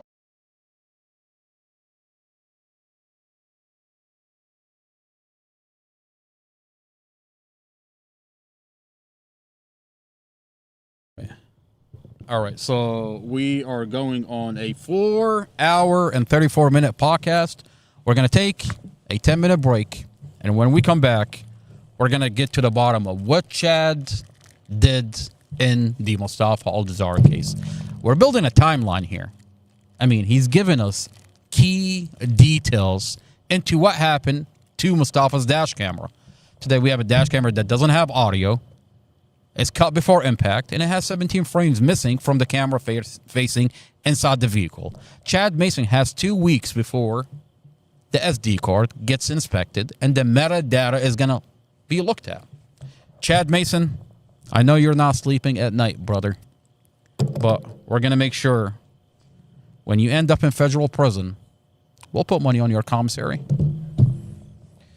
All right, on that note, this is not another boring podcast. Mustafa through the police body cams. Judge Carol Weimer, you are under the microscope. We're going to take a good 10-minute break, and when we come back, we're going to continue the audio of Chad Mason and Judge Carol Weimer entertain him telling the judge, I violated department policy.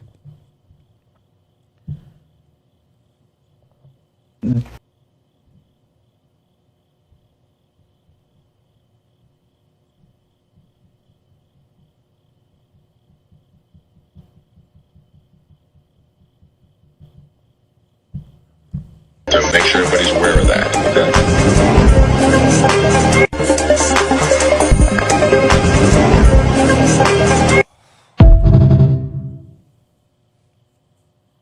If any of that is posted anywhere on the internet, we're going to have problems. Whatever copies have been made of that, those need to be destroyed. Okay. Okay? If they get disclosed, that is going to put me in a situation where I will have to withdraw from the case. Okay. If you disclose that information in any way, all of it needs to be destroyed now. But if you disclose it in any way, it's going to put me in a position where I will have to withdraw from the case. If you all choose to go on the internet and try to publicize this stuff, that's going to create real problems. Okay. You can't do it, is what I'm telling you. You cannot do it. I will have to move to withdraw from the case. Okay. All right. Okay. All right. So make sure everybody's aware of that. Okay.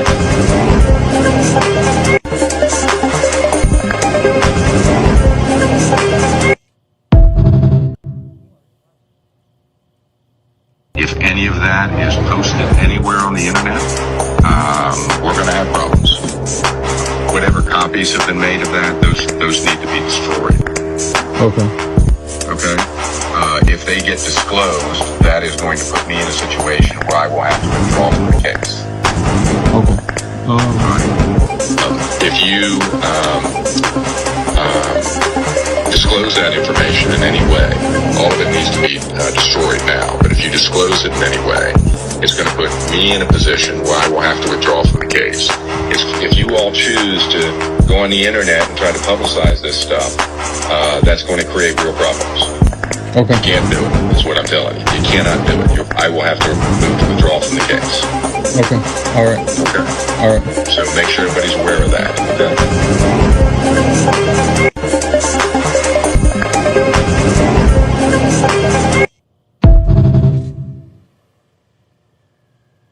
If any of that is posted anywhere on the internet, we're going to have problems. Whatever copies have been made of that, those need to be destroyed. Okay. Okay? If they get disclosed, that is going to put me in a situation where I will have to withdraw from the case. Okay. If you disclose that information in any way, all of it needs to be destroyed now. But if you disclose it in any way, it's going to put me in a position where I will have to withdraw from the case. If you all choose to go on the internet and try to publicize this stuff, that's going to create real problems. Okay. You can't do it, is what I'm telling you. You cannot do it. I will have to move to withdraw from the case. Okay. All right. Okay. All right. So make sure everybody's aware of that. Okay.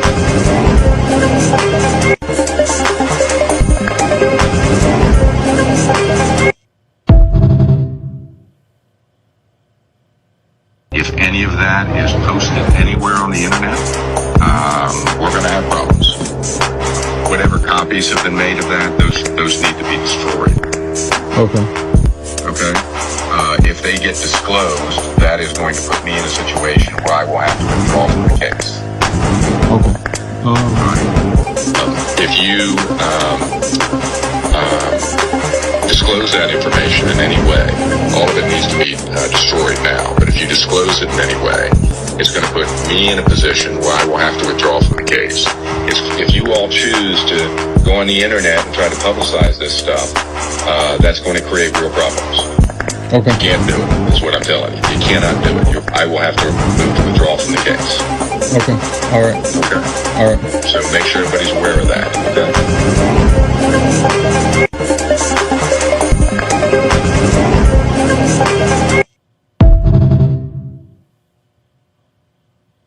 If any of that is posted anywhere on the internet, we're going to have problems.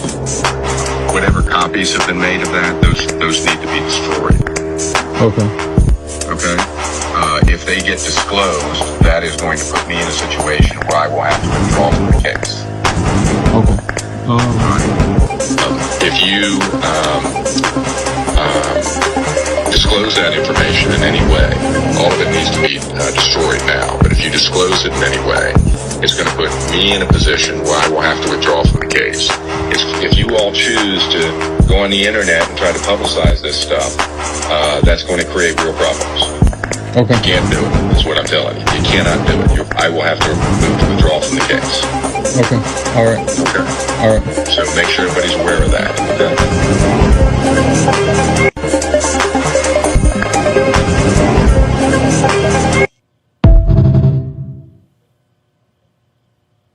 If any of that is posted anywhere on the internet, we're going to have problems. Whatever copies have been made of that, those need to be destroyed. Okay. Okay? If they get disclosed, that is going to put me in a situation where I will have to withdraw from the case. Okay. If you disclose that information in any way, all of it needs to be destroyed now. But if you disclose it in any way, it's going to put me in a position where I will have to withdraw from the case. If you all choose to go on the internet and try to publicize this stuff, that's going to create real problems. Okay. You can't do it, is what I'm telling you. You cannot do it. I will have to move to withdraw from the case. Okay. All right. Okay. All right. So make sure everybody's aware of that. Okay.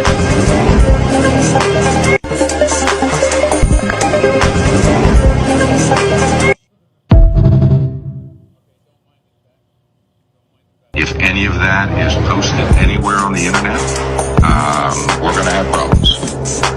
Whatever copies have been made of that, those need to be destroyed. Okay. Okay? If they get disclosed, that is going to put me in a situation where I will have to withdraw from the case. Okay.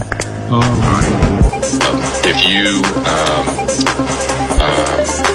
disclose that information in any way, all of it needs to be destroyed now. But if you disclose it in any way, it's going to put me in a position where I will have to withdraw from the case. If you all choose to go on the internet and try to publicize this stuff, that's going to create real problems. Okay. You can't do it, is what I'm telling you. You cannot do it. I will have to move to withdraw from the case. Okay. All right. Okay. All right. So make sure everybody's aware of that. Okay.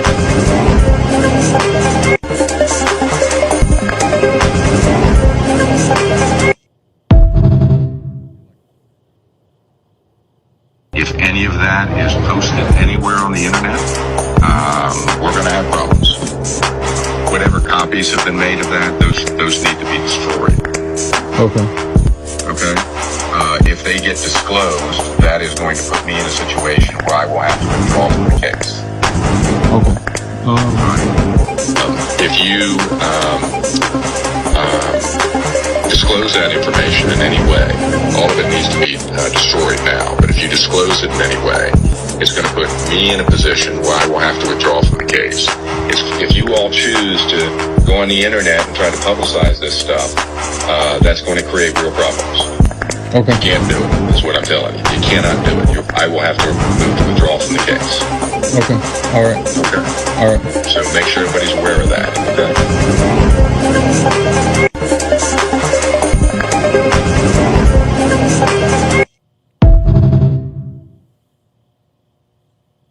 If any of that is posted anywhere on the internet, we're going to have problems. Whatever copies have been made of that, those need to be destroyed. Okay. Okay? If they get disclosed, that is going to put me in a situation where I will have to withdraw from the case. Okay. If if you disclose that information in any way, all of it needs to be destroyed now. But if you disclose it in any way, it's going to put me in a position where I will have to withdraw from the case. If you all choose to go on the internet and try to publicize this stuff, that's going to create real problems. Okay. You can't do it, is what I'm telling you. You cannot do it. I will have to move to withdraw from the case. Okay. All right. Okay. All right. So make sure everybody's aware of that. Okay.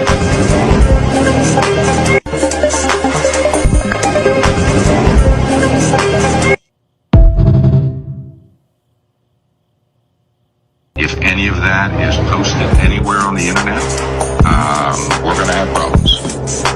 Whatever copies have been made of that, those need to be destroyed. Okay. Okay? If they get disclosed, that is going to put me in a situation where I will have to withdraw from the case. Okay. If you disclose that information in any way, all of it needs to be destroyed now. But if you disclose it in any way, it's going to put me in a position where I will have to withdraw from the case. If you all choose to go on the internet and try to publicize this stuff, that's going to create real problems. Okay. You can't do it, is what I'm telling you. You cannot do it. I will have to move to withdraw from the case. Okay. All right. Okay. All right. So make sure everybody's aware of that. Okay.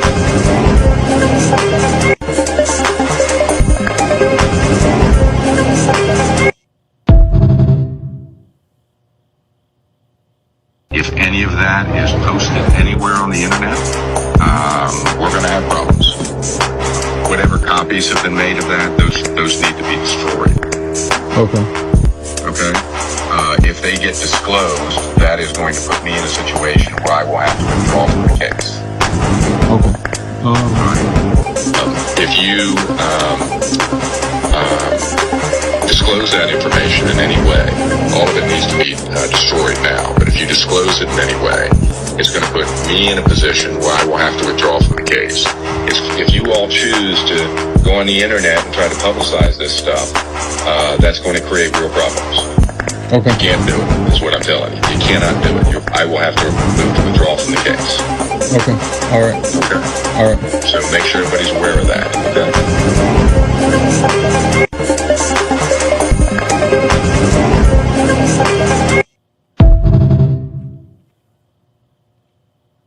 If any of that is posted anywhere on the internet, we're going to have problems.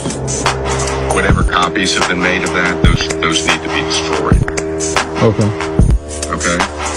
If they get disclosed, that is going to put me in a situation where I will have to withdraw from the case. Okay. If you disclose that information in any way, all of it needs to be destroyed now. But if you disclose it in any way, it's going to put me in a position where I will have to withdraw from the case. If you all choose to go on the internet and try to publicize this stuff, that's going to create real problems. Okay. You can't do it, is what I'm telling you. You cannot do it. I will have to move to withdraw from the case. Okay. All right. Okay. All right. So make sure everybody's aware of that. Okay.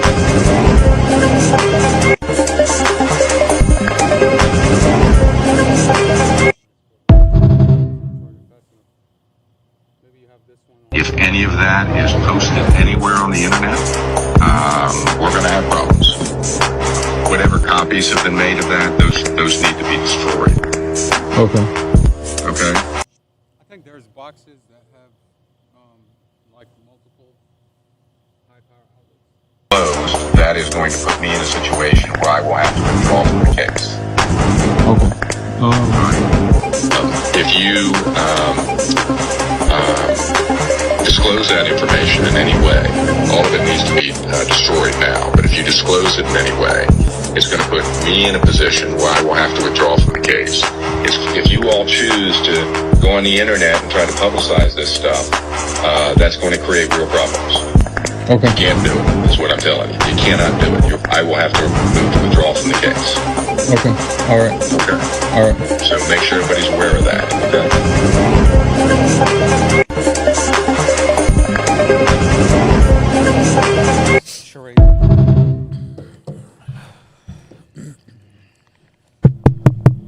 Man, it is cold I am fucking freezing. It's cold. What time is it right now? It's 4:18? 4:16 in the morning. I'm freezing. You're freezing. You should have gotten a heater. Shoulda, woulda. Coulda. Let's go. All right. We are on a 4-hour and 15-minute podcast. Let's I think let's go through this push audio through. quick. Yeah. This is not another boring podcast. Mustafa, through the police body cam, Judge Carol Weimer, you've got Chad Mason under the microscope. Okay. All right, you want me to wait for you? No, trust me, you want to hear this. Trust me, you want to hear this. Didn't it say 15% the phone? Yeah, what's going on? We don't need it. All right, sounds good. Okay, let's push through. Go ahead. He had one job. One job. Carol Weimer gave you one job. Waking up in the middle of the night. He's like, why is my voice on the fucking internet? All right, keep going.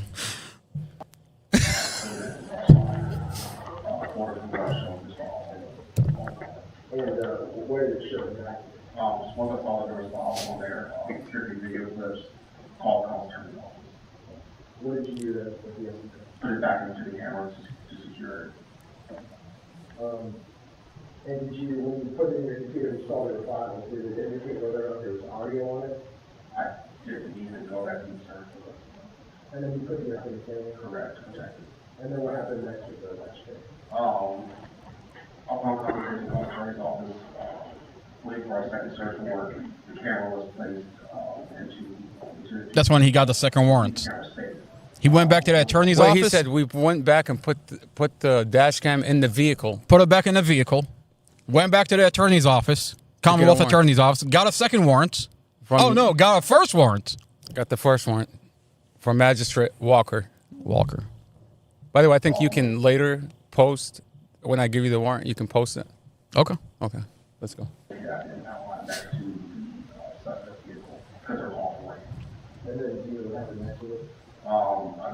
It was placed that vehicle, I left it on lot, another search warrant was obtained, and then the camera was transported from there. Lieutenant Pete, the camera was transported. Where was it transported? To Central Station. Under that search warrant, there was, Trust me, you want to listen to this? Yeah, I do. All right, I'm going to pause it.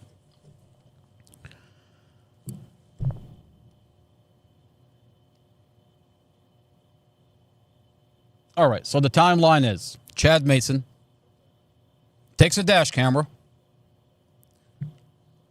back to his vehicle, removes the SD cards, programs it, and then puts it into his computer, downloads the file. Does it have audio? No, I didn't think it was that important. Does it have audio? No, it doesn't have audio. Did you notate that anywhere? No. You didn't think that was important to take a note and document it in the file? That it doesn't have audio? And then later, Officer Zymus comes out and says, this dash camera does have audio. So where's the audio? Oh, wait a minute. You download the file, and you're the one that uploads it to evidence.com.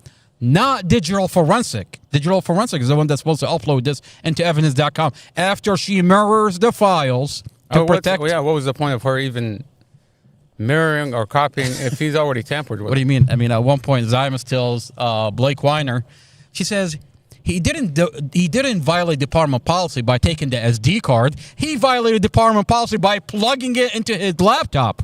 Interesting. And uploading it to evidence.com. Oh. Okay, let's He listen. only did that? That's it? Let's listen. SD card was here removed. The videos were seen at uploaded at evidence.com. Did you remove the SD card the second time? Correct. The second time. Twice. At that point, did you know that there was any audio in the I don't remember. I don't hear the audio files. Convenient. I don't remember, I don't remember hearing audio. Did you note that anywhere? No. Did you note that anywhere? No.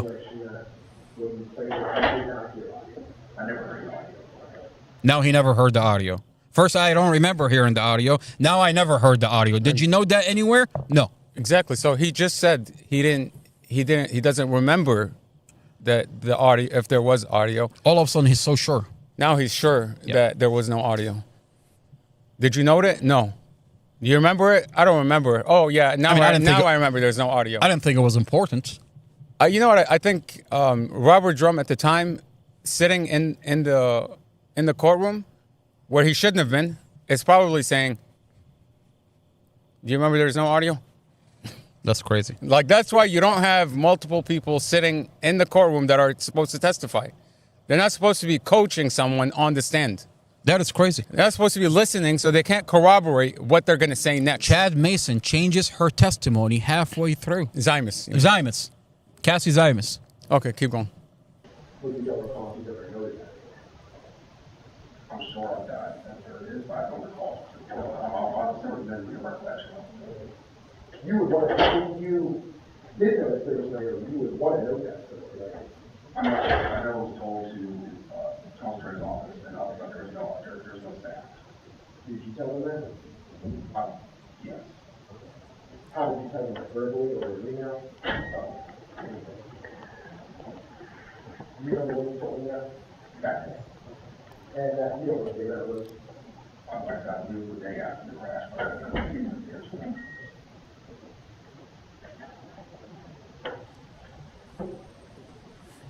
Do you know to dismount the SD card? Dismount? Yes. They are the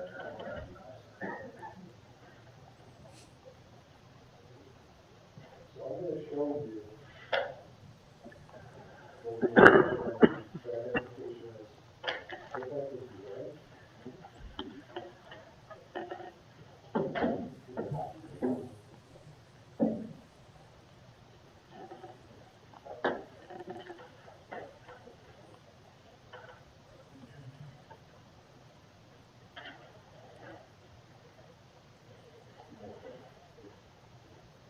Does that appear to you to be a manual for the Rexing dash cam?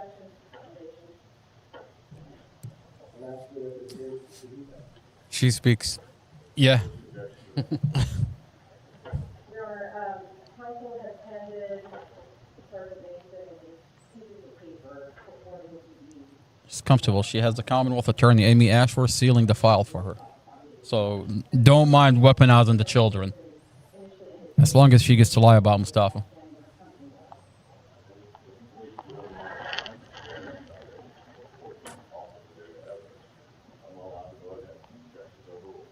You can look at that on the staff here. Does it appear to be a manual for the Rexing dash cam? It says Rexing user manual. And again, when you removed the SD card, you didn't first ask yourself, well, hang on, before I do anything to this dash camera, I want to find a manual.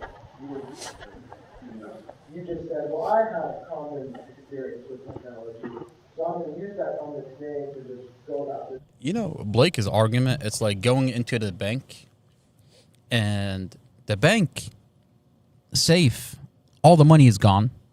They find someone in the bank and they're asking the person that just robbed the bank, did you take the candy that's at the, you know, when you walk into the bank and they have like candy, like for people that come into the bank? Mm-hmm.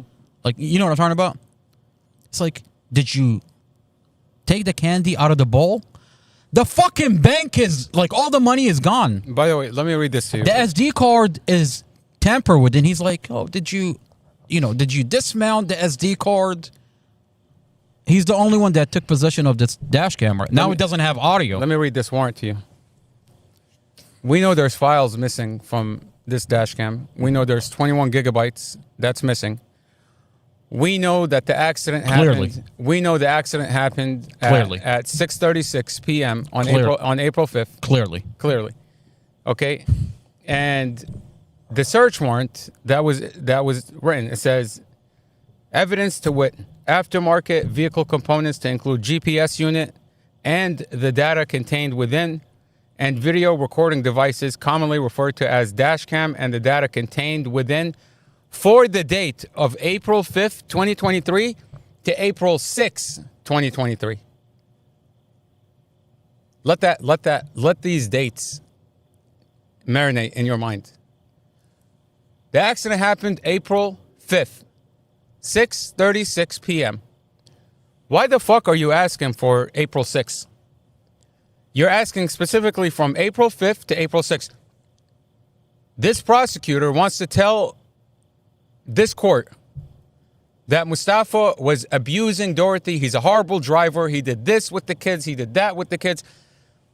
Why are you not asking for a warrant that goes from April 5th and back? If you're accusing this man, I mean, if he's a horrible person, he's going to show on the dash camera how abusive he is. Let me tell you. His driving, his abusive behavior. By the way, this warrant was obtained after he went through the footage. Interesting. So it's interesting that he goes through the footage and then he writes the warrant. He goes through the footage. He doesn't like what he sees. What day is the warrant? I mean, this is dated for... Investigator Davis got this. And the date is 4/6/2023. That's the time that he signed it. But it wasn't filed with the magistrate until April 7th. So 2 days. 2 days after. So Chad Mason has the files for 2 days. It was signed by magistrate, I don't know what that says, Brittany something, 4/7. So it wasn't signed until the 7th. Oh, wow. But he just said he went through the files the next day. All the time in the world to find out which video he should exclude. He had well over 24 hours to go through this footage and decide, what should I write this warrant for? He doesn't like what he sees in Mustafa's dash cam from April 4th because it looks like Mustafa and Dorothy are door dashing. Maybe Mustafa's giving her a hug. Maybe he's giving her a kiss. Maybe they're eating together in the car. That footage is not helpful. It's going to go against the Commonwealth Attorney's theory. That's not helpful to Chad Mason. That's not helpful to Robert Drum's case. He's trying to build a case here out of nothing. Okay? April 4th doesn't fit the narrative. April 3rd doesn't fit the narrative. Anything prior does not fit the narrative of this prosecutor. So what do? Let's just pretend like we're stupid and write a warrant for the 5th and the 6th. That's crazy. For the 5th and that is it's crazy. like imagine you are a police officer. You're tasked with investigating a robbery that happened on the 10th of a month. You go into the store and you say to the store clerk, I want all your video. When did the robbery occur? Let's say April 10th. You tell the clerk, okay, I want your footage, your security footage from April 11th to the 20th. They're going to look at you like you're fucking stupid. That's crazy. Why would you ask for a warrant a day after the accident? That's crazy. That is horrible. Why? That's the real, so obvious. The real question is why. The real answer, it's right here. It's right here in the testimony we just heard. He looked through the camera prior to getting the warrant, prior to writing the warrant.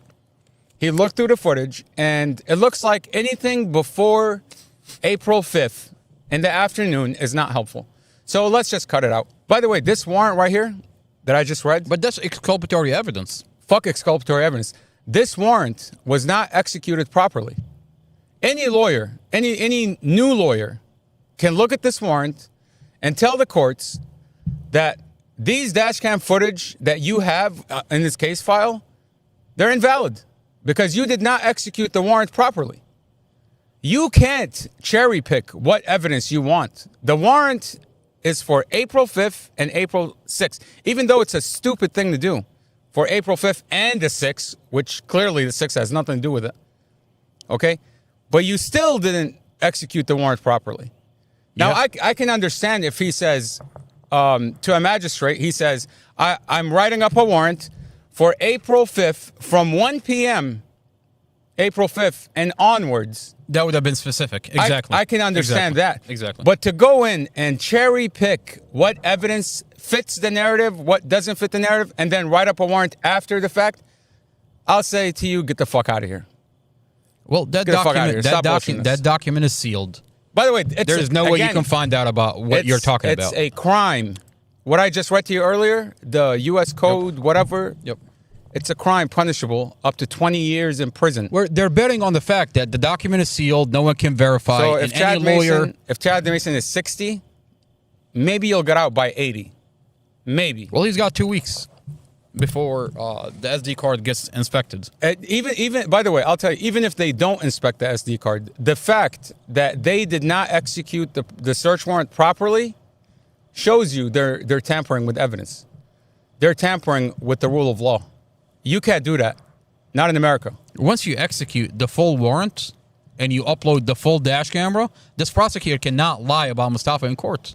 Our whole theory falls apart. Look, there's a reason why 3 weeks later, today, marks 3 weeks of when Brad Haywood requested a hearing to examine this SD card.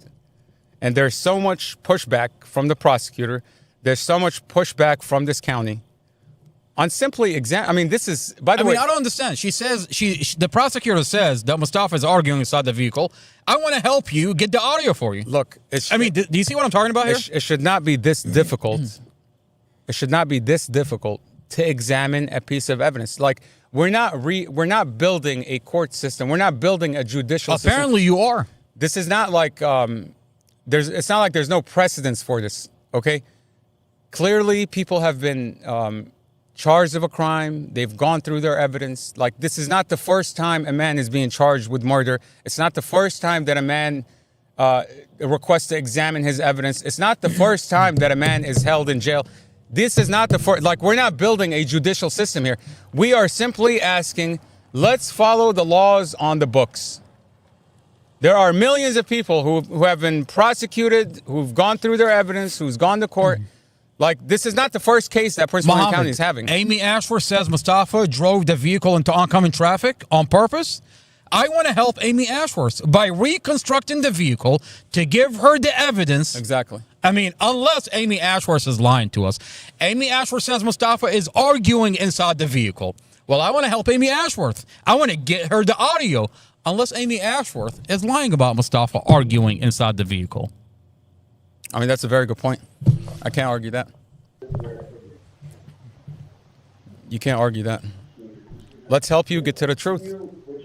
Unless you're not looking for the truth.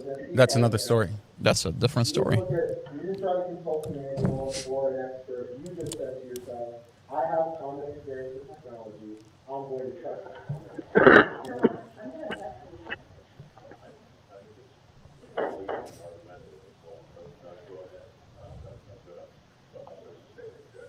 When you did that, let me re-ask you the previous question.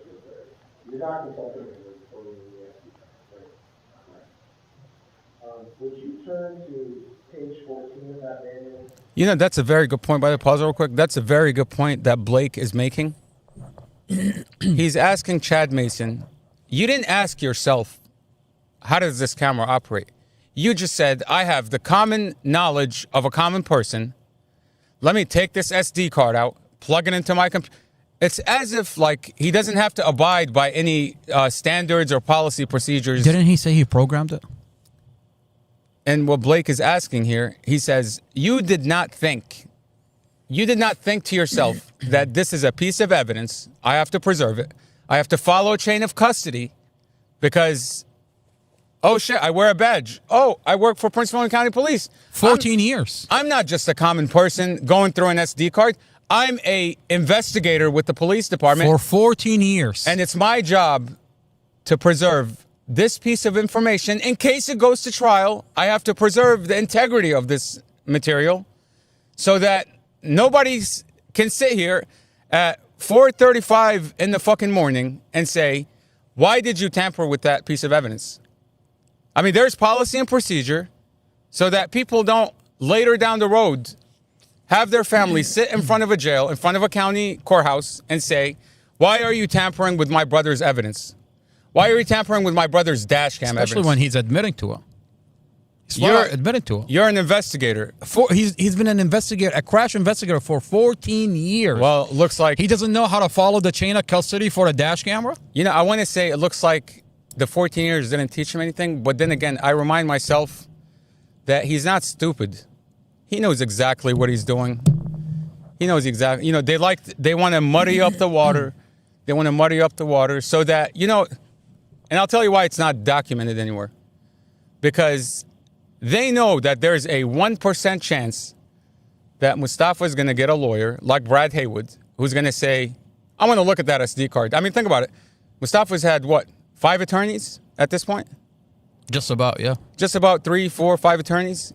Not a single one of them pushed back on the prosecutor's office, says, I want to examine this SD card, except for Brad so far. No one actually got the body cam of Andrew Margiotta. Okay, so think about it like this. So you know, think about it like this. He's pushing hard on the evidence. Think about it like this. Chad Mason never expected Mustafa to get a lawyer who's going to push back and say, I want to examine this SD card. So what did they do? He says, oh, I don't remember. I didn't document it anywhere. I don't remember that there was an audio or if the audio was an issue. I don't remember. So he wants to come out later and say. By the way, and it's not documented anywhere that there's no audio. So that in the 1% chance that you do get a lawyer that actually does go in, brings in an expert, gets the SD card, pulls the audio, they're going to say, well, we never said officially there was no audio. We just assumed there was no audio. But it's nowhere in the record that they're saying there's no audio. The only time you hear no audio is in court. By the way, where they've sealed where off. Sheriff Glenn Hill comes in with a giant machine, make sure that no one records the proceeding. Exactly. I mean, the community doesn't know. No one has evidence of what they're saying in court, and the transcripts are sealed. And the transcripts are sealed. I mean, Mustafa's defense attorney doesn't even have the fucking transcripts. Okay, Make that make sense. Let's continue.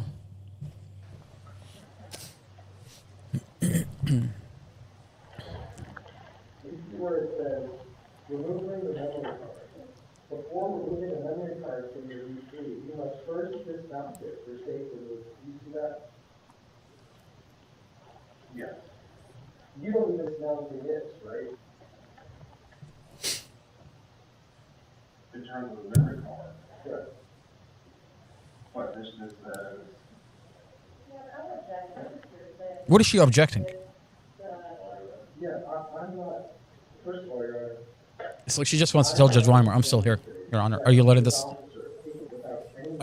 puppy get cross-examined, Your Honor?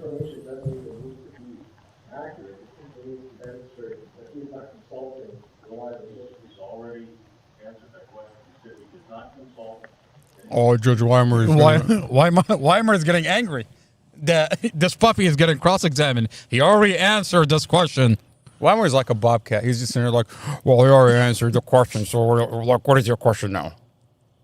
He already answered the question. Like, you're supposed to be impartial, buddy. You should be upset that this officer is telling you that I violated department policy. It sounds like he's okay with this officer violating department policy. Listen, man. And he's upset that he's being asked about violating department policy. Listen, Weimer, kick back, relax, and listen to the testimony before you speak. I mean, he's already sitting there assuming. I mean, you already know he's in there protecting the cop. It's clear. He says, I reread your motions, so don't bother me with the same details. Basically, you know what he's saying? He's saying, he's looking over, he's like, there's a court reporter. I don't want you to repeat what you put in the motion. I'm going to say I read it and reread it. Isn't that what Judge Hilton said? Hilton? In federal court. Oh, yeah, Hilton. The first thing he says is, I read, exactly the same words, by the way. I read and reread your motions, so don't bother me with any of the information that you've already put in. I mean, then what the fuck are we here for? Exactly. If we can't repeat what we're arguing in the motion. If you can't litigate and argue the motion, why are you there? Tell me something new. Why don't you just submit it by mail and I'll reply to you? He's like, tell me something new. I don't want to hear anything you put in the motion. That's what he tells Blake. Maybe you should tell Judge Weimer about the children being weaponized. He doesn't give a fuck. Maybe you should tell the judge about the vehicle crushed and staged. He doesn't care. Well, clearly he doesn't care about Officer Chad Mason violating department policy. What are you talking about? That's his puppy. That is his puppy. I wouldn't be surprised if that actually is his puppy. That's his puppy. He's going to protect his little puppy. I just had this weird image in my. I swear to God. Don't. Just keep going. Chad waving his tail. Wagging his tail? Wagging his tail. Okay, let's keep going. You think he even calls him Chad? Let's listen. Manual, which can be found online on Rexon's website, would meet a hearsay exception, and this court can take judicial notice. What is the hearsay exception? The hearsay exception is it is a publicly available business record. and it hasn't been shown reliability. In addition to that, it does show reliability. It's not on Rexing, but the Commonwealth is not disputing that Rexing is protection. Yes, I would suggest that the council would need to give some maximum evidence in order to get this as a business record, and it is simply to your information. Your Honor, what I would further argue is that Rexing is a business outside of the state, and that, like the Commonwealth has done for trial, they've had an issue. This is really interesting. He's going to tell him Rexing Dash Camera is a company that's out of the state. Judge Weimer is going to tell him, well, if you're going to bring in if you need an expert, why don't you just subpoena the expert? Blake tells him, I just got all this information 3 weeks ago. 3 weeks ago? You've been sitting on this case for a whole entire year? So why did the prosecutor hide exculpatory? I mean, Mustafa went through a whole bond motion, and you want to tell me that they didn't tell him, they didn't tell him that the audio capability was turned on. They didn't tell him that Zymus found that there was audio. You don't think that's exculpatory? Wait a minute. You're charging Mustafa with murder? Premeditated murder? Arguing in the car. Arguing inside the vehicle? And you just happen not to tell his defense attorney that's going through a whole entire bond motion that, hey, the audio capability in this dash camera, by the way, was turned on. And it's his dash camera. And it's his dash camera. He's had it for how long? 5 years? Over 5 years? Unbelievable. Oh, this person, this monster that wanted to commit this murder, by the way, left the audio capability is on. What are you talking about? Oh, let's not tell the lawyer that's arguing a whole entire bond motion. Let me see. For anyone curious,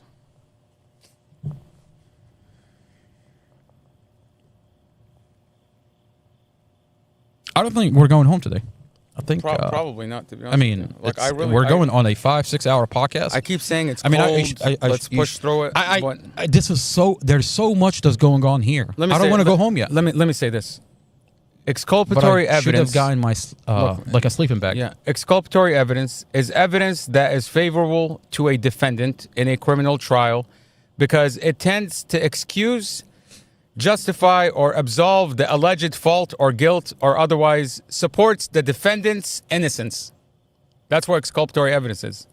Exculpatory evidence may include statements, documents, physical evidence, or information that casts doubt on the defendant's guilt, creates reasonable doubt, or mitigates punishment. Now, we're talking about a prosecutor that says, this man committed this crime, okay? And when he committed the crime, he was arguing and he was angry, and that's why he did it.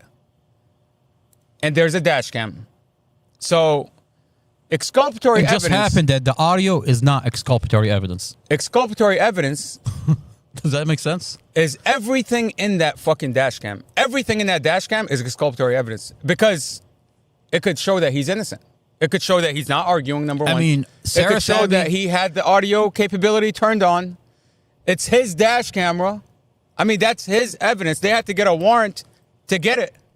Okay? And even then, they didn't execute it properly.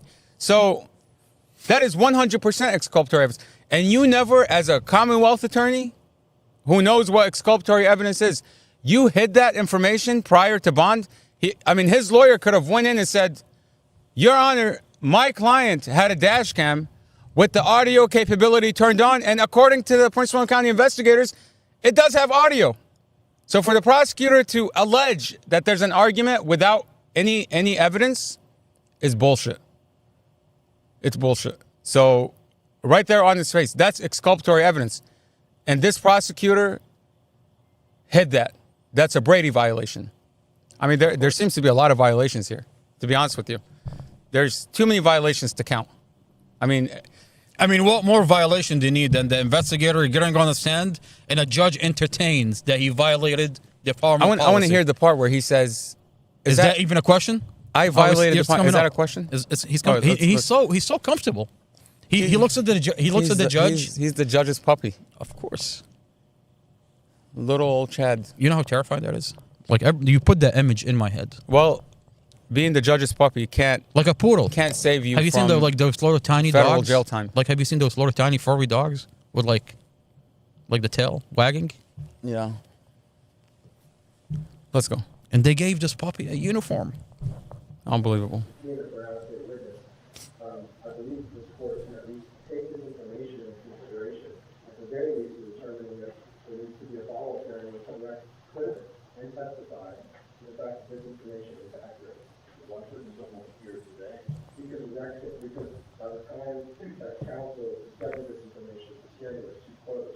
Couldn't someone appear today?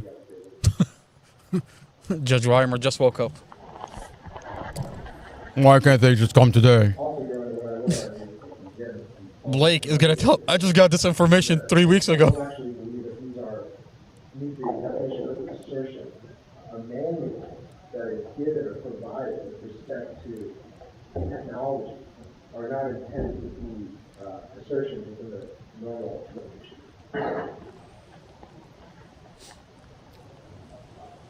It's hearsay. I'm not sustaining objection. The out-of-court statement is altered in close to the truth is not asserted. Had the opportunity to warrant a continuance of this motion. He's sustaining the objection. He's ruling in Sarah Sammy's favor. And he's telling him, well, why didn't you just get Rexon over here? He's like, I just got this information 3 weeks ago. Let's listen. And again, Mayor, I just want to for the record that I do not have the ability to share any short-term time. When did you know? 72 hours ago. 72 hours ago. 72 hours ago, I found this information. Wow. So for good 3 weeks, he found this information 72 hours ago. He's been on Mustafa's case for over a year. And he just found out 72 hours ago. So he went through a whole entire motion. He went through that bond hearing. A bond hearing. And 72 hours ago? And was never given. By the way, this is a year into it. Mustafa's supposed to go into trial 2 weeks later. Unbelievable. And keep going. That's crazy. When did you file your motion? A month ago?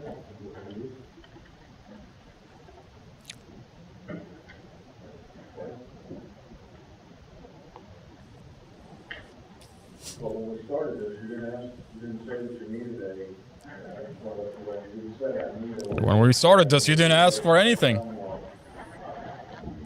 with regard to this manual, and we're proceeding.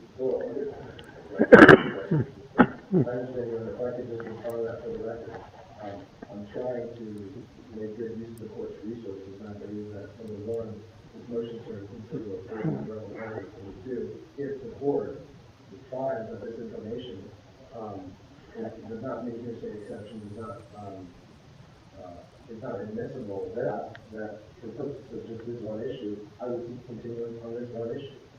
We can put it over with the motion and all other issues, and when is it that you plan to hold the hearing on this issue? We have to file and roll over a month. I mean, the judge is literally giving him a hard time for trying to admit the manual of Rexing into the evidence. That's crazy.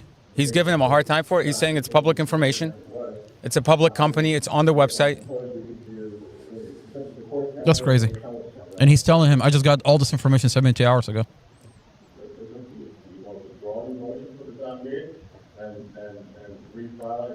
Have you noticed that the judge is not even sympathetic to the fact that the officer is telling him, I violated department policy? I mean, that's the beyond. dash camera doesn't have audio.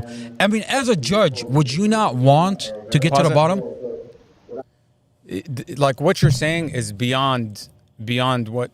I mean, isn't this the same judge that you represented Mustafa as pro se and went up to him and told him, Judge Carol Weimer, my brother is getting beaten up by a correctional officer inside this jail. All I want is for him to get medical so he can make it to his day in court. By the way, I have the whole proceeding from that court. You have that one too? I have every proceeding inside this court. I told Sheriff Glen Hill 2.5 years ago, I've got eyes and ears inside your jail, inside your court. He didn't believe it. I've got a whole you're entire gonna go video. on a whole new tangent. I said a whole entire podcast just for that video. Let's get back. Hey, by the way, I think I just saw Sheriff Glen Hill roll into court. I swear to God, I think Judge Weimer is telling him, why the hell is my audio all over the internet? Let's keep going. He had one job. Look, man, let's keep going. I would say, Your Honor, that the Commonwealth has subpoenaed them, so at the very least, we could conduct a very short hearing. It could take approximately 15 minutes to act on the day of trial. Is this your manual? Is this what it says in this section? There are subpoenas.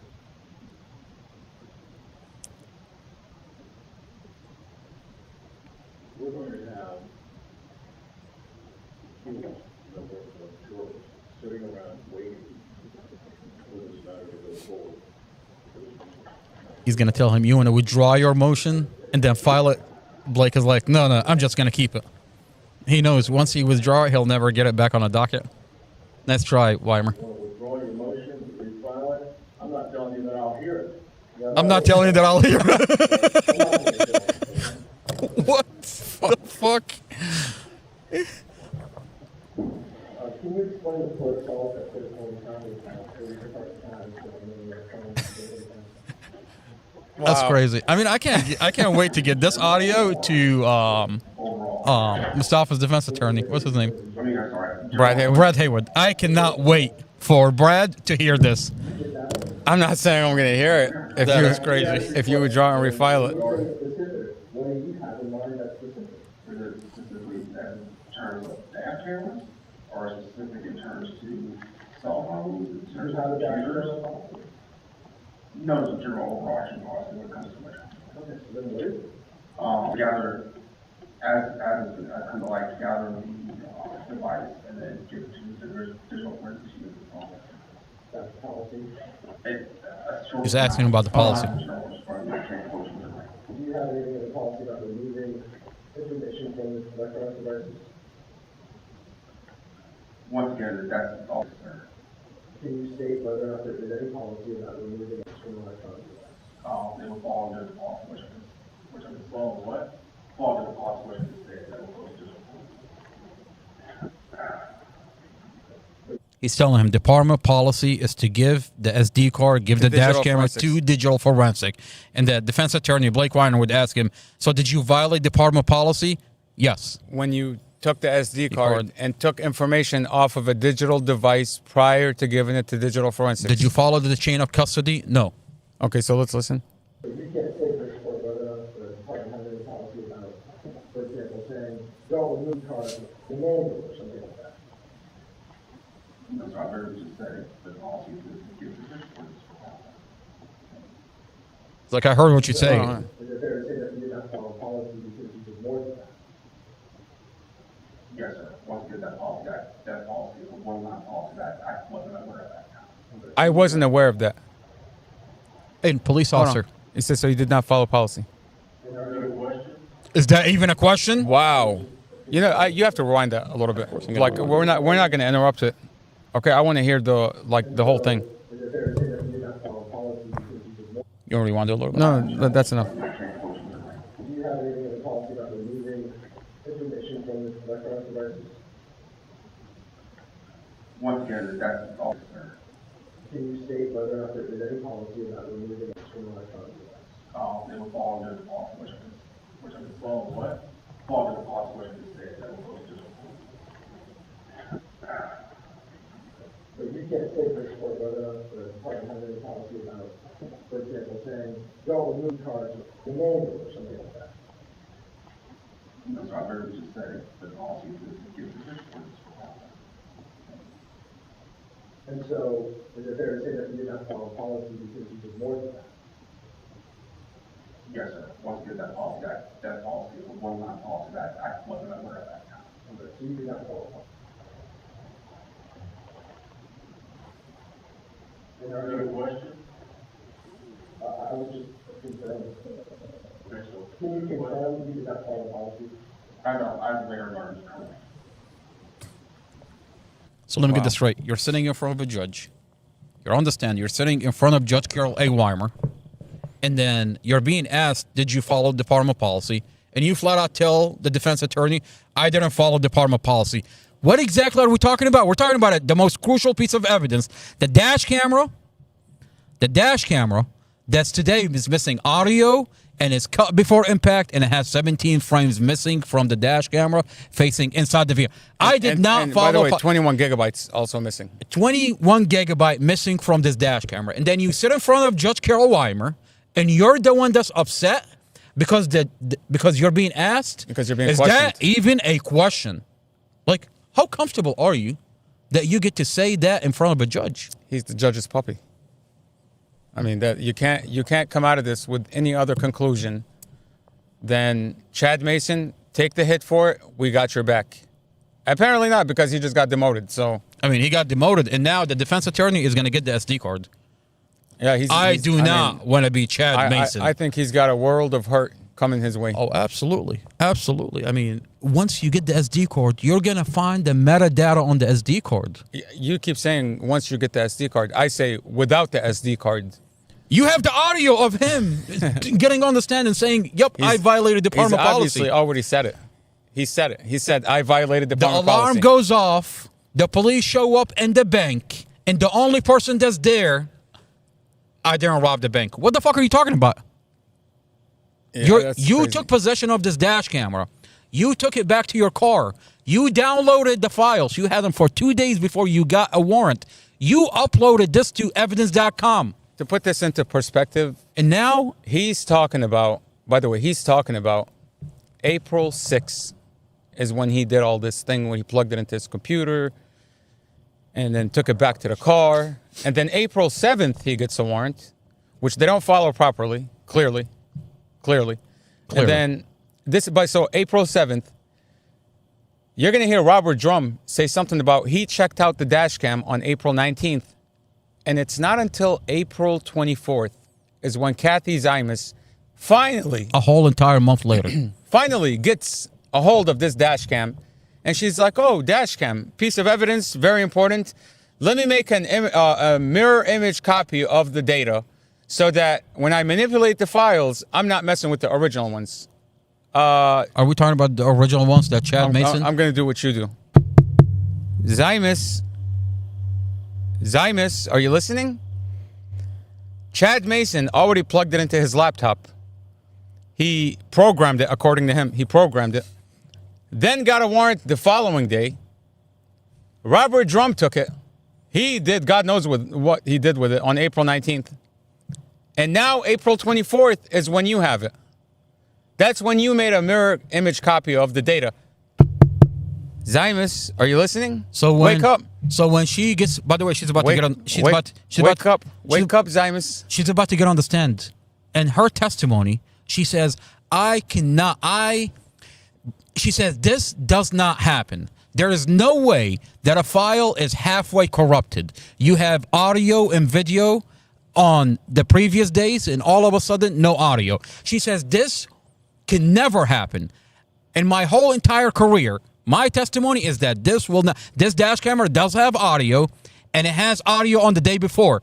The fact that it doesn't have audio today, it just doesn't happen. Well, maybe our princess here, Chad Mason, has something to do with it. I mean, by the way, when Chad Mason is testifying on the stand, Zymus is in the courtroom. She's listening. She's listening. She's the next witness.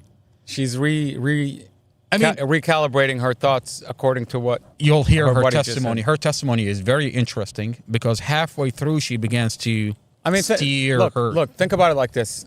As a Commonwealth attorney, as a prosecutor, sitting there and listening to this fuckery going on in the courtroom, like listening to this happening in real time, as a prosecutor, as a Commonwealth attorney, as a chief of police, okay? You're listening to this happening live in your courtroom. And your next step is not to say, officer messed around with the SD card.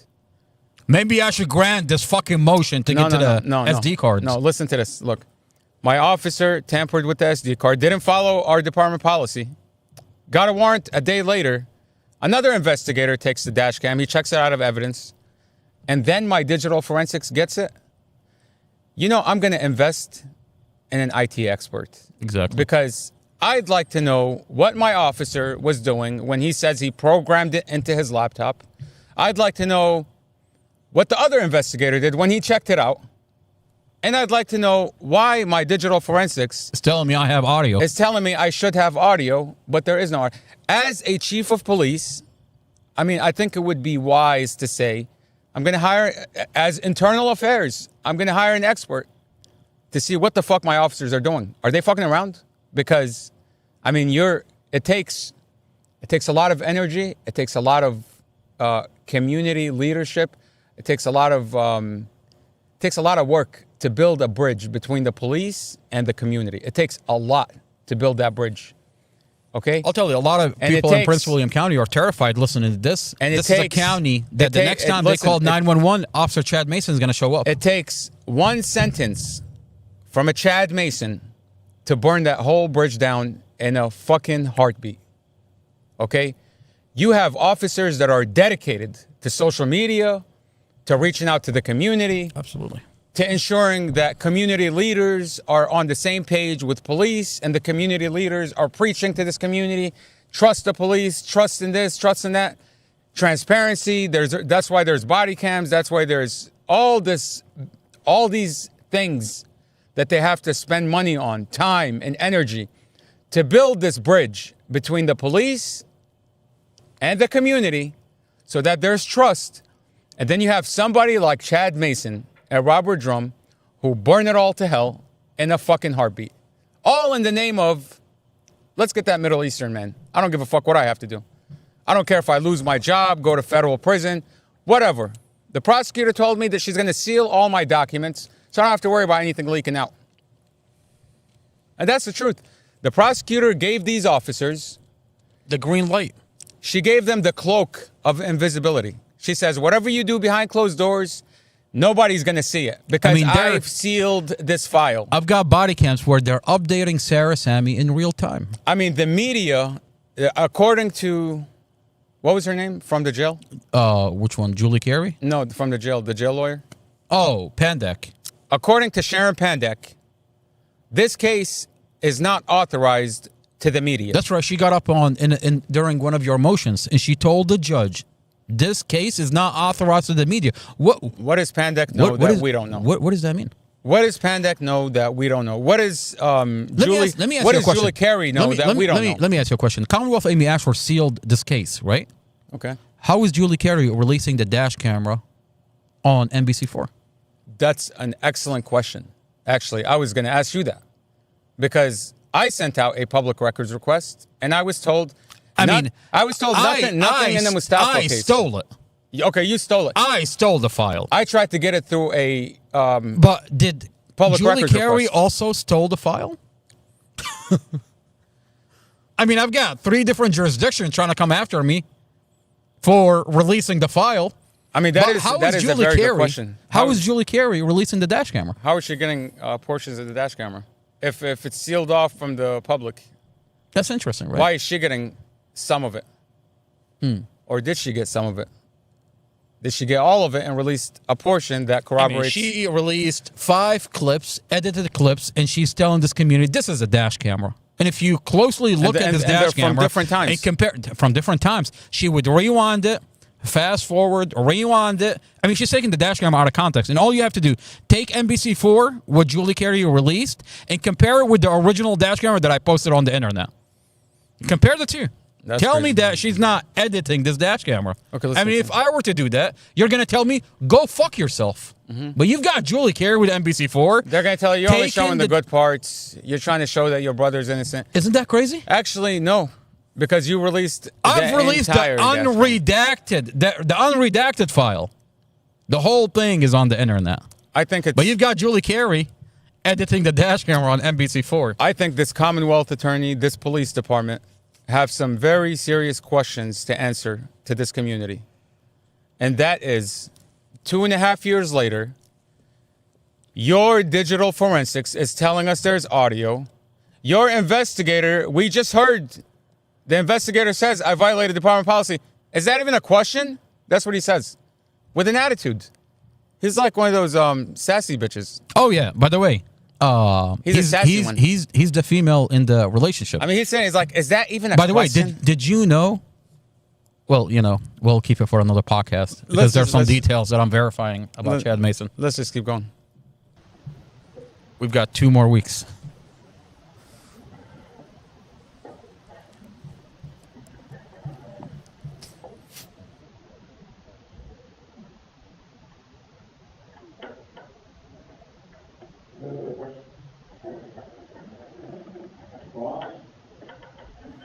Sergeant Mason, you initially responded after the crash scene on Social Plaza. And when you arrived on the scene, did you immediately notice the dash camera from the vehicle? Not immediately, but while observation was serving. And what did you observe about it specifically? That it was on the windshield, didn't appear to have any cabling going to it or anything like that. Didn't appear to have any cabling. Right. Interesting. Okay, do you know if there was any cabling around or near it? There appeared to be a severed cable outlet in the vehicle. Severed cable. Cables like double or something like that. There's really a severed cable there. You said severed cable. Yes, ma'am. And how did it appear to be severed? The end was broken off of it. Broken off. Wires were just kind of hanging there strangling. And is this leading into the dash camera device itself? It was down, laying down, but when they the dash camera, there was no, you see the end of like the electric plug. So two and two together. Pause it for a second. So clearly, in this testimony, he's saying that he observed the cable that was severed, and then he says that he can see the end of the cable where it got detached from the dash cam. Right? That's what he's saying. Yeah. My question to you is, why did you not take that cable and admit it as evidence? This is a dash camera? That's the dash camera. Mm-hmm. Okay, with the little metal clip. Okay. So where's the plastic piece? Now go to the wire. Go to the wire. Okay, zoom in on that wire. Oh, that doesn't look like the piece that should be connected at the end of the cable. That wire looks like it was sliced. That wire looks like it was Sliced with a knife. right down the middle. Mm-hmm. And we're talking about being detached at the base, because clearly the base is still attached to the windshield, to the dash cam. So the base plastic should be on the wire. Why is this wire cut in half? Unless somebody cut it. Unless somebody cut it and they did not think their crime through. And, I'll just say, Chad Mason is clearly a liar. Clearly he's a liar. I mean, it's so obvious what he did here. And I guarantee you, he's not going to be able to remember his lie. That's the thing about lying. When you lie, you have to think a lot about what you lied about last time so that your lie continues as the same lie. Okay? The fact that they don't have the wire as evidence is a really big problem. I mean, you're talking about the most crucial piece of evidence in this entire case, which is two things: the dash cam and the car. Those are the two main pieces of information. And you didn't get the wire? You did not get the wire? You're claiming that this dash cam is damaged. So wait a minute. Have you noticed that they're throwing everything in the book at Mustafa, except they're not blaming him for cutting the wire? I mean, that's interesting. I mean, don't you need the wire to blame him for cutting the wire? I mean, think about what I'm saying here. The dash camera, the wire is cut. Why not blame Mustafa for the wire? Because don't you need the wire to blame Mustafa for the wire? The problem here is once you start questioning this whole wire thing, they're going to have to investigate it. And that's the last thing Chad Mason wants anybody to do. They don't want to investigate it because their investigator cut this fucking wire only to take the SD card back to his car and download the files. When he says he observed the wire severed, right? That's what he says. When he arrived on scene, he observed the wire severed and the dash cam. Where is his body cam? Where is his body cam? Where is Chad Mason's body cam when he approached Mustafa's car? Exactly. Where is the body cam? Nowhere to be found. Especially for an officer that's very conscious about his body cam. 15 years, man. At one point, he went to Robert Drummond. He said, I recorded on my body cam. So he's very conscious of his body cam. Very conscious. So where is that recording? When you're handling the most crucial piece of evidence? So his body cam is not there when he first saw the wire being cut. His dash cam is not there when he took the SD card out of the camera without a warrant, plugged it into his laptop, and apparently programmed it. Okay, and his body cam is not there when he talked to any of the kids. You know what I find really interesting? Oh, what's going on here? Why are these body cams suddenly going missing? The most crucial ones. I mean, look, we have like what?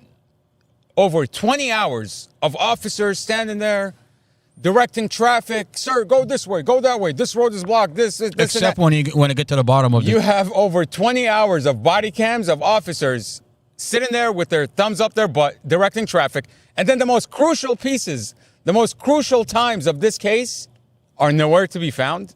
How amazing. There's over 20 hours of just officers standing there directing traffic.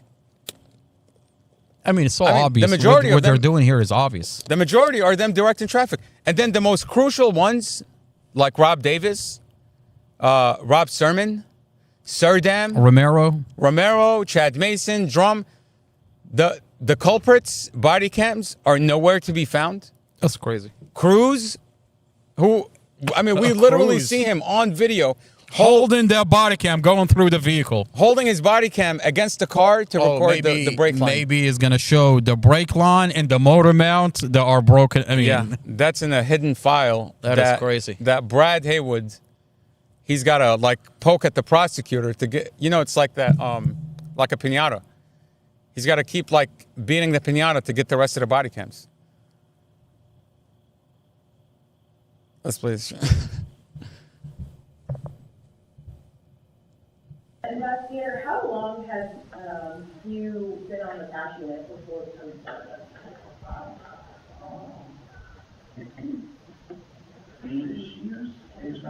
8 years. How long have you been a law enforcement officer? This is going to, what, 14, 15? 15 years? And you want to act like you're just a common person that doesn't know anything about a dash camera? You want to tell me 8 years as a crash unit investigator. Crash unit.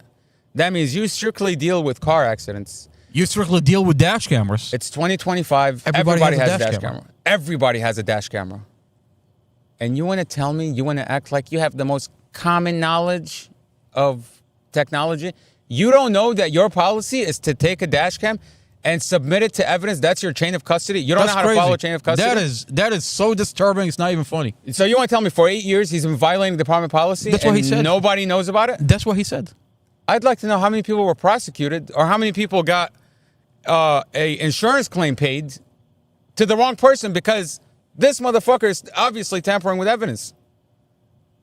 And he didn't know. In 8 years, nobody told him when you take a piece of evidence, you know how ridiculous that sounds? You submit it to evidence. You know how submit it to the appropriate ridiculous. department. In 8 years, no one told this puppy that you can't just do whatever you want. Okay, I have 0 years of experience in law enforcement. And even I know that when police take your digital device, they have to send it to digital forensics. Even I know that. It's common knowledge. The common man would know that. The common man.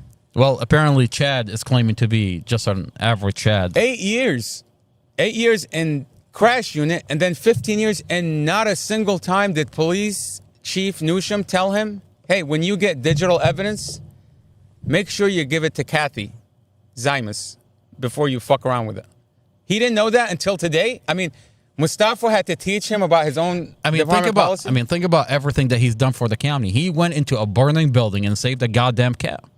And what is that supposed to excuse him from following department policy?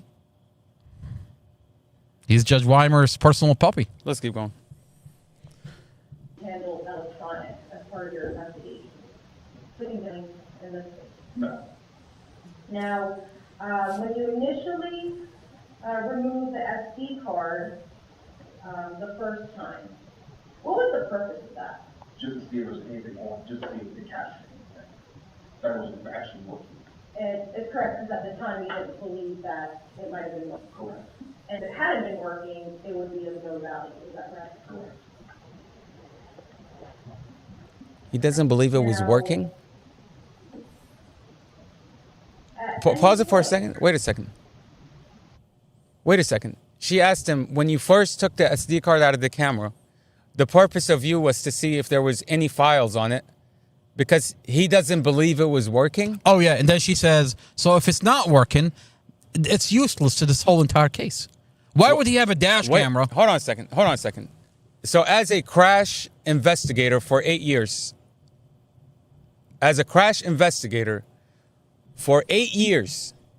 your experience in law enforcement, when you show up to a crash scene, you see a dash cam, you assume, that's not working. Maybe it's a toy dash camera. You see a dash cam with a piece of metal sticking out, and you say, oh, that's not working. I don't think that captured anything. Let's just take it and dump it out the window. That's crazy. Like, you are a crash investigator. When you see a dash cam, your first thought should be, oh shit, there's a dash cam. Don't we have a body cam where he, all of a sudden, he's like, I'm hungry. Yeah, he downplays the dash cam. He's already, look, before he even looked at the SD card, before anybody saw anything in that dash cam, he's already downplaying it. He's already saying, yeah, but the wire's cut. What if I tell you I have another body cam where Chad Mason is doing something inside the vehicle, and you have another officer who is about to walk up to Chad Mason, and then all of a sudden his body starts shifting, like he starts turning away from Chad Mason. And while Chad Mason is in Mustafa's car. Chad Mason signaled, don't come here. Exactly. Don't bring your body cam bullshit here. Exactly. While he's in Mustafa's car. And the question is, you can clearly see Chad Mason's body cam. Where is the body cam Where's footage? the body cam of when Chad Mason entered Mustafa's car? And handled the dash camera. That's correct.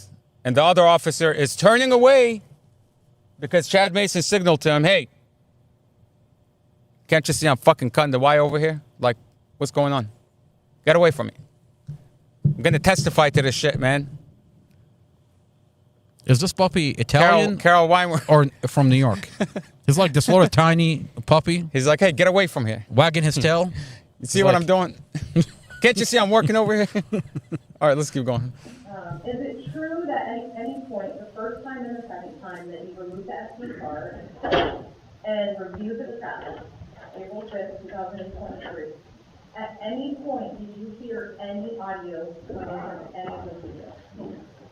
He just said he didn't remember. He doesn't recall. Now it's a solid no. He just said earlier when Blake questioned him, he said, I don't remember. It wasn't something significant to where he didn't even note it down. And now he says, no, absolutely not. Absolutely. Okay, let's keep going.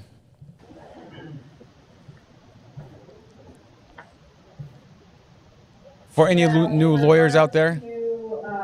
Policy that counsel, isn't it true that the dash camera and the SD card were eventually connected to direct digital registry? Now he wants to talk.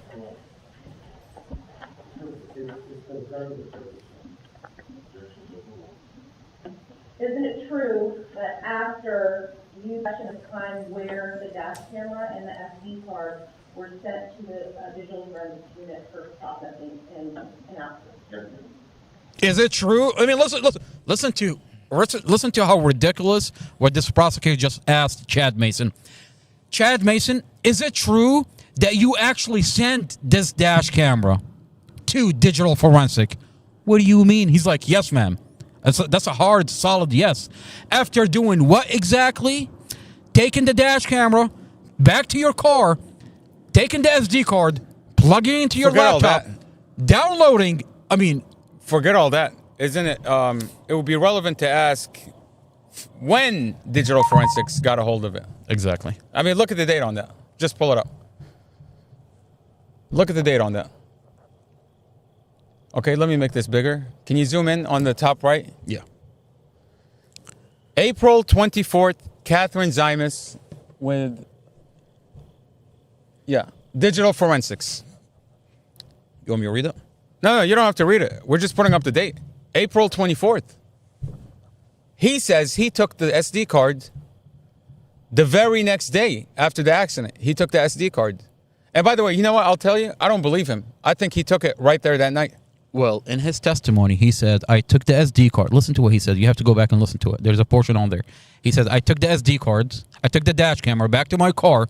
I took the SD card, plugged it into my laptop, and then I took the dash camera after I downloaded everything, programmed it, downloaded it.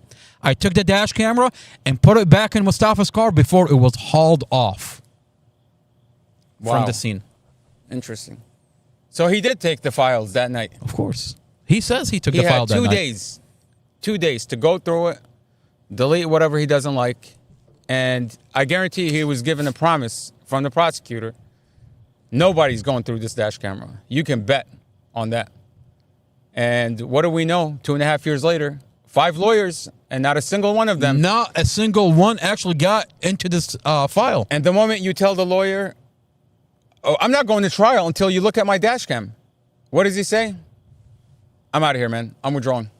I'm withdrawing from the case. Okay, either you're going to trust me, and we're going to go into trial, or if you're going to keep pushing for these certain pieces of evidence, I'm not going to represent you anymore because you don't trust me. It's not about trust. It's not about trust. This is about evidence that was clearly tampered with. Okay, this is about somebody's freedom on the line. They want to walk Mustafa into trial without his evidence. Do you really want to go? Okay, we believe you. You're a great lawyer. We believe you have all the good intentions and the right questions ready and everything. But it's like saying, why would you go into a battle and you did not reload all your ammo? Why? Does it make sense? This is a whole entire motion where he put Chad Mason on the stand, Zymus Digital Forensic on the stand, Robert Drum on the stand. Why would you not have all your cards? Why would you not follow up with that after he's telling you I violated department policy? Exactly. To go in and inspect the fucking SD cards. Exactly. Why? You mean, another thing is, why not go after the inspection of the vehicles when you have a video of the primary investigator, Robert Drum, saying she turned into him?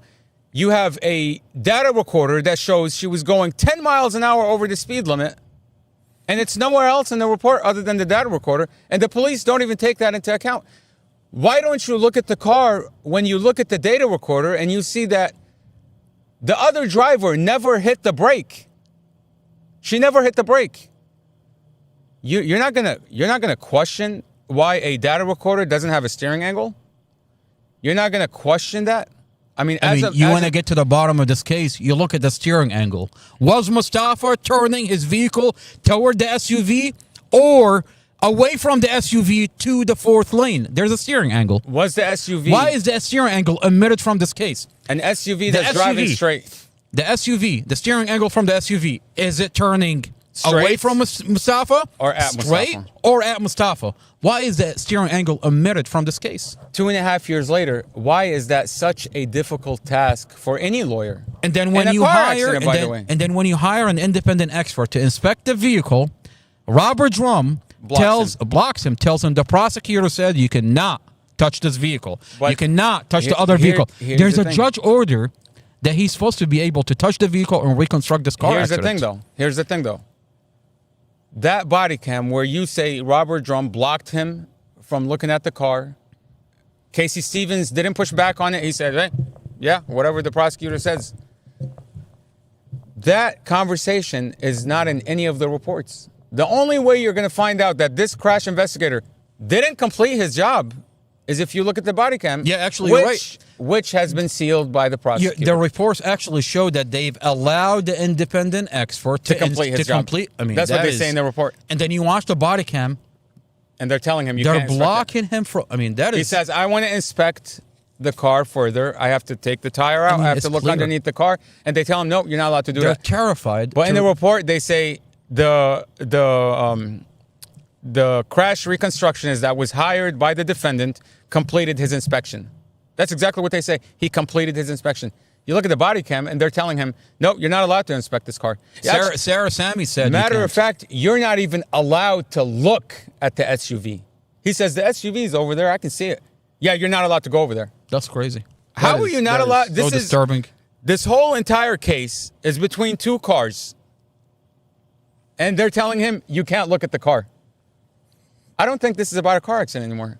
I think this is something. Absolutely, it's not about a car accident. It's about a Mustafa suing the police, and Mustafa has to be put back into his fucking place. Let's I mean, that's terrifying for everybody that lives in this county. Let's continue.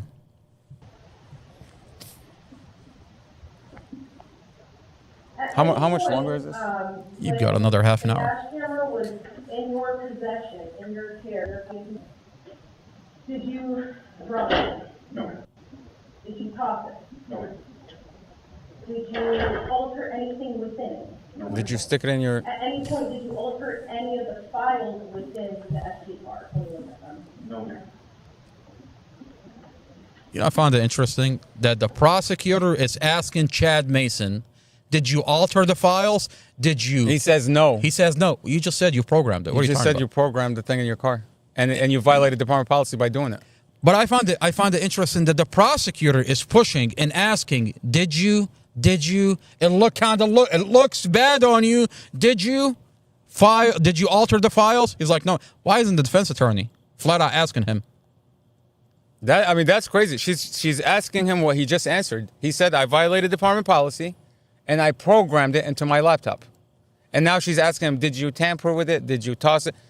You don't have to toss it. You don't have to clearly break it to say you're tampering with it. The fact that you put it into your laptop prior to Everybody knows what a fucking dash camera is. You take out the SD card, you put it on your fucking laptop. You can remove the audio of those files. You can cut the video. Let's continue. I mean, everybody knows what I'm talking about. Like, this is not something that's... Yeah. Let's keep going. That's all I have now.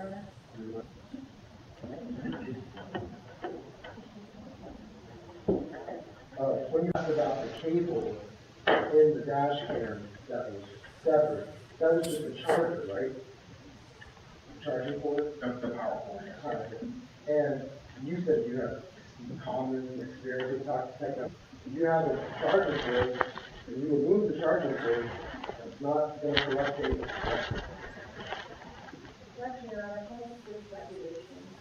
She just had to testify that he has years of experience in a lot of women. Repeat question. When you have a piece of like the charging cord, you remove the charging cord, you don't have any reason to believe that that's going to corrupt data, correct? That's not true. Removing the charging cord is not going to corrupt data? It could corrupt data. From the shock of losing power, things like that. Shock of losing power? Correct. Can you explain what that? Power's quickly removed, just like if you're on your computer and the battery dies, or if there's no battery coming to plug, and you're typing a Word document, per se, and the power goes out. Leave all back in that Word document, they don't be there, or the document, the file may not be where you have typed it from the last request, make it like the last request is different. So that's the shock of losing the power to that device, just like you, like I said, you would if you're talking type of document, per se. You're talking about a device losing power. I'm asking about losing a power cord. When you have a charger plugged into your iPhone, are you concerned when you lose the charger, your iPhone is going to lose data? No, like battery. Did you consult any manual to see that a Rexing dash camera would lose data from quote-unquote shock of losing power? No, sir. You were asking, did you do anything differently in this case? And you said no, correct? Did you always violate policy? That's the story of Number.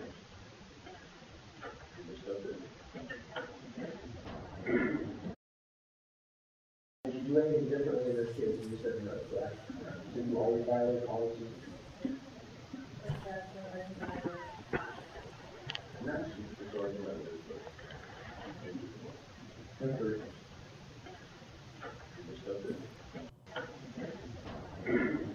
He says, did you always violate department policy? He's like, yes.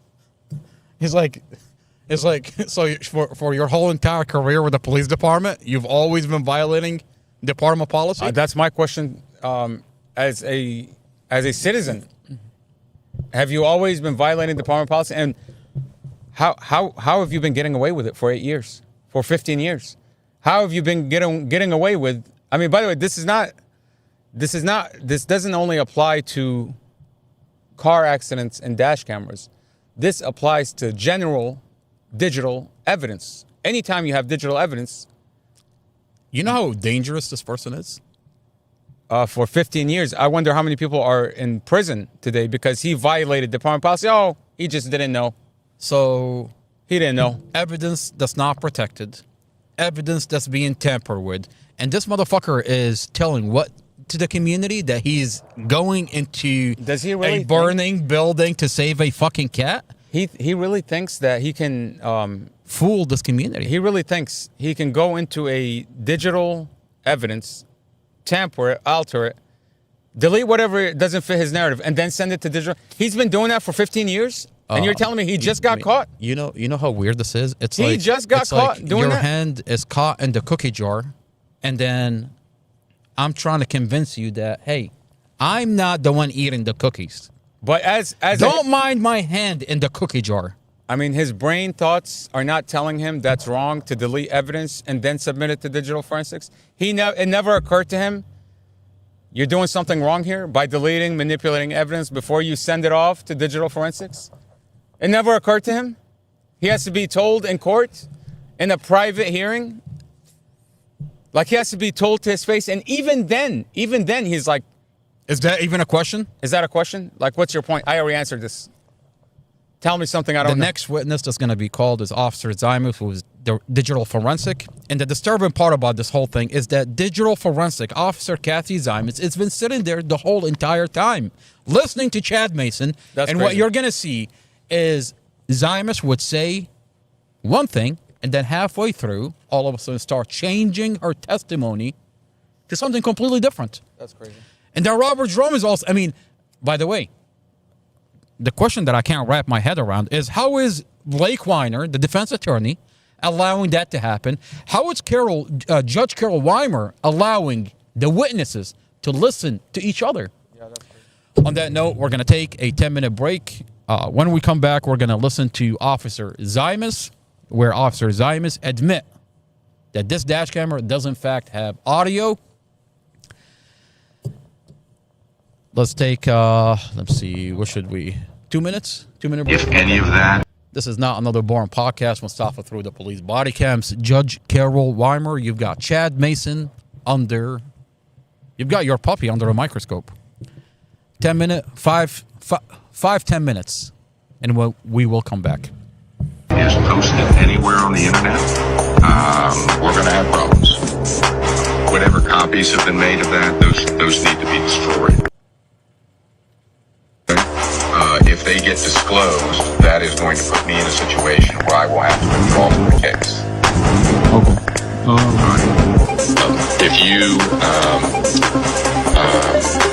disclose that information in any way, all of it needs to be destroyed now. But if you disclose it in any way, it's going to put me in a position where I will have to withdraw from the case.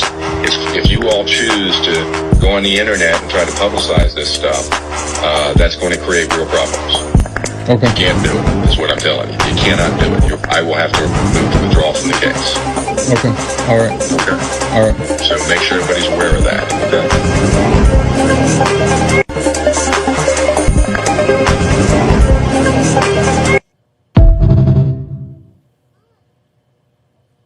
If any of that is posted anywhere on the internet, we're going to have problems. Whatever copies have been made of that, those need to be destroyed. Okay. Okay? If they get disclosed, that is going to put me in a situation where I will have to withdraw from the case. Okay.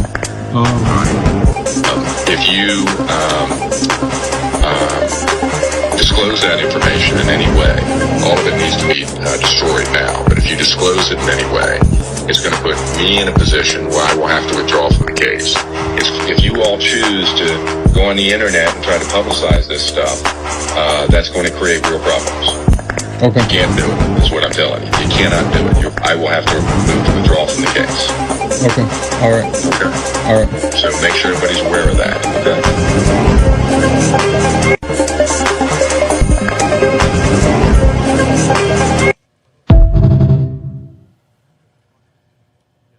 If any of that is posted anywhere on the internet, copies have been made of that, those need to be destroyed. Okay. Okay? If they get disclosed, that is going to put me in a situation where I will have to withdraw from the case. Okay. If you disclose that information in any way, all of it needs to be destroyed now. But if you disclose it in any way, it's going to put me in a position where I will have to withdraw from the case. If you all choose to go on the internet and try to publicize this stuff, that's going to create real problems. Okay. You can't do it, is what I'm telling you. You cannot do it. I will have to move to withdraw from the case. Okay. All right. Okay. All right. So make sure everybody's aware of that. Okay.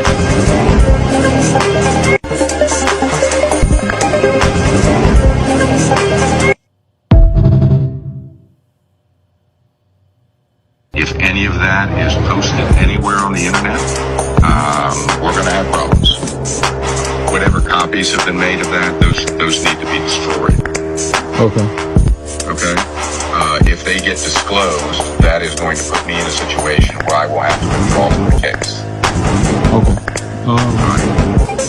If you disclose that information in any way, all of it needs to be destroyed now. But if you disclose it in any way, it's going to put me in a position where I will have to withdraw from the case. If you all choose to go on the internet and try to publicize this stuff, that's going to create real problems. Okay. You can't do it, is what I'm telling you. You cannot do it. I will have to move to withdraw from the case. Okay. All right. Okay. All right. So make sure everybody's aware of that. Okay.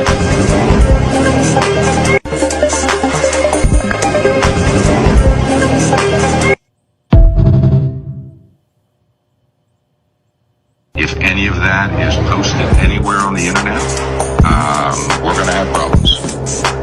Whatever copies have been made of that, those need to be destroyed. Okay. Okay? If they get disclosed, that is going to put me in a situation where I will have to withdraw from the case. Okay. If you disclose that information in any way, all of it needs to be destroyed now. But if you disclose it in any way, it's going to put me in a position where I will have to withdraw from the case. If you all choose to go on the internet and try to publicize this stuff, that's going to create real problems. Okay. You can't do it, is what I'm telling you. You cannot do it. I will have to move to withdraw from the case. Okay. All right. Okay. All right. So make sure everybody's aware of that. Okay.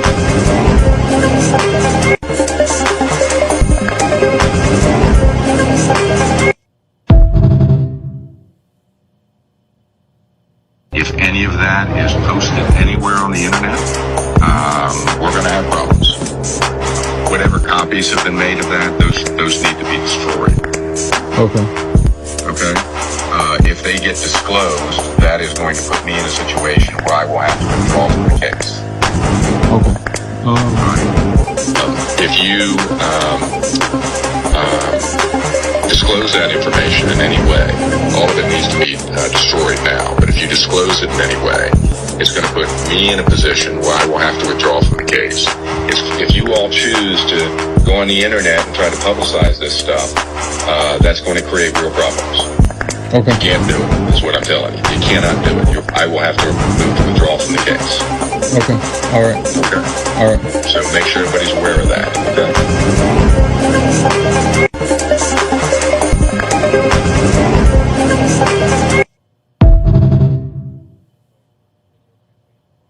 If any of that is posted anywhere on the internet, we're going to have problems.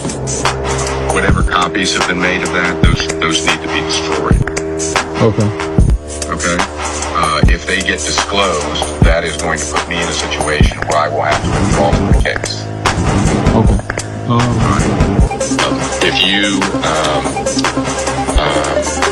disclose that information in any way, all of it needs to be destroyed now. But if you disclose it in any way, it's going to put me in a position where I will have to withdraw from the case.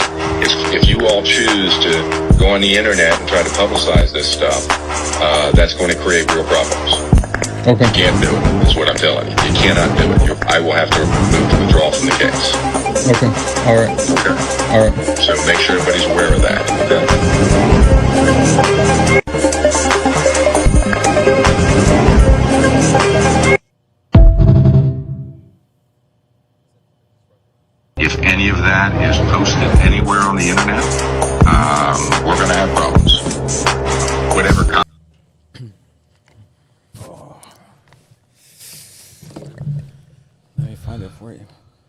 Which one? The one you just asked me to. Oh, the videos?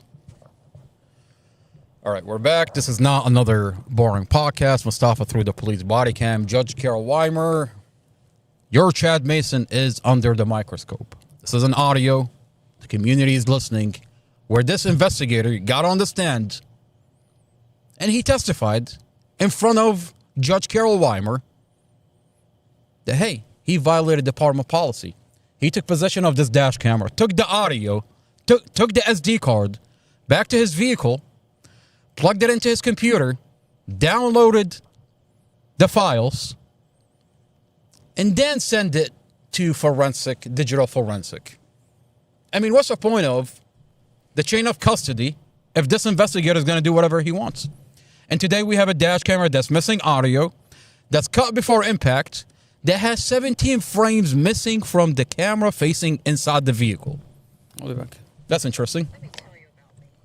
You know, it's almost 6 o'clock in the morning, and it sure feels I've got the county's favorite rooster, and I'm plucking its feather one at a time. I'm plucking this rooster in front of the sheriff's office, in front of the county jail, and actually, I can actually get to say that because you don't have to sit here and take my word for it. I'm actually giving you the audio of the proceeding that this county is hiding from you. And if you think this is okay, that you have a police officer that admit to violating department policy, you should be terrified living in this county. The next time you call 911, you're going to get Chad Mason. And God help you if you stepped on the wrong toe and Chad Mason feels like he wants to do whatever he wants. This is an officer that openly admit in court, testifies on the record that he tampered with Mustafa's dash camera.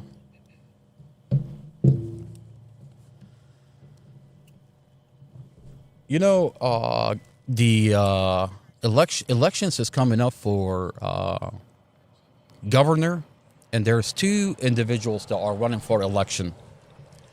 Lieutenant Governor Sears and Abigail Svanberger. And the question is, they're campaigning, and they're campaigning hard, by the way. They're posting a video every single day. They're going to places, and they're telling this community, asking this community to vote them in. How you doing? And the question is, they're going around asking this community for this community to vote them in. Well, where are they from the Mustafa Al-Jazari case?